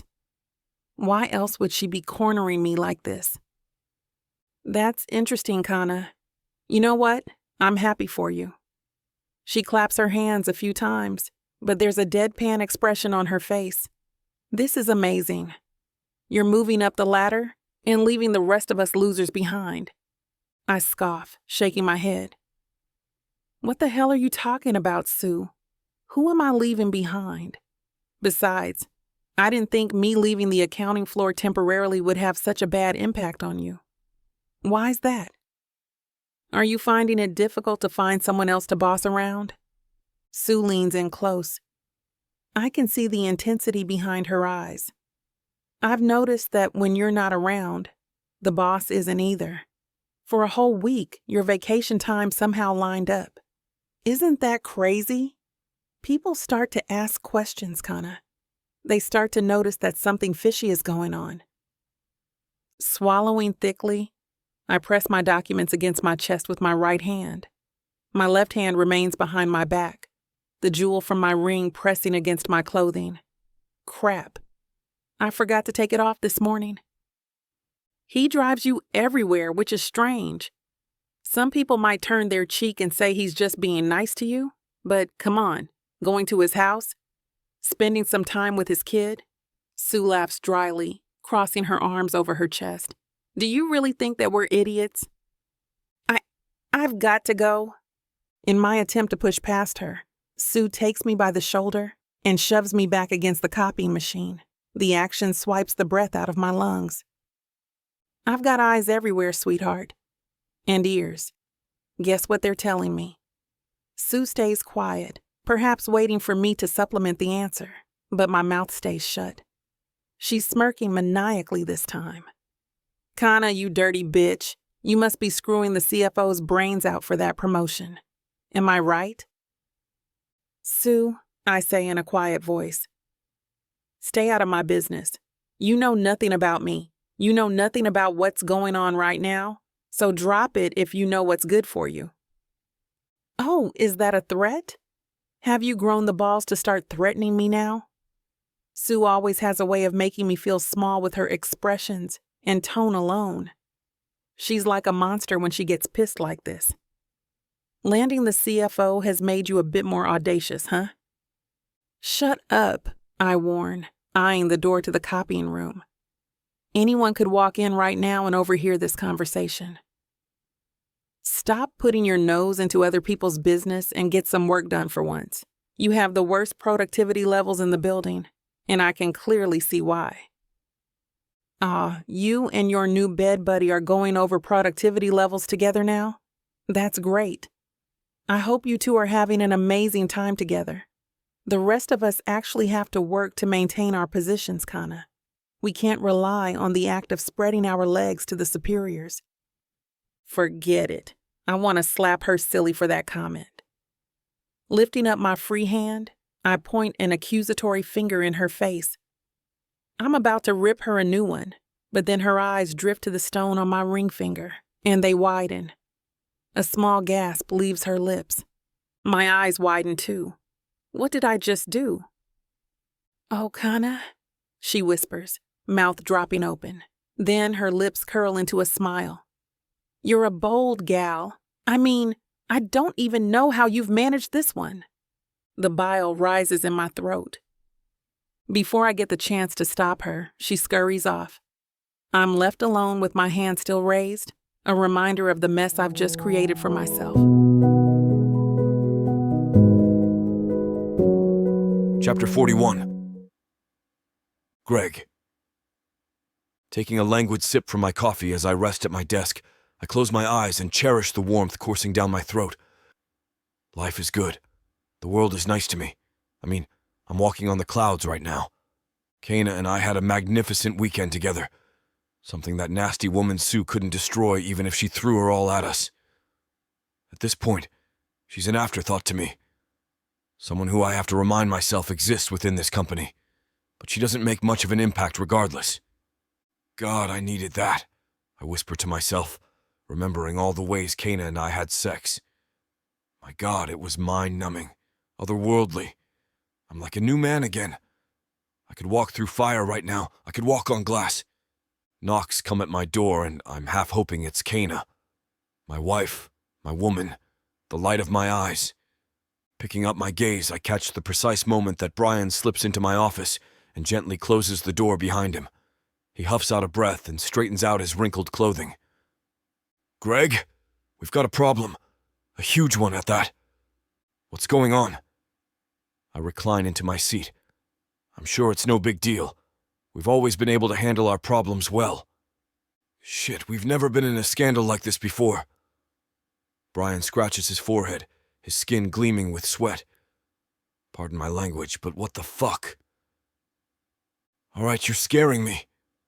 I sit straighter now, putting my coffee mug to the side. What's going on? Have we pissed off a client or something? No, it's worse. Brian sighs, hand dropping loudly at his side. Greg, remember that woman Sue? That troublemaker of a manager on the accounting floor? God, how could I forget? She's like a blister that keeps coming back. Yeah, and it looks like she's malignant, he says, placing both hands on my desk. She's running around and talking to everyone she can. She's telling people that you and Kana aren't just fooling around, but you two got married. Just like that, my world pauses for a few minutes. I blink slowly. Come again? Yeah. She said that's why Kana got her promotion. That she didn't get it off the merit of her work, but because she... Brian clicks his tongue. She opened her legs for you. What the hell? Honestly, I think she's managed to convince a few people. You know how I'm not an office gossip, but I've started asking around for your sake. People are mad, they're disgusted, and some want to believe that it's not true. I want to believe it's not true, but... Brian drops his eyes. I sigh. How could such a great day fall into disaster within seconds? All because of a woman named Sue. Look, I trust you, Brian, I say, earning a curious look. I wanted to tell you the truth because you deserve it. Kana and I struck up a deal for the sake of my son, okay? It's hard to explain. Damn, he whispers, rubbing his neck. So it's true. You guys got married? Yes, but it's all for a good reason, I promise. You and I should get drinks sometime, and I'll tell you how everything went down. I smile, hoping to ease the tension within the room. But Brian still fidgets nervously, and the knot in my throat doesn't go down. Shit. We had to keep it a secret. You have to understand where I'm coming from. I guess I do, he replies, wrinkling his nose. I'm trying my best, Greg, but holy shit. This is crazy. I've never heard of this. What if our clients find out what's going on? I wouldn't put it past Sue to go to those lengths. I know. She's a crazy bitch. I agree. I slump into my seat again, tapping my fingers against the desk as I try to think about what to do next. I'm a methodical guy. I always have a plan ready, but I wasn't anticipating this quite yet. What are we going to do now? Honestly, I have no clue. Brian shakes his head, eyes wide. This was not in my job description. Yeah, well, it wasn't in mine either, I say quietly, gazing out my window. So many people out there in this vast world, and none of them are going through what I'm going through. Isn't that strange? I'm not suggesting intimidating the woman. That would be unethical of me, but... Brian snorts, sending me a look under his brow. Really, Greg? Now you're worried about the ethics of the situation? Lay off me a little bit, Brian. I'm antsy and panicked. Right. Sorry. I don't mean to add more fuel to the flames or anything like that. He juts a thumb over his shoulder. If you want, I could be your advocate out there. I could try to dispel the rumors against you, but it won't be easy. People are already creating their own opinions on the situation. Shit. My fist clenches. Has this reached HR yet? I don't know. Gossip is spreading fast, though. Maybe I'll send an email to my buddy Arthur down there. Remember him? He's the HR director. He'll probably have a thing or two to say about this. Fuck. Okay. Do whatever you have to do to contain this mess, I demand, standing from my desk. People won't talk while I'm around. They wouldn't dare say anything to my face. But Kana? They're probably eating her alive out there. I don't even know where she is right now. What if she's getting cornered right now, bombarded with questions she doesn't want to answer? I pinch the bridge of my nose. Sir? Brian reaches out and pats me on the shoulder. I say this not as a subordinate, but as a friend. I want the best for you. I'll try to salvage this as best as I can, but it's tricky right now. I hope you understand. You're the best I've got, Brian, I say. Don't let me down. Chapter 42. Greg. While Brian heads out to the trenches and fights in my honor, I have my own shit to deal with. Some people are audacious enough to send me curious emails, asking me whether the rumors about Kana Gallagher and me are true. My fingers itch to type out a bold, capitalized fuck you to each and every one of them for asking, but I restrain myself. Instead of responding, I move them to the trash. No need to give them more firepower against me. That would be a dumb move right now. Soon enough, my telephone rings. I nearly droop my head in defeat. Please, for the love of God, please let this be something related to the company, and not my personal affairs. That's all I'm asking. I'm tired of having to defend myself against these people. Hello, Greg Thomas speaking. Oh, Gregory, it's Rebecca. She sounds as smug and conniving as ever, which makes the pit in my stomach only widen. How are you doing, honey? How's married life treating you? Don't start with me right now, Rebecca. I'm having a shit day and I don't need you to pile on. What are you talking about? She asks in a voice of faux concern. I'm just trying to congratulate you on your new marriage. You know, the one you desperately tried to keep under wraps? Did you really think you were going to keep this secret for long? How did you... Rebecca snickers. How stupid could you possibly be, Greg? You have all that money, all the resources in the world, and you're still a fucking idiot. It's amazing. You leave me speechless sometimes. How the hell did the news get back to Rebecca? When I find the person responsible for this, I want to wring their necks with my own goddamn hands. This is the first time you've called me in a long while, I say, fidgeting with a small figurine on my desk. Some random duck that was once left on my desk, but I kept it around since it's funny looking. I wish you would have kept the streak running for a little while longer, to be honest. Oh, honey, when I heard the news, I just had to call you, Rebecca exclaims. I can hear that shit-eating grin under her words, and it drives me crazy. I have half a mind to launch myself out of the nearest window. Honestly, it's pretty devious of you. I didn't know you'd be so cunning. Aiden deserves better than what you were giving him. He doesn't like spending time with you. Can't you get that through your thick fucking skull? My rage has been simmering all day. To hear this woman's grating voice in my ear pushes me to my breaking point. He loves spending time with his stepmother. Gregory, she says, scolding me like all the time she used to do. You're the one who's hurting him, my darling. What's he going to do when he finds out that his daddy married some random woman for custody? What's he going to do when daddy divorces that nasty woman and she runs off with half the money? I grit my teeth. Kana isn't like that. Stop projecting. Ha! Greg, I married you for love at one point. I wasn't only interested in your money. I can't say the same about this new woman you've introduced into our son's life. I mean, seriously? Marrying her over a damn custody battle? Do you have anything useful to say, or are you going to keep rambling? I retort, wanting to hang up and launch this telephone off my desk. I've got a lot of work to get done. I can't stay on the phone and gossip. That's your thing, not mine. Rebecca snorts. Sure, honey. I just wanted to let you know that once the courts find out about your little game, they'll be breathing down your neck. They'll start coming after you and what's her name for marriage fraud. Once that happens, say goodbye to Aiden because I'll make sure you never see him again. Bitch. You wouldn't dare. That's cruel, Rebecca. Even by your standards. Since you want to play dirty, I have to stoop down to your level. It's only fair.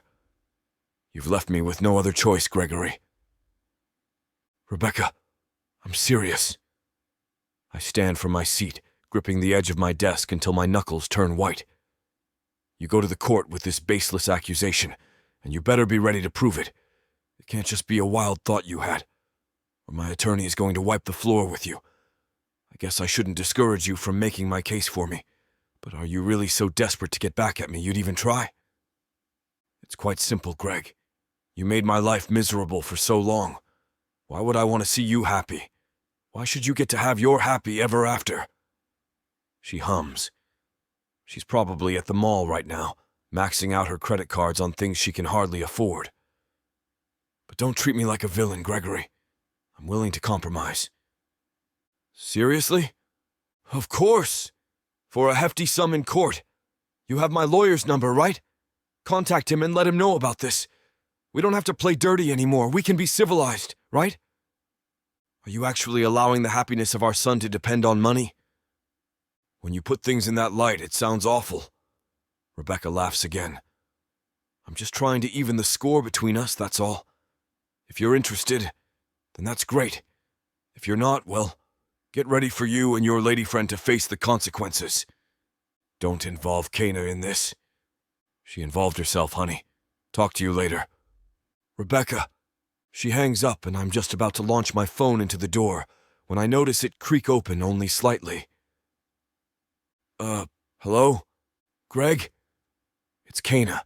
She doesn't emerge from behind the door. Never mind. Shit. Did she just hear that conversation? Kana, wait, please.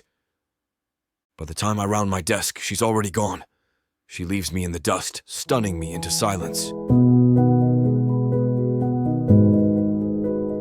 Chapter 43. Kana. No. This is all wrong. I never wanted this to happen. I've only made things worse for Greg and his son. They're good people. They don't deserve this. And yet they're facing the worst consequences because I decided to take this role on. What the hell were you thinking, Kana? Why did you think you could pretend to be this kid's mother? To pretend to be Greg's wife? You've ruined everything for them. Everything. I catch a cab to Greg's residence, hoping to take all of my things and slip out before he notices. Then I remember he's got a fast car and a determination to get crap done. He might just beat me to the place if he figures out where I'm going. Please hurry, I whisper to the cab driver. who whizzes past building after building to get me where I need to go. Once we arrive, I all but toss a $50 bill into his lap and hurry inside the residence. Gina's in the foyer, polishing one of the bureaus, and she opens her mouth to greet me. Unfortunately, I breeze past her and hurry upstairs. Outside, I hear wheels skidding and an engine revving. Great, he figured me out. Oh well, that does nothing to deter me. I grab the nearest empty bag and start filling it with my clothes. There's no rhyme or reason to my movements. My vision gets blurred by the incoming tears, but I keep packing my things. To no surprise, Greg bursts into the room. He notices me packing my things and quickly reaches for my arm. Kana, what are you doing? You don't need to do this. Please stop and listen to me. No, I need to leave. I'm sorry, Greg, but I can't do this anymore. I can't put you and Aiden in harm's way anymore. I never wanted this to happen and things are getting worse, so I should go. What are you talking about? You're not making things worse. You're the best thing that's happened to me and Aiden in a very long time. You can't just leave us. Why? Is it because of that phone call with Rebecca? She's a bitch, you know that. She's just trying to get under my skin. I shake my head. What if you end up losing custody over Aiden? What if he ends up having to live with that woman full time? That's the reality we're facing right now, Greg, and it's all my fault. Kana. Greg tries to grab my wrist, but I snatch it away from him. Then he tries again. Kana, stop and listen to me for God's sake. Things are going to be okay. I promise. I won't let Rebecca win. She likes throwing tantrums when she doesn't get her way. I know how to deal with her. This isn't a game, Greg. I snap, glaring at him. I'm sure I look like a mess right now, but I don't care. I need to get out of here. Aiden's well-being is at stake right now, and I won't be able to live with myself knowing that I've contributed to his situation. I know that you love Aiden just as much as I do, and Aiden loves you. He'd be devastated if he learned that you were leaving us. Please don't go. For his sake, I'm begging you that you don't leave. I can fix everything. Just give me some time. I can't keep doing this, I whisper, my resolve faltering. I want to stay with them. My heart belongs here with Aiden and Greg, but my involvement in their lives has brought them so many issues. This is only the beginning of all of our problems. Don't you see? It's only going to get worse from here. What? Kana? What are you? First, it was Sue.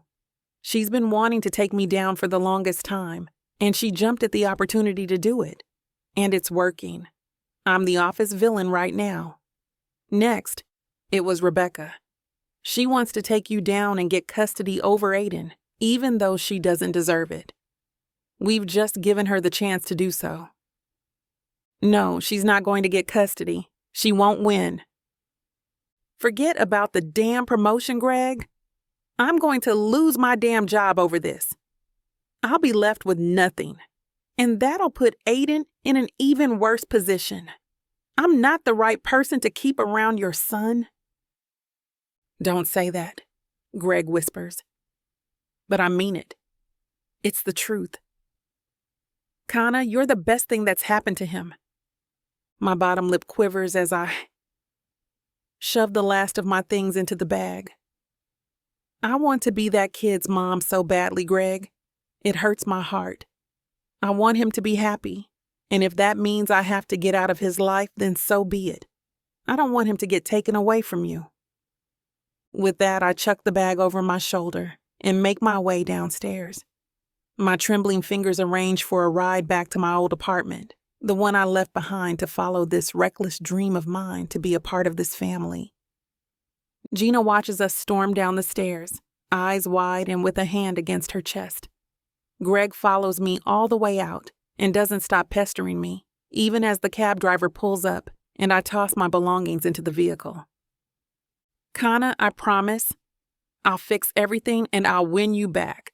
He knocks on the window while I settle into the back seat. Please, Kana, you don't have to do this. Sniffling loudly, I keep my eyes focused on the road ahead.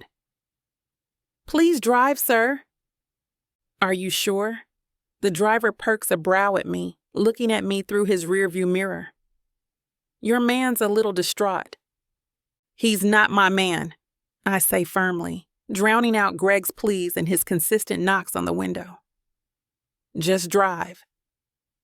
And so he does, leaving Greg behind and my heart in tatters. Chapter 44. Greg. Returning to the office is like walking on nails, but I power through. I need to make things right again. I promised Kana that I would fix this, and I'll be damned if I go back on that. She hasn't been back to the office yet. It's been a few weeks since I saw her last, and it's tearing a hole into my chest to know that I might have lost her. Brian updates me every day, letting me know with a frown and a shake of the head that Kana's a no-show. Aiden's been asking questions, too. I look into my boy's eyes every day and promise him that his mommy will be back. What if I'm wrong? What if I'm just being delusional and tricking my son into believing something that'll never come true? My phone rings. Sighing, I pick it up swiftly. Greg Thomas speaking. Good to hear from you, Greg. It's Kenny Hurst, one of my higher-ups. One of the people I report to. So, where do I begin?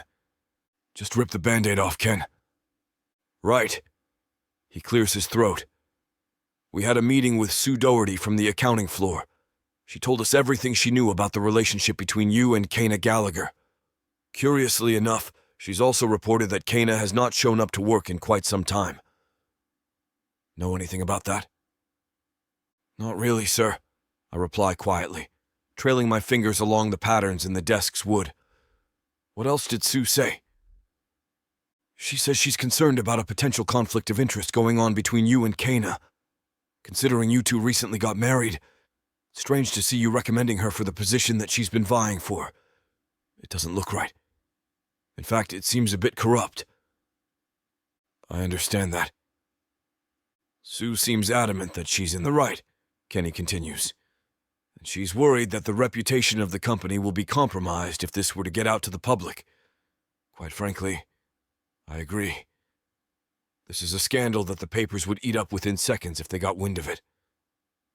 I nod along. God, my life is such a mess. I hear you, Ken. They're like vultures, the damn media. They would never leave us alone. I don't know how they haven't gotten their hands on this story yet, but whatever. I'm not complaining. Makes sense. So, what about you, Greg? I'm concerned about you. You know how much we value your work and your diligence here at Deluxe. I never would have expected this from someone like you, so I'm a bit confused by this sudden change in your behavior. My teeth grind together, doing my best to figure out my next move. Kenny's a good man. He's a fair man. He never likes to see shit like this happen.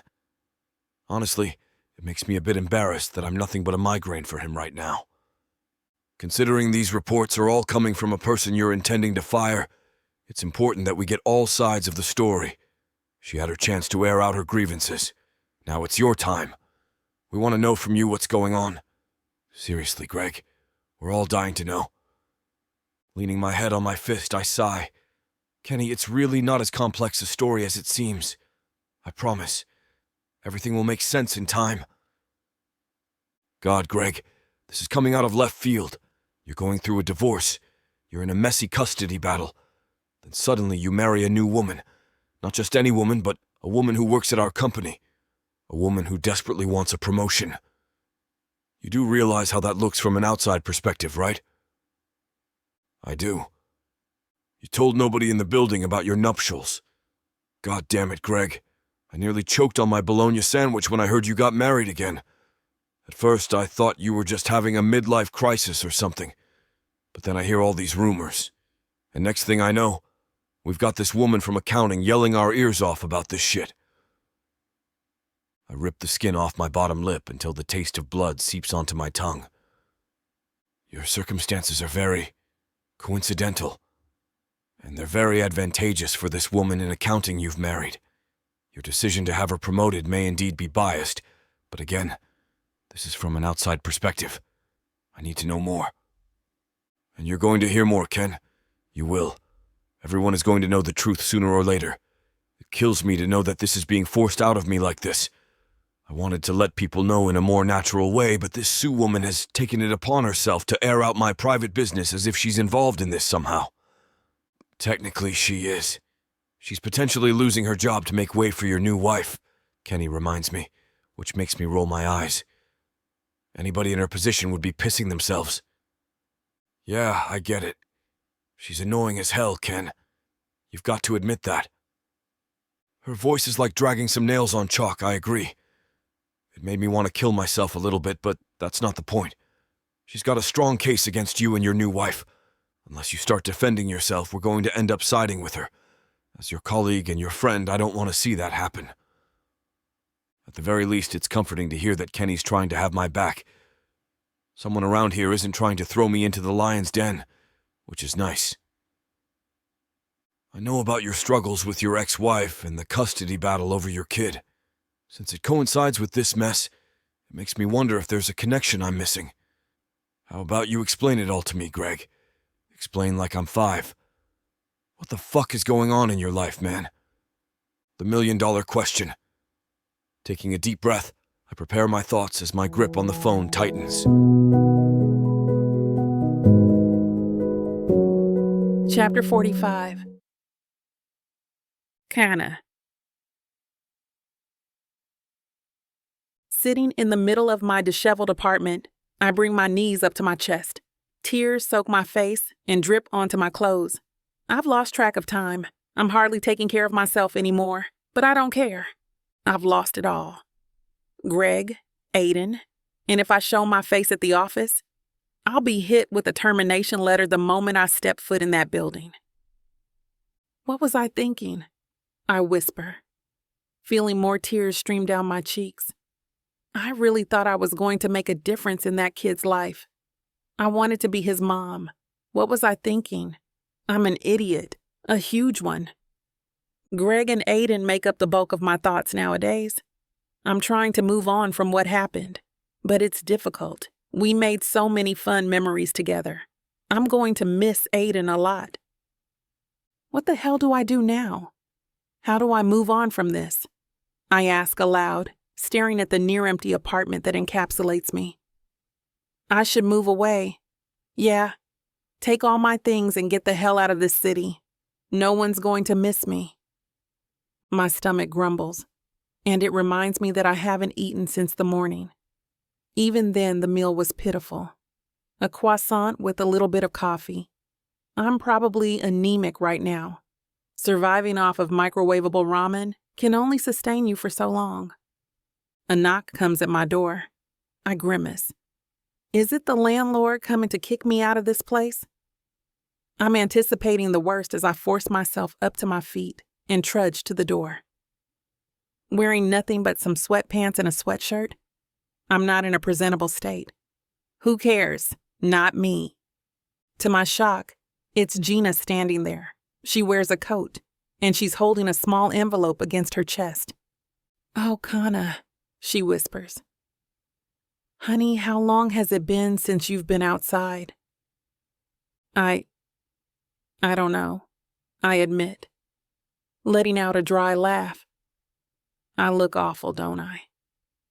"Sweetie, you're heartbroken." Gina closes the distance between us, engulfing me in a tight hug. God, I needed that. It's been too long since I went without some human touch. That can make a person go crazy. If I would have known you were like this, I would have brought you some food or something. No, I've already eaten today. Not a total lie. I don't exercise.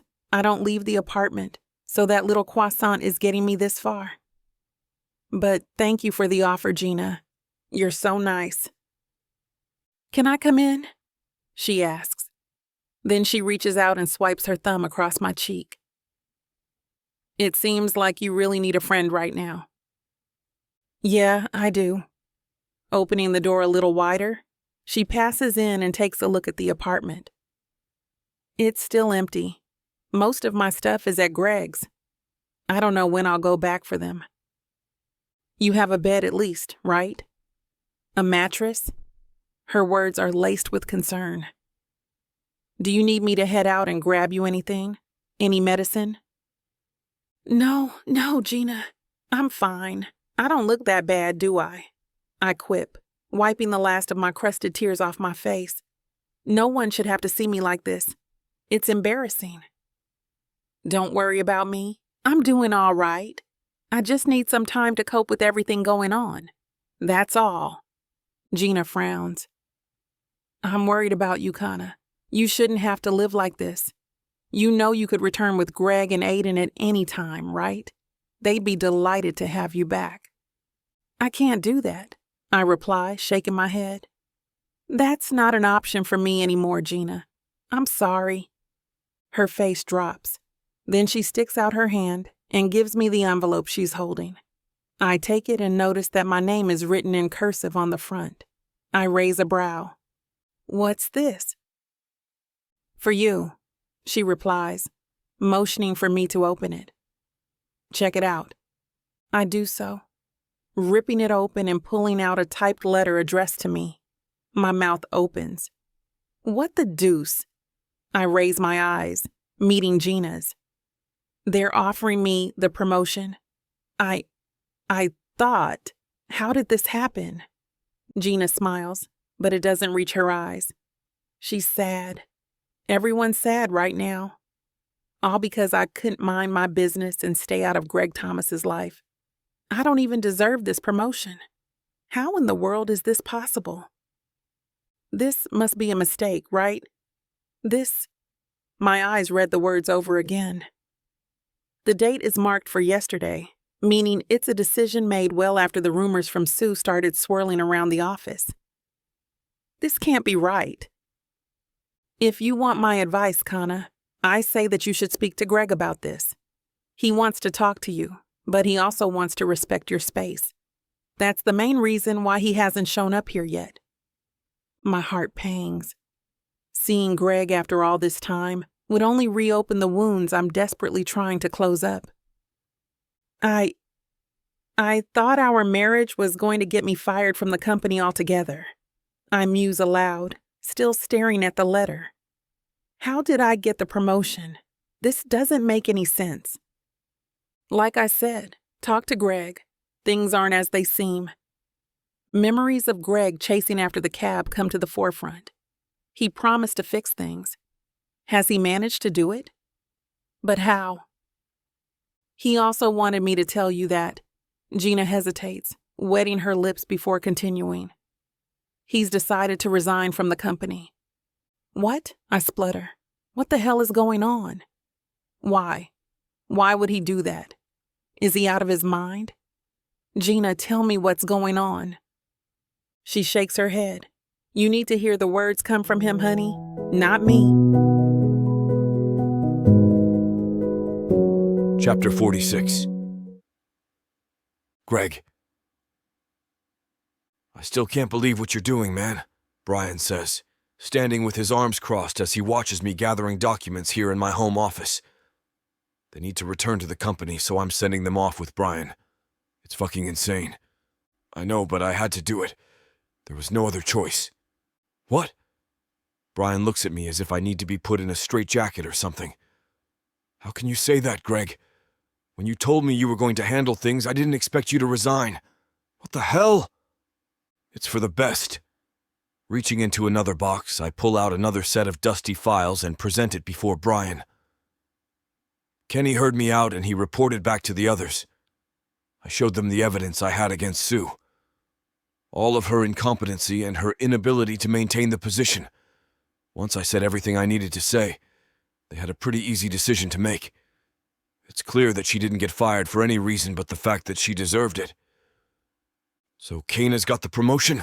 He asks, perking a brow. Despite everything that happened? I demonstrated to them that Kana's the obvious candidate for the job. I showed them her work and compared it to Sue's. Let me tell you, it's like night and day. It helped that Sue didn't leave the best impression on Kenny and the others when she had her meeting with them. Why's that? Because she's an annoying bitch with a grating voice. Brian huffs out a breath. Kona deserved that promotion. After I pleaded my case for her, they agreed that they wanted her as the accounting manager. And if I leave, there's no more conflict of interest. The board recommended her for the job, all on their own. And there's no doubt she slept her way into anything. Sue will be gone soon, and so will I, and everyone else will move past this. Smiling, I wipe the dust off my hands and gaze at the piles of paperwork on my desk. You'll do a fine job for whoever's coming in to replace me. There's a strained look on Brian's face. He still can't believe it. Everything's moving so fast. New developments are happening by the day. And he's hit with the news this morning while he's trying to enjoy his breakfast. Poor guy. I'll invite him out for some drinks soon. He deserves it. I don't want to ruin Kana's chance at this position. She's the best, and I can't let what happened taint her reputation, so it's best if I leave.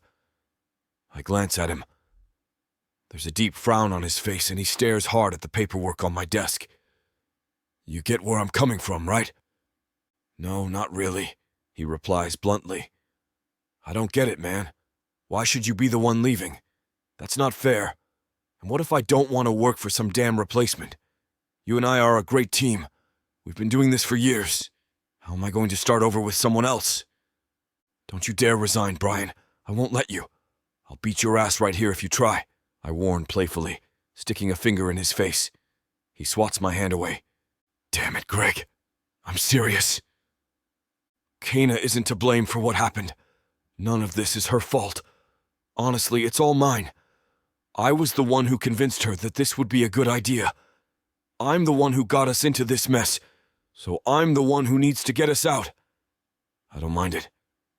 Look at me, Brian. Does it look like I'm financially struggling? He scoffs. That's not the point. You shouldn't resign over this is what I'm saying.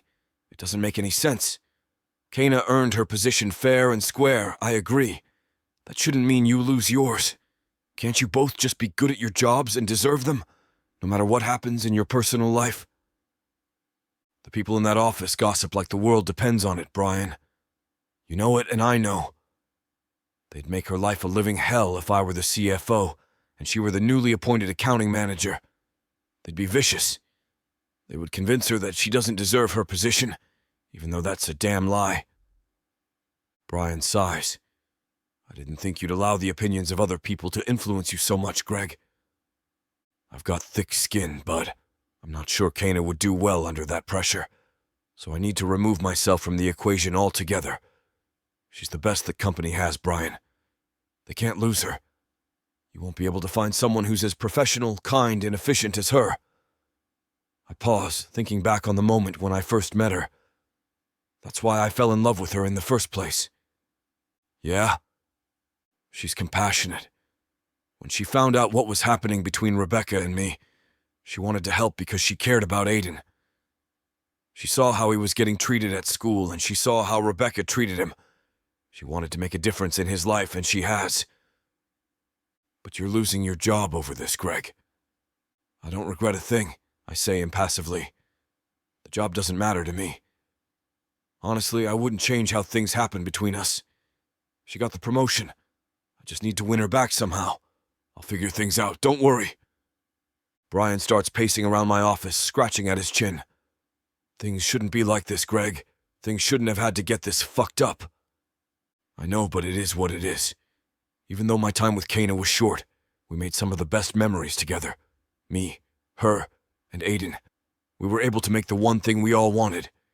We were a family, if only for a moment. Aiden got to experience what it's like to have a mom who loves him and doesn't berate him for every little thing. But it's all over now.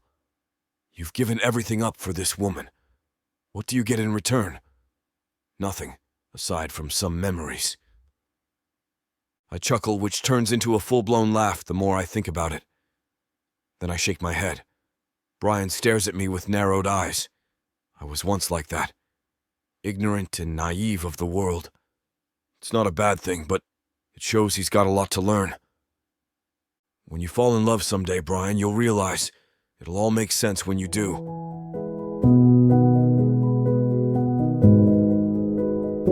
Chapter 47. Kana, he's crazy. Gina watches as I pace around my empty apartment, mumbling things to myself as if I've truly lost my mind.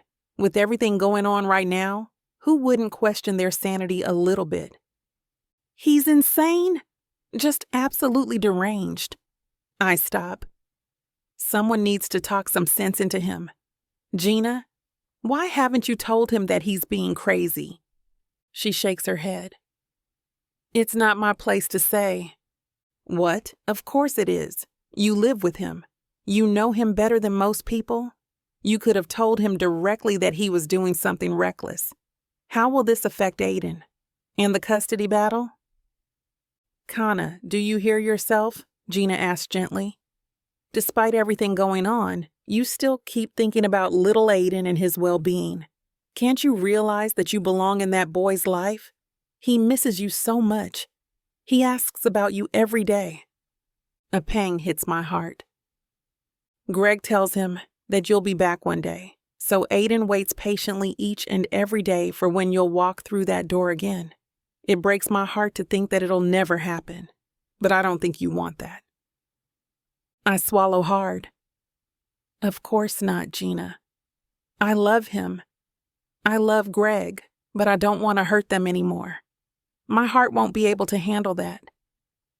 You're hurting them by staying away. I need to see them again. It's been too long and I can't keep up the charade anymore. I can't keep lying to myself that I don't want to be around them anymore.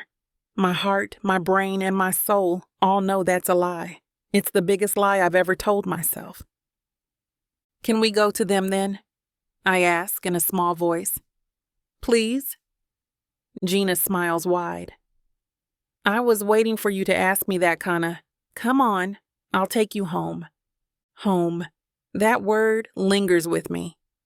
The ride to the Thomas residence passes by in a blur. I'm a mess of nerves and anticipation, while Gina drives calmly through the streets, while soft jazz plays on the radio. When we arrive, she hands me the key to the residence and I hurry inside. Aiden, I yell out into the foyer. Aiden, where are you? Mommy? Aiden peeks his little head out of the kitchen. He's still holding a pencil, but he drops it as soon as he sees me. Then he barrels into my open arms, and I pick him up happily, spinning him around a few times. You're back, Aiden exclaims, snuggling his face into my shoulder. You're back. I knew you'd come back. I knew it. I couldn't stay away from you for too long, I reply, peppering his cheek with kisses.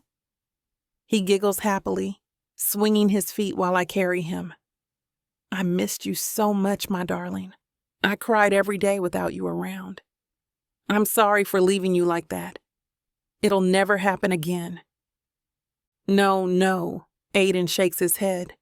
Never leave again. Daddy and I were so sad.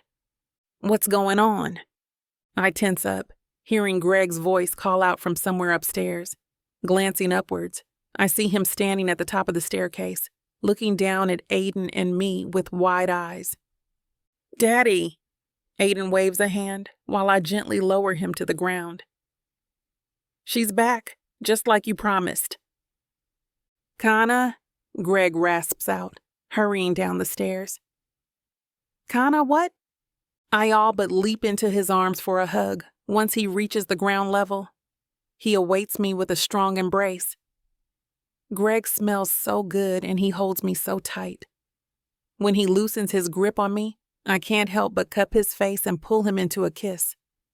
He reciprocates passionately, threading his fingers into my hair and guiding my movements with his mouth. Greg, I whisper against his lips, I've always loved you, and I can't stop loving you. I tried, I really did, but I can't get you out of my mind. I love you too.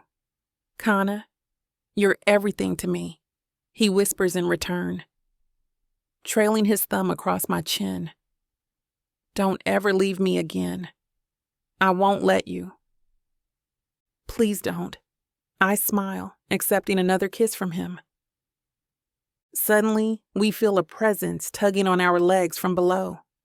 Aiden slips himself between the two of us, creating some space for him to stand in. We didn't forget about you, little man, Greg says, bending over to grab his son. Aiden laughs wildly as Greg and I kiss him on each cheek. Then, Greg's phone vibrates in his pocket. He passes Aiden over to me. Aiden presses his nose into my cheek and gives me a little kiss while I run my hand through his hair. Meanwhile, Greg makes a face before he answers the call and puts it on speaker. "Kenny," he says. Then he leans in close to me and away from the phone. "One of my bosses." I nod, understanding the importance of this call. "Greg, I've got some news for you. I talked with the rest of the board about what to do about your little situation, and we've made a decision." "Well, I'm all ears," he replies. "If you need me to clear my office soon, I'll get on that." "What the hell are you talking about?" "Language, Ken. My kid's around." "Oops, sorry. Tell the little champ I said hi." Aiden giggles under his mouth and rests his head on my shoulder. "Anyway, we don't want your resignation, Greg. We don't want you to resign. We won't be able to find another employee like you. And you're well liked around here, regardless of what's going on in your married life. We want you to stay if you're willing to accept that. The board has agreed to endorse Kana in your place for the job, and will squelch any gossip that says otherwise." My mouth falls open. I enthusiastically start nodding my head, gesturing for Greg to agree to the terms. Aiden does the same, though I'm not sure he understands what's going on. He's just happy to be involved. "Kana needs to stay too," Kenny says. I suck in an astonished breath. "You two will have our full support if you stick with us. So what do you say, Greg? The ball's in your court now?" Chapter 48. Greg. There's a knock at the door and I look at the clock in surprise. It isn't time yet. I open it anyway, a little confused, to see both Gina and Kana's Aunt Ray standing there. "Ray wanted to see Aiden," Gina says. "I hope it's okay." "Of course," I say. "He went back to his room." The two of them hurry back down the hall. Turns out that Kana lived with her aunt in college. When Kana finally got her own apartment, Ray would come over to make them dinner once a week. Ray and Gina became fast friends. When I won full custody, we all went to a local water park to celebrate. Then I bought a family seasons pass. They take Aiden there at least once a week. They say if they tag team it, they can keep up with him. I walk over to the window. The backyard has been transformed. There's a big tent off to the side where there will be dinner and dancing later. Right in the middle is where we will renew our vows. I spared no expense. The pergola we will stand under is positively dripping with flowers. Aiden wanted blue, but that wasn't practical. The florist made him a boutonniere out of a blue silk rose. He's already told me he's going to stick it in one of his race cars. I'm outside as the guests arrive. Jerry brings his little girl, Kayla. I call Aiden over, who is playing with the kids we met on our original honeymoon. I tell him to introduce Kayla to everyone, and they run off together. Then it's time. The string quartet starts playing. Kana emerges from the back of the house, but she's just a blur in the distance. The backyard is big, so it takes what seems like a long time for Kana to get to the last row of seats. Then I can really see her. She's got a veil, which I realize I forgot about the first time, and a bouquet of white roses. I told her she could get another dress, and she said there was no other dress. She looks amazing, I know that objectively. But what really makes me weak in the knees is the way she is looking at me. Just like the first time we got married, what takes my breath away is us. The rightness of it. The wonder of the billions of people on the planet, and yet somehow we managed to find each other. That's what my new self-written vows are about. About how lucky I was to find someone who was not only perfect for me, but for Aiden as well. I will love you forever, I swear at the end. Then it is her turn. She asks Aiden to join us. "Today I am the luckiest woman in the world," she says. "Not only am I getting the most amazing husband, but I also get to be part of a family." She turns and takes both of Aiden's hands. "My first promise is to you," she says. "I will always be there for you, whatever you need." "What do I need?" Aiden asks. "Can I have a race car? I need a race car." Our guests laugh. Kana crouches down and hugs him. He squirms a little bit and she lets him go. He runs back to his spot between Gina and Aunt Ray in the front row. "No one can be everything to everyone," she says. "But what I promise you, Greg, is to be the best I can be. I don't know what you or Aiden will need from me today, tomorrow, years from now, but know that I'll always be there, and that my deepest heart's desire is to make you as happy as you made me." The officiant asks for the rings, and I pull them, both of them, out of my pocket. Another surprise. Kana knew I got a simple gold band to match hers. She doesn't know I got her a ring with a heart-shaped solitaire. "What's this?" she asks when I slide it on her finger. I hope she likes it. The diamond is pink, but it's surrounded by regular white diamonds, and the band is covered in diamonds, too. "I'm sorry I did it backward," I say. "When we started planning this wedding, she joked that the ring we used at the courthouse must have been her engagement ring. Now she has a proper one." She studies the ring for a few seconds and then smiles at me. "It's gorgeous. I love it," she says and throws her arms around me. "Hey, not yet," the officiant says. "Hurry up," Kana and I say together. Then we laugh and everyone joins in. "What's so funny?" Aiden says loudly, and that cracks us up even more. Then it is done. We are pronounced husband and wife again. I take her in my arms and kiss her, and I think about that first kiss we shared. I don't know how every time we kiss it can be just as exciting and wonderful, but it is. The party is wonderful as well. My parents seem truly happy to meet Kana. My dad pulls me aside and tells me he's started a college fund for Aiden. I thank him, glad they could travel to be with us on the best day of my life. It's perfect, from the first dance to the last. And through it all, I have Kana and Aiden, my wife, my son, my family, my life. Chapter 49. Kana. We walk out through the front door. The guests are lining the front walk, and they are all blowing bubbles. In case that wasn't enough, Greg got a bubble machine that is stationed off on the side. "Look," I say, squeezing my husband's hand and pointing. We've been legally married for a while, but today he really feels like my husband. Something about affirming our vows with all our family and friends there makes it feel different.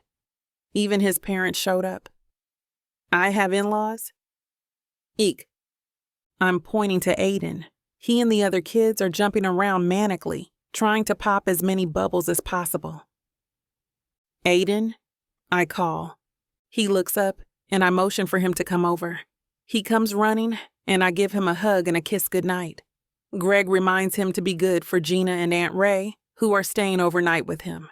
Then we are off, climbing into the limo and waving to everyone. I roll up the window as we pull out of the driveway. Then I throw myself at Greg. "We'll be at the hotel in 20 minutes, he says. "I don't want to wait 20 minutes, I say. He grins at me and undoes his pants. I crawl towards him, but when I get close, he pushes me away. "No time," he growls as he takes me to the floor of the car. "I know you're aching for more nitty-gritty details, but they are too hot for YouTube. We know how much that sucks, and we want to give you all the goods. Visit tylawalker.com and use code SAVE40 for a great deal on the unabridged version. Now, back to our story." "What should we do next?" I ask. "You ready for more?" I shrug. "We only have one night here," I say. "Shouldn't we make it count?" "We should," he says. "Definitely." Chapter 50. Greg. "That's it then," the CEO says. There is some shaking of hands as the board members file out. Great work, one of them tells me. I have a great team, I reply. I'm all for giving credit where credit is due, but I've been watching the clock. I should be able to make it home in time for dinner. Sitting down for dinner with your family might sound like the blandest thing in the world, but I think it's the routine that is important. I feel much more centered afterward. Like whatever else is going on, it reminds me what is really important.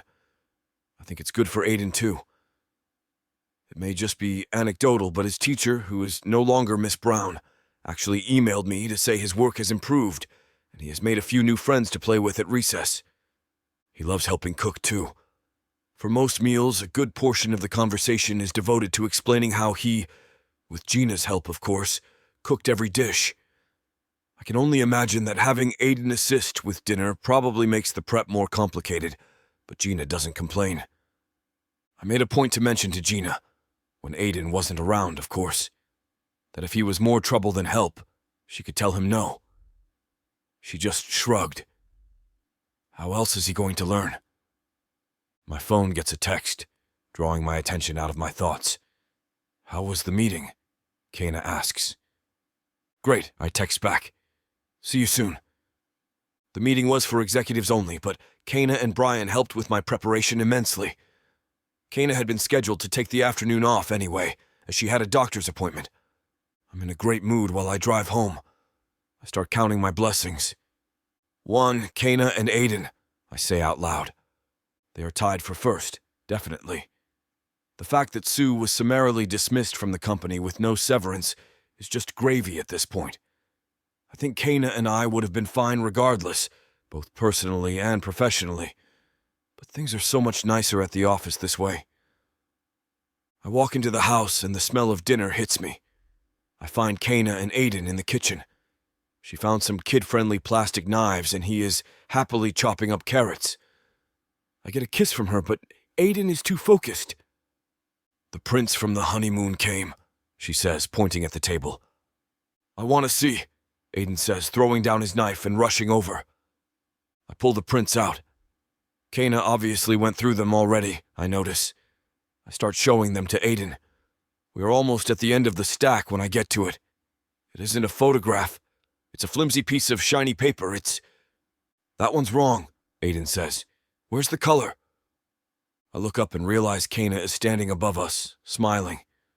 Her eyes are bright with happiness, the same happiness that just swelled up in my chest and is spreading throughout my body. It's not wrong, I tell Aiden. It's an ultrasound. What's that? It means that you are going to have a little brother or sister. I want a brother. Well, we don't get to choose, I begin. I want a brother. If, Kana says, putting a lot of emphasis on the word. It is a boy. What should we name him? Aiden thinks about it. Kana and I look at each other. She's really good at distracting him with another question rather than having a pointless argument. I've been using that technique with tons of success as well. Bub, Aiden announces seriously. Bub? Kana says. We both look at each other. Well, she says, we have 7+ months to figure it out. Aiden gets up and goes back to his carrots. He will eat some of them, something he would never have done before he got to cut them up, but he really enjoys chopping.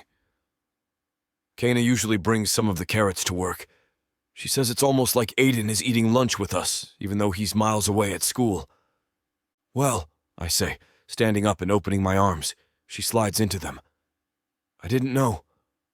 I was late, she says, but I was wishing so hard for it. But at the same time, I was afraid that it was a false alarm. The doctor asked if there was any chance like they always do, and I said yes. I gently push her away and hold her at arm's length.